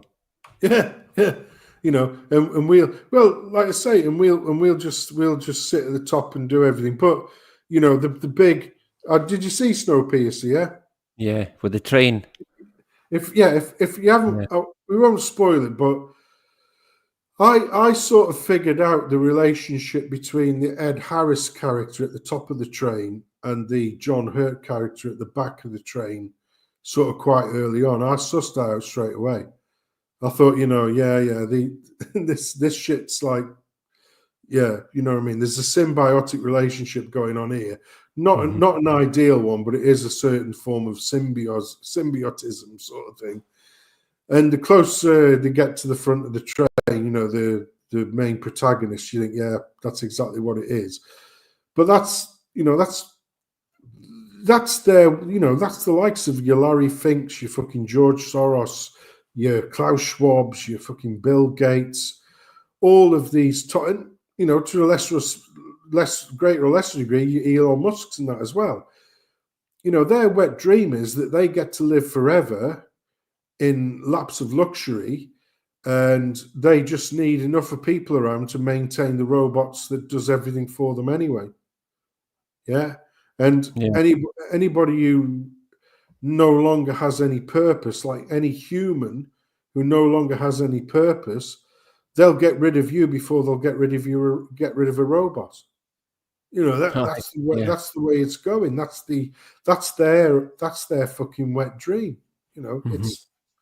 it's really bad. You know, but as it stands now, if we could wake the population of the world up to say, you know, there's only about 1,000 of these fuckers in the world, and we're about 8 billion. So, you know, do you want to get together because they haven't got 8 billion bullets? Just saying. Yeah.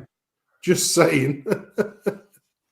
Yeah. just pointing it out. You know, we've got like, you know, was it 80 million to 1 advantage over these cunts as it stands now?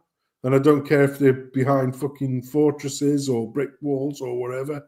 You know, they haven't got enough fucking brick wall or fortresses or bullets to repel an army of 80 million per one of them. It's like, Mhm. but no, nobody wants to do that because, like I say, they feed off their Netflix slurry and their fast food. You know, the deliver. As long as you've got Deliveroo and Netflix, bread and circuses, so Mhm. they'll be kept in tow. Yeah, and I think when the whole 2020 scenario, that opened my eyes to how much people are willing to just be fucked over, well Yeah. and truly fucked over, and not just that, but just the sheer willingness to okay.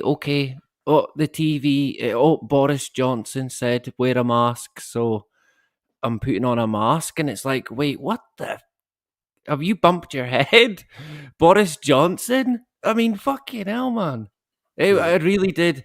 I mean, it probably shouldn't have shocked me as much as it did, but I think it was more Oh, disappointment than anything. The fact that people just I bent was over. just saying. Yeah. Well, I always harken back to, you know, all of these fucking mask wankers and jab zealots and all this sort of saying, "Oh right, well, we all know it's the most intelligent virus ever because it knows mathematics," and they look at you like puzzled. Well, it knows a number greater than 6. What do you mean? Well, if you're in a group greater than 6, then it'll attack you. But if you're not, you'll be all right. Oh, you're just being facetious. All right. Well, okay. Yeah, maybe I am, but you know, it's also a culinary expert. Oh, what the fuck are you on about now? Well, it knows the difference.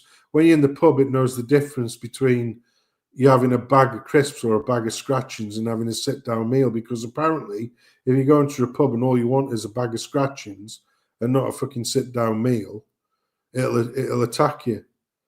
Oh, you're just being... And it was like, there was loads of things like that. You know, there was like, you know, it knew the difference for when you were standing up and sitting down, because if you were standing up, you had to wear a mask when you went to the bar. But as soon as you got to your seat sitting down, you could take your mask off because the virus was only ever at head height. You know what I mean? It's just complete Yeah. and utter bullshit. But when, you know, you had these people who were so-called reasonable people who were lapping up all of the shit every day, like, you know, the BBC death counter, you know, Mhm. big giant letters, 2,000 dead Oh yeah. today. And the And, cases. Oh, the cases. and the big giant letters, like massive, filling up, you know, at least a quarter of a fucking widescreen television. And Mhm. then this barely legible, even on a 4K HD TV, tiny little fucking asterisk in the bottom that said, for any reason whatsoever within 28 days of a positive test. And it was like, Yeah. you know, some fucker had been shot through the head with a shotgun. Oh, yeah, but you know, he did test positive a couple of weeks ago, so that's a Mhm. COVID death. Yeah. Fucking car accident, COVID death. Motorbike, COVID death. Bitten off by a fucking shark in the middle of Australia. Yeah, that's a COVID death. Fuck Mhm. off. You know, it's like, you know, and because the people were sold down the line of, we're just going to print a little bit more money so we can put all of these cunts on furlough, you know, the easily led. All Mhm. the people in Britain went, oh, right, oh, this is good, getting money for nothing. This is brilliant. Well, no, it wasn't. You weren't getting money for nothing, because that was basically a loan, because what I did was inflate prices so that when you came out of lockdowns, You know, that amount of money that you thought you were getting for free has now been tacked on to the cost of living for every fucking thing that you've been doing for the rest of your life, whether it's fuel, whether it's food, whether it's whatever. You know, so, you know, you think you were sitting pretty because you actually got, I don't know, 30, 40% of your income, but now everything's 40% dearer than what it was. So congratulations, you've just sold yourself down the fucking river, you daft cunt. You know what I mean? It's like unbelievable. Yep. Yeah, they walk right into it. Yeah. And they were like fucking lambs. And you got all of those wank stains outside it in pond, like fucking Farage. Yeah, NHS. Ooh. It's like the NHS was a bunch of shit before the sniffle. It was a bunch of shit during the sniffle. And it's a complete and utter fucking shambles after the sniffle. Because do you know one thing that they didn't stop during the entirety of the sniffle? 2020, 2021, 2022, you know, until Putin cured it by invading Ukraine. Do you know one thing that they didn't do, which if it was a global pandemic, would have been the first thing you should have done? Yeah. They didn't close the fucking borders, did they? The same number of fucking people came into the country as had for all the other years from 2018, 2019, even more. If you were that fucking concerned about a so-called transmissible fucking deadly virus, the first thing you would have done would have been shut down every fucking port and airway, airport, seaport and airport in the country, and stopped international travel altogether. No, gates were wide open to international travel. Only the people in the countries already there, the soft twats like us, we were under lockdown. The rest of the fucking world wasn't. And these twats didn't even fucking see it. Absolute fucking idiots. And that's why I, to this day, when we came out of the lockdown, when Putin cured COVID by invading Ukraine, because they had something new to mind worm the people on. You know, there was three categories of people during that whole fucking escapade. There were people like you and I, probably 15% of the population, who said this is complete and utter bullshit, totally unnecessary, complete and utter shite. I don't believe a fucking word of it. Yeah, there was probably about 20% of people who were absolutely mask wankers, fearful. Oh, we need to do this, we need to do that. So that's 35%. The remaining 65% of people were cunts who just went along with it, who then had the audacity, the absolute fucking nerve to come out in late February 2020, March 2022, late February 2022, March 2022, saying, oh yeah, I knew it was all bullshit anyway, I just went along with it. Well, you're the fucking reason why it lasted for the neck end of 2 fucking years, because if we'd have had that 80%, in other words, the 15% of people who knew it was complete and utter bullshit, plus the 65% of people who thought, who just went along with it, if they had said, no, fuck it, we would have had an 80% majority, and there would have been fuck all that the British government, or any government for that matter, could have done about it. If we'd have just said, yeah, fuck you, we're just going to go about our business anyway, there was absolutely nothing that this government could have done. And that was much proved by the way that Sweden held with it. They said, yeah, if you're concerned because you've got an infirmity or you're an elderly person, maybe you should be careful. The rest of the population just go about your business as normal. Did Sweden fare any worse than anywhere else? No, it did a damn sight fucking better. It did better than most of the other countries that went through lockdown and put embargoes on and did all the other bullshit. Yeah. Mm-hmm. Which is fact, YouTube algorithm, but that's a fucking fact, a statistical fact.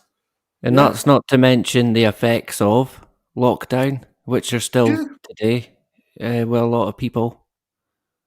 Yeah.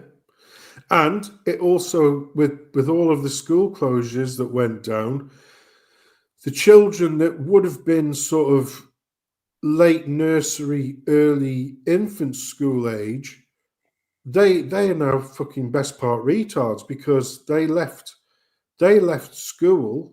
Or they didn't go to school until they were much later. So they are they are at a complete and utter disadvantage because their language skills suffered, their basic reading and writing skills suffered, their basic mathematics skills suffered because they weren't being exposed to other children.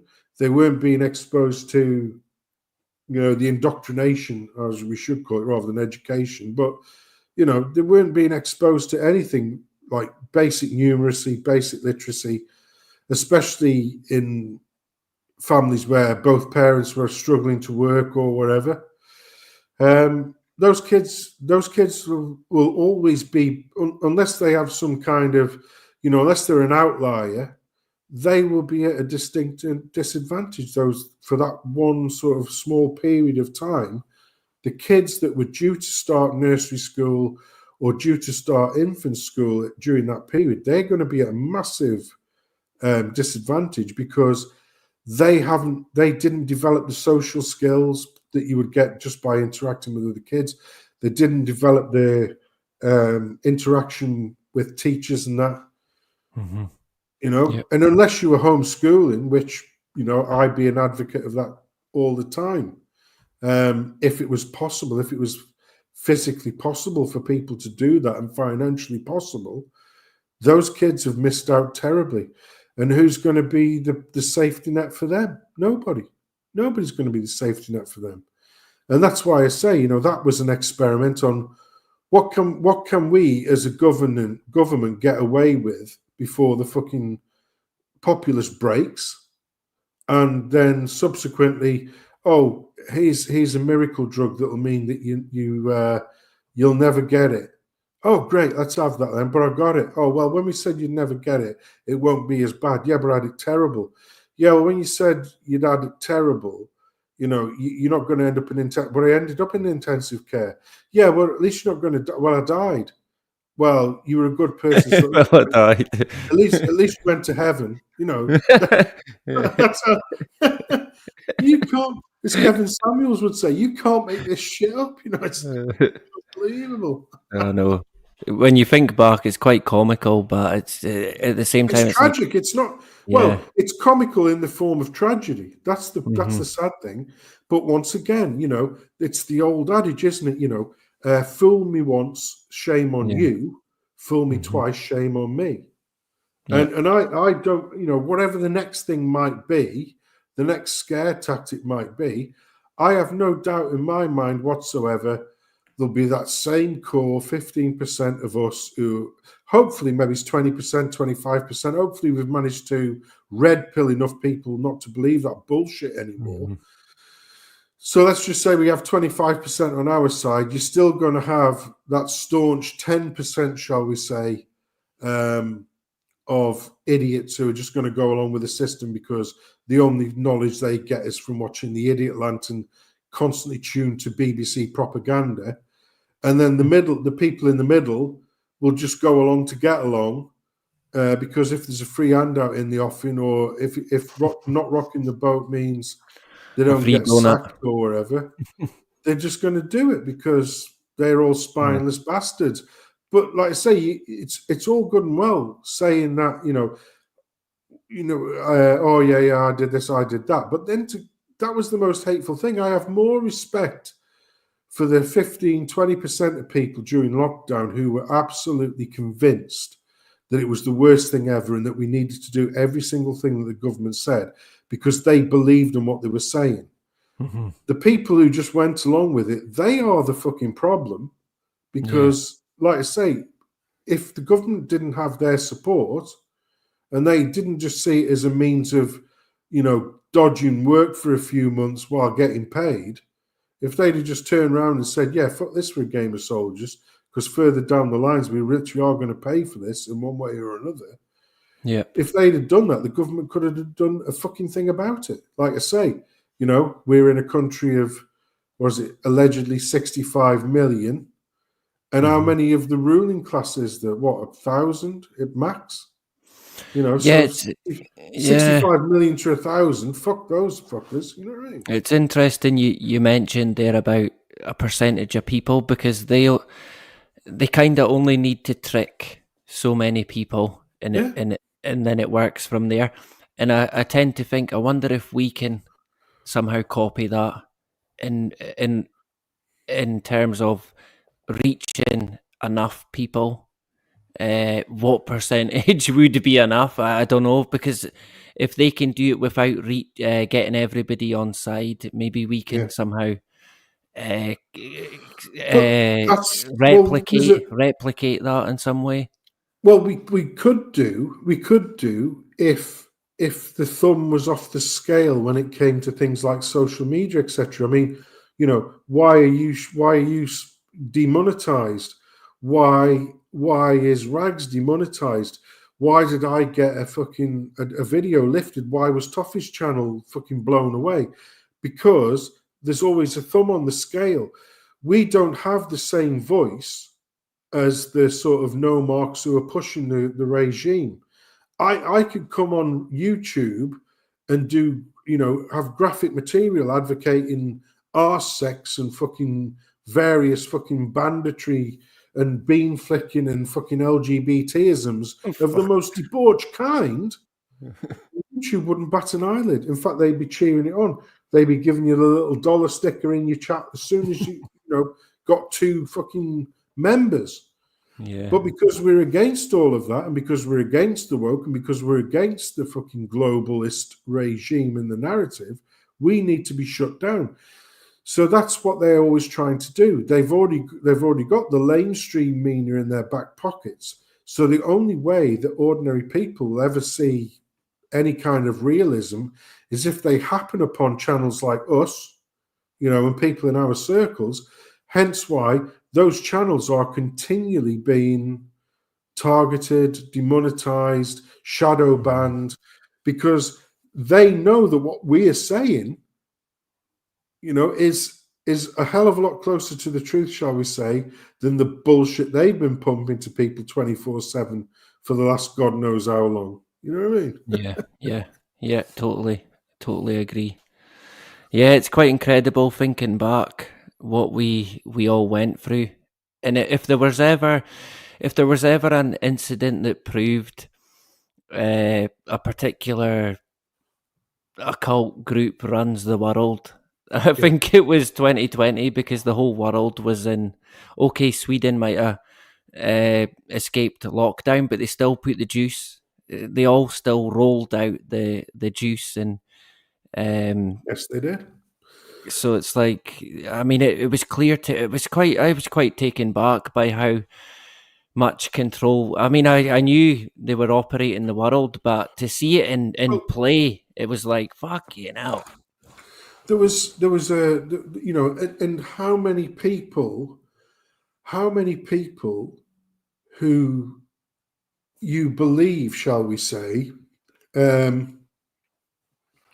were knowledgeable people, shall we say, you know, clever people who still took the juice.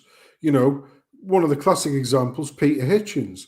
You know, he's seen as the curmudgeonly savior of the right with his observations and all of his sort of, you know, things. He was first in line to get the jab because he wanted to travel. You know, that's Peter Hitchens, so-called, you know, lovey of the you know, the sensible right, as it were. Another one, I don't know if you heard of them, but, you know, there's a people called the Dark Horse Podcast, which is run by Brett Weinstein, who was basically excommunicated from his professor position for calling out shit on the woke, you know, like the trans bullshit. Also, somebody who spoke out about the jibby jab and, well, not the jibby jab, but the sniffle, yeah. First in line to get the jab, though, you know? Yeah. And then realized it was a con. So the thing is, even though you've got these so-called smart people who run in our circles, they were first in line. They, you know, so you can't win. You know what I mean? You can't. there's no way, there's no. This is why I say, if we ever want to try and capture any form of power from the derisory evil, because I don't believe in left or right anymore. It's good versus evil, yeah? Yeah. And all of those fuckers are evil bastards. So if you want to fight against evil, you're going to have to become, I've always said this, issue focused. So, let's be against lockdowns. I'm dead against lockdowns. Well, we'll support each other on that one. What about the jibby jab? Oh, I think I might have that one. Well, we'll disagree on that one, but we won't shit on each other for that disagreement. Do you know what I mean? Yeah. We'll just keep quiet. We won't say anything, because if we start attacking one another, all we're doing is giving energy to the opposition, the evil side of the equation. Yeah. Mm-hmm. Yeah. So we have to be that way focused. And you've seen the meme where they just literally replace, the memory cartridge. So you'll see that the meme where they're taking out the cartridge which had the COVID virus on it and pushing in the cartridge which had the Ukraine flag on it, which is when Putin. And then the next one was when, taking out the Ukraine one and pushing in a Palestine cartridge next, because that's literally the way it was going. People, and once again, social media is another avenue that does this. I don't know if you've seen all of these new adverts where it's like constantly on the telly. I mean, I don't watch television, but now, even if you've got Amazon, watching films, if it's an Amazon film, it gives you a shitload of adverts. Before you even play it. Now, I use Amazon purely because you get the delivery for free. Yeah, sorry, but you get these adverts now. YouTube, I don't know what's going on with YouTube, but YouTube's just fucking you get more advert than you do content these days, unless you're on our side of the fence, which you're not monetized anyway, so nobody gives a shit. But I've noticed this one today where there's one with Rio Ferdinand, the footballer, and one of his fucking big Narcy or whatever the fuck he's called, fucking sidekick. And he's like saying, yeah, Gemini, there's this bloke from IT who's playing football, but he goes in a bit hard because I think he's got a bit of pent-up angst. And then you got this fucking AI voice going, well, maybe you need to tell him that he doesn't need to be as aggressive because it's just a and I'm like, hold on a minute. So basically what you're saying is, instead of thinking for yourself, just have a Google fucking Pixel phone where you can ask it what to think. Talk about a direct injection of propaganda. Yeah, what do you reckon to the fucking farce that is Admiral Rachel Levine. Rachel Levine is the best woman admiral ever to have, it's like, fuck you. It's like, no. But they're all doing this. And there was this one, I was watching this lady, and she's actually, she designs the 3D landscape for games. Yeah. She's probably well left of centre if you want to talk in those terms of politics. And she was literally just talking about, when you type in shit into Google now, how many provably, when you get the big page of results that come back about any question whatsoever, and she went through them and she clicked on them and she goes, this is read this. And so, the first answer that come out from, she was asking about a particular 3D modeling file type called a GLB or something like that, which is whatever it's called. And all she wanted to know is, what's the most efficient way of loading these files into my design software? CAD/CAM design software. Yeah. That's what you put in on Google. And the first fucking 100 listings. She clicked on the first one and he goes, oh, right, so you want to find out what a GLB file is? Well, let me first of all tell you, the GLB format has been around since 1989 and was crafted by, so it's basically Wikipedia scrapes giving you a bunch of fucking shit, you know, not telling you the thing that you've asked for, which is, how the fuck do I load this into my software? Oh, no. What we'll do is we're going to give you a fucking Bible worth of data that's completely irrelevant, interdispersed with all of these paid for adverts, clickbait, in other words. And then at the end, it'll just say, you know, oh, yeah, and this is the end of the document. So I hope you've understood what this file is. And this one was like, I know what the fucking file is. I just want to know, because basically there's two forms of this file. There's a text form of the file, which is human readable, and there's a binary form. And she just wanted to know, how do I load the binary form of this fucking file into my software? And the first 100 searches were completely different sites, but had virtually exactly the same AI-generated response, which wasn't any kind of answer at all. It was just random fucking facts about the subject. Like, for instance, you know, there's Toffee, he said that advert today. Toffee could say to me, oh, can you tell me the last time Everton, you know, won 3 games in a row against Newcastle? And it's like, yeah, 3 games in a row, Newcastle, the headline. You click on it.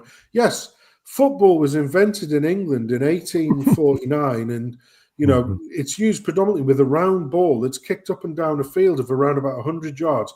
The goal part of the football, you get to the end, have you found out how many times Liverpool beat Newcastle 3 times? No, you've found out fuck all. Because it doesn't give you the information. The AI has picked up on what you're asking it for. It's generalized a response, inserted a fuckload of adverts, so you're not actually getting any information from it. And this is where you get, have you heard about the term the dead internet? Have you heard about that one? Yeah. What will actually end up happening, this is happening now. One of the funny, I'll tell you about a funny one. But what's basically happening is now, you know, you'll have an AI bot being driven by somebody, you know, asking a question that will be responded to by another dozen AI bots, which in turn will drive another. So basically what will happen is the internet will just basically become AI bots talking to AI bots, you know. And the only time you'll get real people is when you've got soft cunts like us sat on the first side of the fucking internet speaking at, 2 o'clock in the morning about bullshit, because you know it's real, because you couldn't make this shit up. Not even AI could make this shit up. Yeah. So, yeah. But one of the ones I thought to myself, well, first of all, I was laughing my fucking tits off, first of all, right? And and second of all, I thought, fuck me, that's a pretty brilliant hello, Paul. That's a pretty great business idea, because you've basically got these you know, desperate men and women, shall we say, you know, they want a little bit of love in their lives, so they're sort of going on the dating apps and everything. And this woman come on this one. I almost felt sorry for her, but I didn't really. But it's like, you know, I'm thinking, well, you know, talk about saw you coming sort of thing. And she goes, oh, yeah, I was chatting to this great guy. We hadn't actually spoken. It was all online, you know, through the apps, as it were. And he suggested that we should meet up for drinks and a meal at this place. She said, so I turned up and he was a no-show. He ghosted me. So I just hung around and had a couple of drinks and had a light bite, and then I left. It was like, and this person went and said, yeah, you just got scammed by AI. And this one goes, I haven't got scammed by. And it was. And he proved it to her. They've got a load of these AI bots or scam bots that are basically looking for lonely people, men and women. So you've got, like, you know, Johnny Fat Bastard Baldhead like me, you know, saying, oh, yeah, you know, and you've got this, like, you know, fucking 20-year-old Ling Ling from Korea or whatever saying, "Oh yeah, I love you a long time. What kind of fuck you give me?" And it's like, "Oh yeah, well we'll meet up at this restaurant." She does a no-show, and he goes, "Oh fuck it, I'll have a few beers and a drink." And it's all a scam because they prey on these lonely people, but advertise their restaurants where to meet up, knowing that even if the other person doesn't show up, they're going to stay there and spend money anyway. And I thought, you cruel fuckers. But then I thought, that's a fucking clever idea. That is genius. Well, it is, isn't it? But it's terrible, but it's genius at the same measure. And it's like, this, but there was this woman and she was, because, they have it on these TikToks and that. And it was one of these ones where, we were getting on great and he was saying all the right things and I thought we had a real connection. So I turned up and he ghosted me. And then, you do a few moments later, oh, actually, I found out that the person I've been speaking to for the last week was actually an AI bot just to fool me into going to this restaurant. So I'd spend like $200 on a fucking salad, basically. It's like, fucking hell. But that's where it's going. You're gonna get fooled, and like I say, the reason why, it's so one of the things that's going to become really important across humanity is going to be how to recognize, what is AI and bullshit and clickbait and what is actually real. There's a bloke on the internet called the Academic Agent, and he did a course. He's got his academic agency, and he did a course on the foundations of research, on how you actually do research properly rather than relying on Wikipedia and Amazon book reviews, basically. But he's going to need to revise that now to say, how to vet search engine results for AI bullshit. I mean, the thing is, unless you're a complete and utter idiot, which most Gen Z is, unfortunately, they're all of the TikTok generation, so their memory span doesn't go beyond 5 seconds. But it's like, you can read something that's written by a human, and you can read something that's just word speak. It's just word salad. It has absolutely no informational content whatsoever. It's just a morass of properly formed grammatical sentences that just tell you nothing. Mm-hmm. It's like you're saying everything, but you're telling me nothing. Yeah. And like, say, this woman, because she's not a fucking idiot, she's a scientist, engineer, whatever. She sort of, like, say, she put in, how do I import this particular file? First thing is, the first response is, the word so, how do you import this file? Oh, great, I'll click on that. These kind of files are blah, blah, blah, blah, blah, blah, blah. It's like you'll get these stories like, because I like my old conspiracy stories, and you'll have seen these as well, mate, where it says, oh, the next financial crash is coming and this is how it's going to happen. Oh, fuck me, let's have a look. And you click on it. Yes, money was a thing that was invented back in the day. And when there's not enough of it, it can cause financial distress. Let's look at some examples of it. It's like, well, hold on a minute. I don't need a fucking history lesson going back to what money actually means and why coins were minted and shit like that. Back in the days of Methuselah. I want to know why you've just told me the financial system's going to crash in January.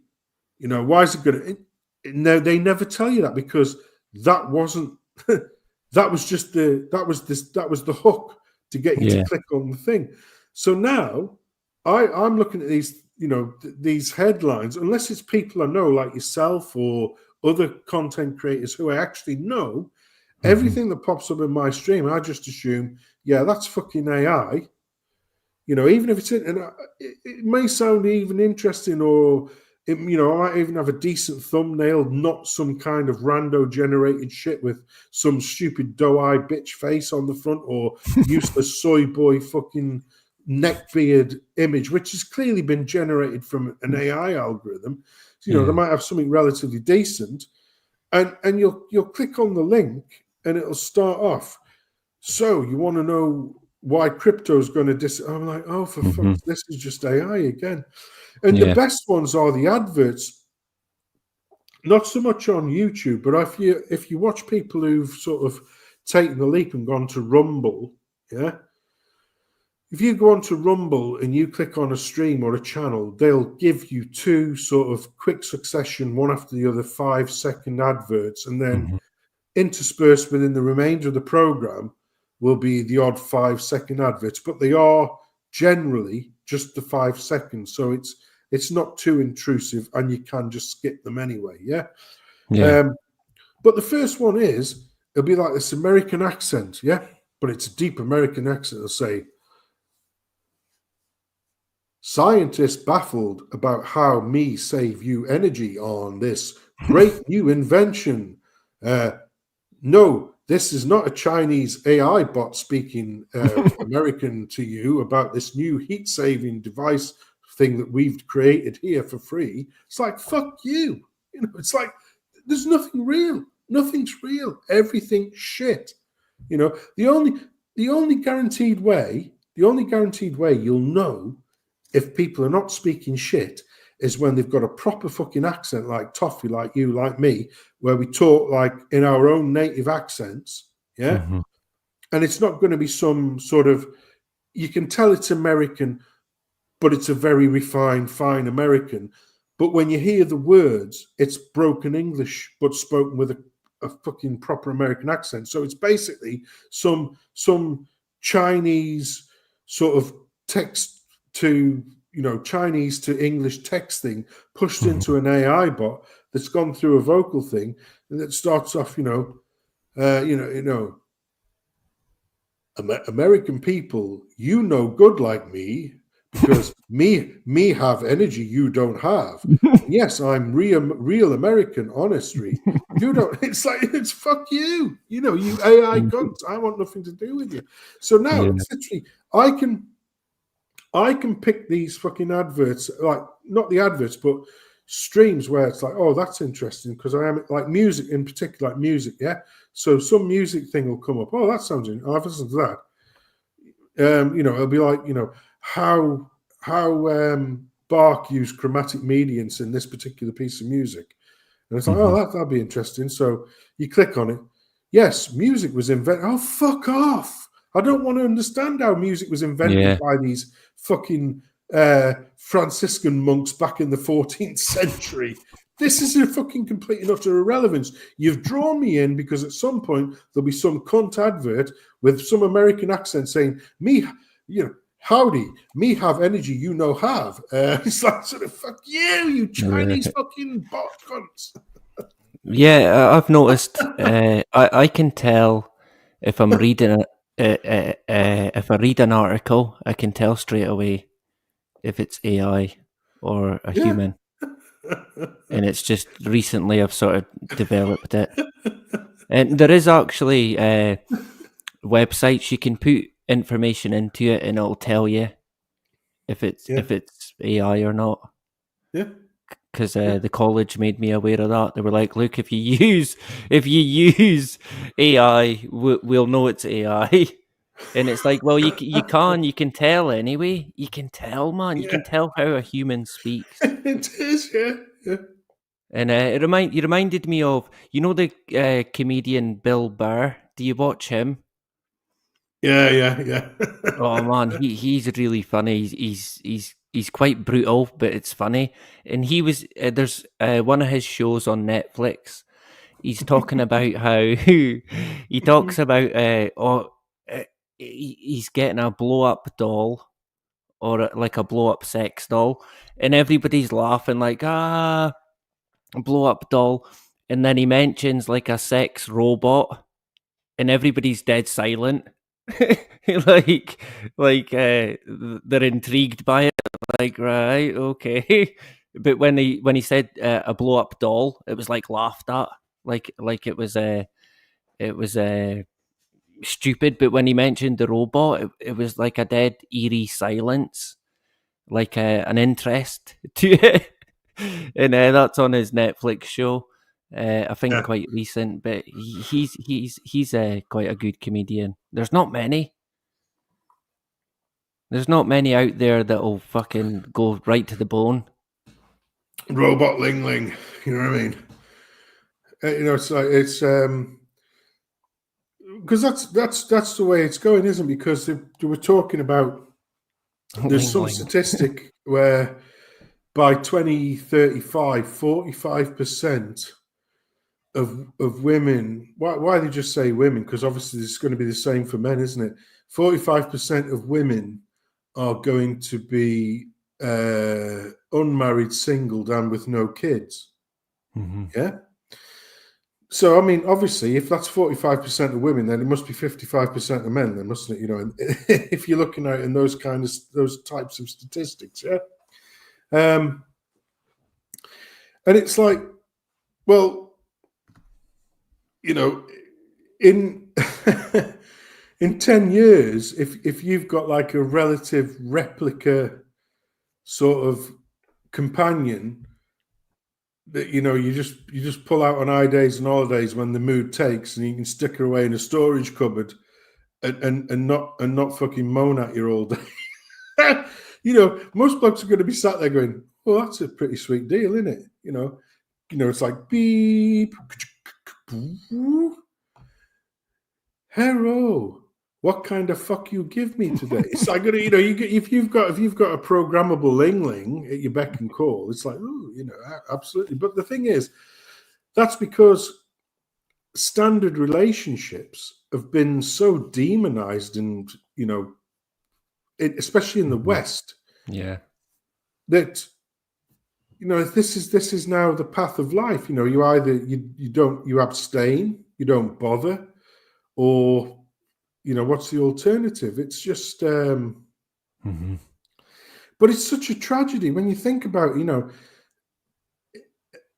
from the late 60s to the 70s onwards, this has been this erosion of relationships. And then with the advent of social media, the problem that you have there is everybody's looking at everybody else's highlight reel.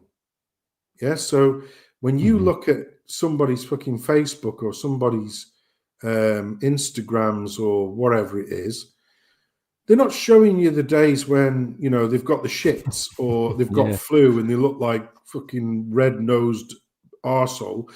No. They're showing you pictures of, you know, jumping off a fucking catamaran into this crystalline blue sea in Jamaica, you know, or in the Seychelles or something like that, or, you know, sort of kissing underneath the Eiffel Tower, or your little sort of side pose where it looks as though you're propping up the Leaning Tower of Pizza, because you're getting to see everybody's highlight reel. And this is one of the things, because when people see that, so basically you've got a husband and wife getting on, minding their own business, happy days, and either, well, I don't mean to be rude, but generally this is the lady. They'll see other people who they're either following or who they know, and they'll see these, like, you know, these bloody these little you know, TikTok videos or Instagrams saying, "Oh, see you, Justine. Take care, flower." Take care, Justine. Take Instagrams, you know, like, "Oh, me and Chad under the sunlight in." I've said that with people who they'll post a screenshot of a football bet they won.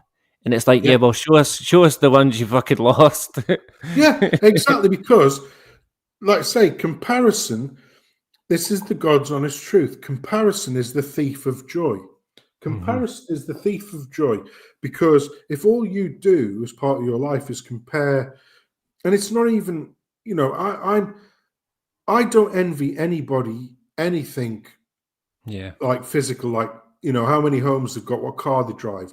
I envy people's knowledge. You know, there are people out there who I think, you know, how the fuck do you know that? You're a clever bastard, aren't you?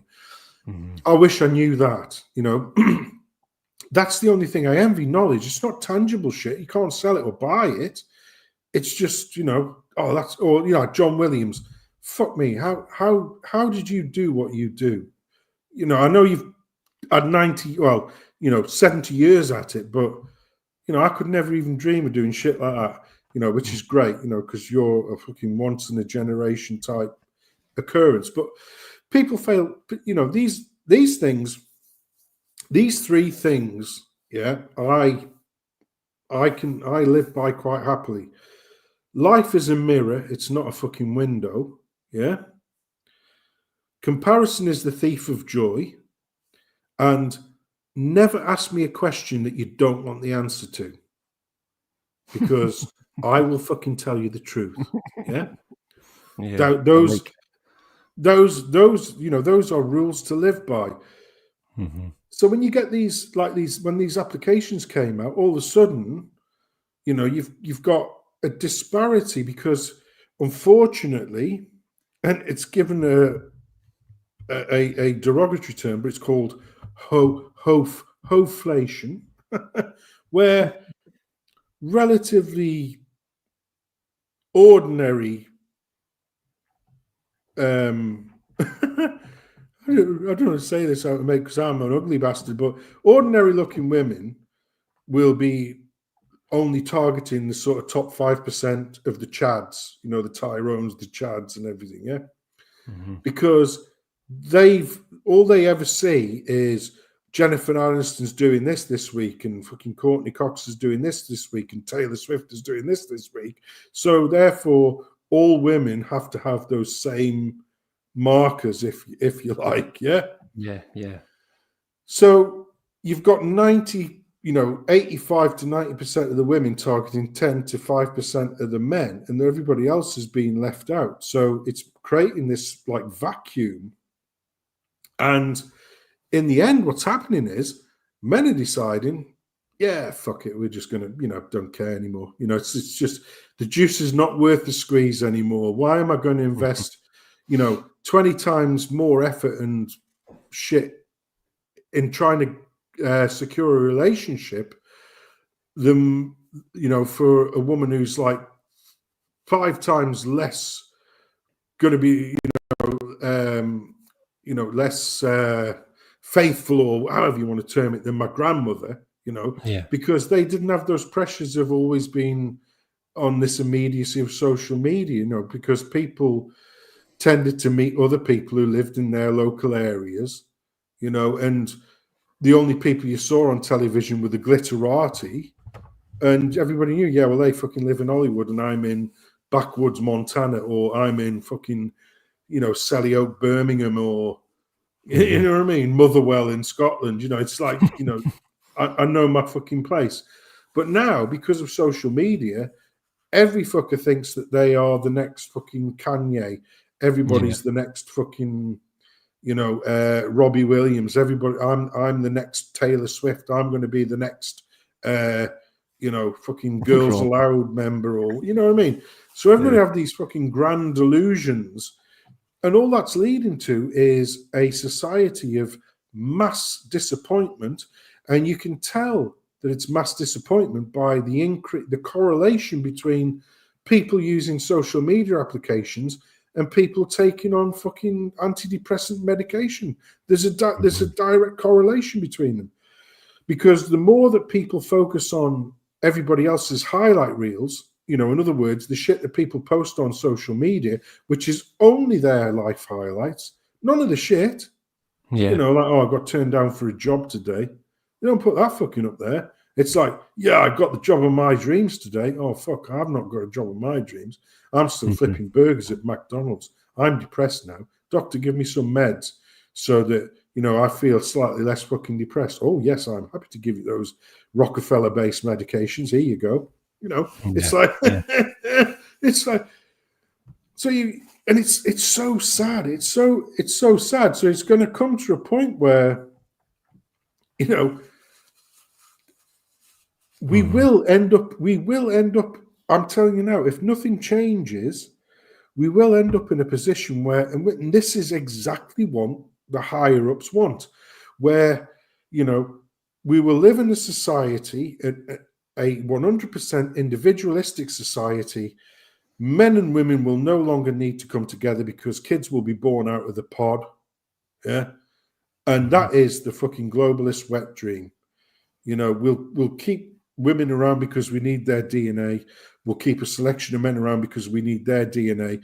But they are, you know, they are there just to provide the raw materials for us to produce the next generation of the people who look after the robots, who look after us, and we'll still sit in our little Mount Olympuses eating Wagyu beef and drinking the finest of wines, and they are eating the crushed fucking maggots and cockroaches that go through the, you know, the fucking Snowpiercer machine.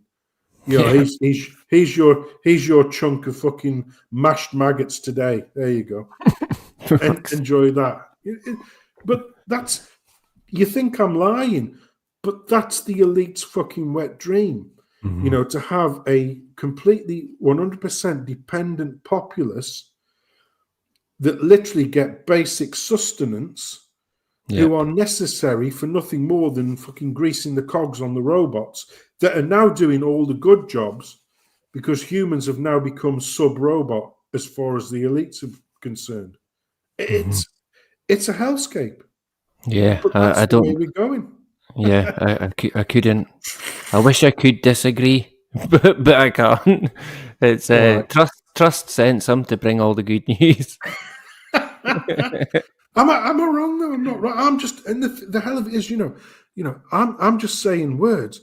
I'm a fucking idiot. So if I can see this shit, why aren't all the fucking big brains? Yeah, but that, you know, I said that in 2020. I was like, if I can take 10 minutes to do a bit of digging and come to a conclusion, fucking anybody can. But it was a very telling, sad, and somewhat intriguing time to kind of live through, and we're still in the effects of it. I know a lot of people, they've got family that was affected by it, so it still goes on.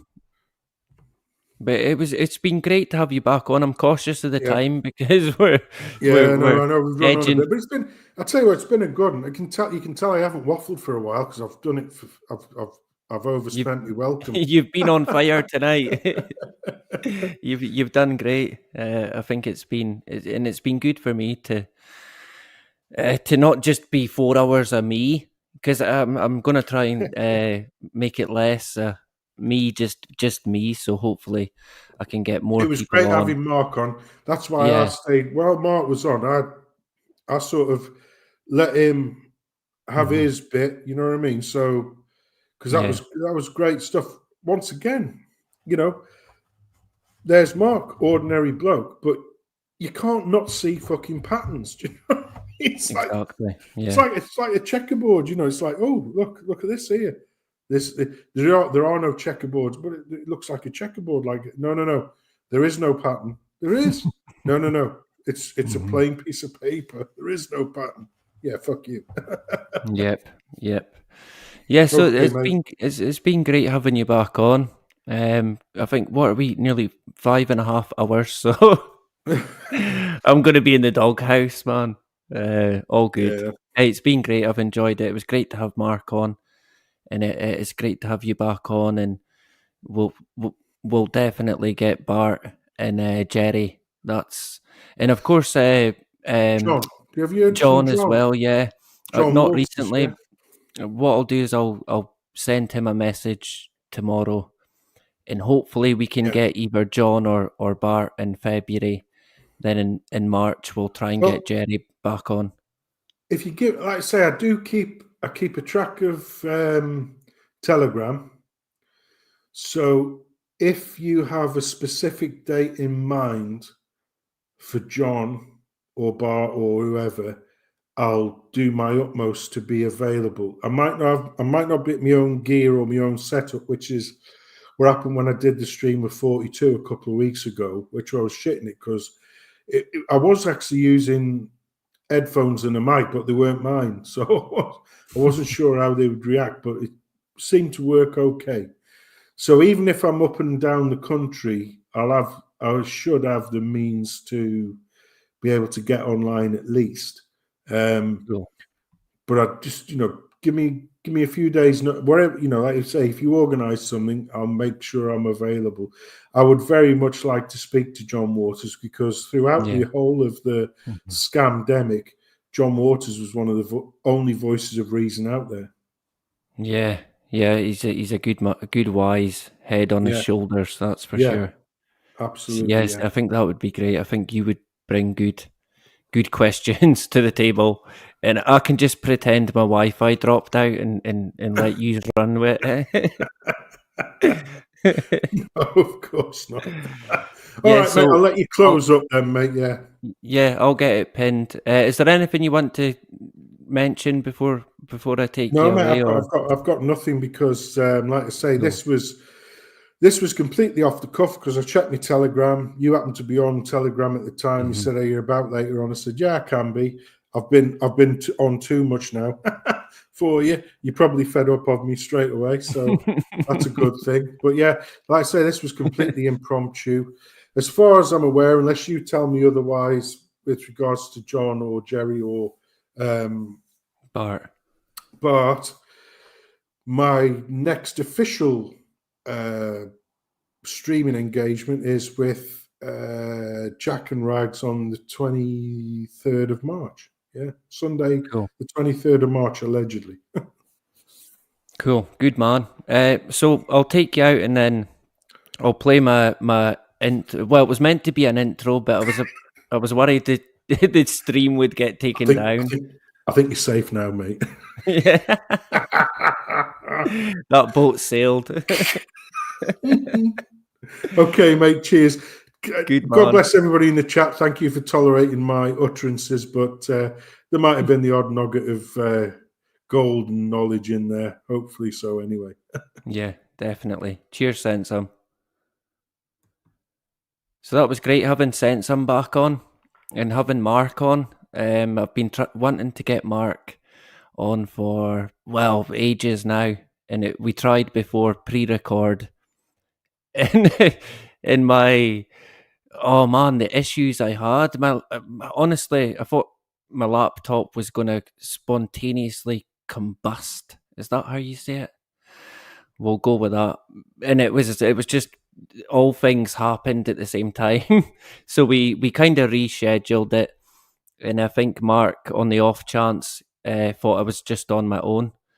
So he had messaged, but I only noticed it mid kind of stream. So it was like I was like, yeah, you can come on. And I know Sensum, he's willing. He's a great guy and willing to help out with interviewing folk.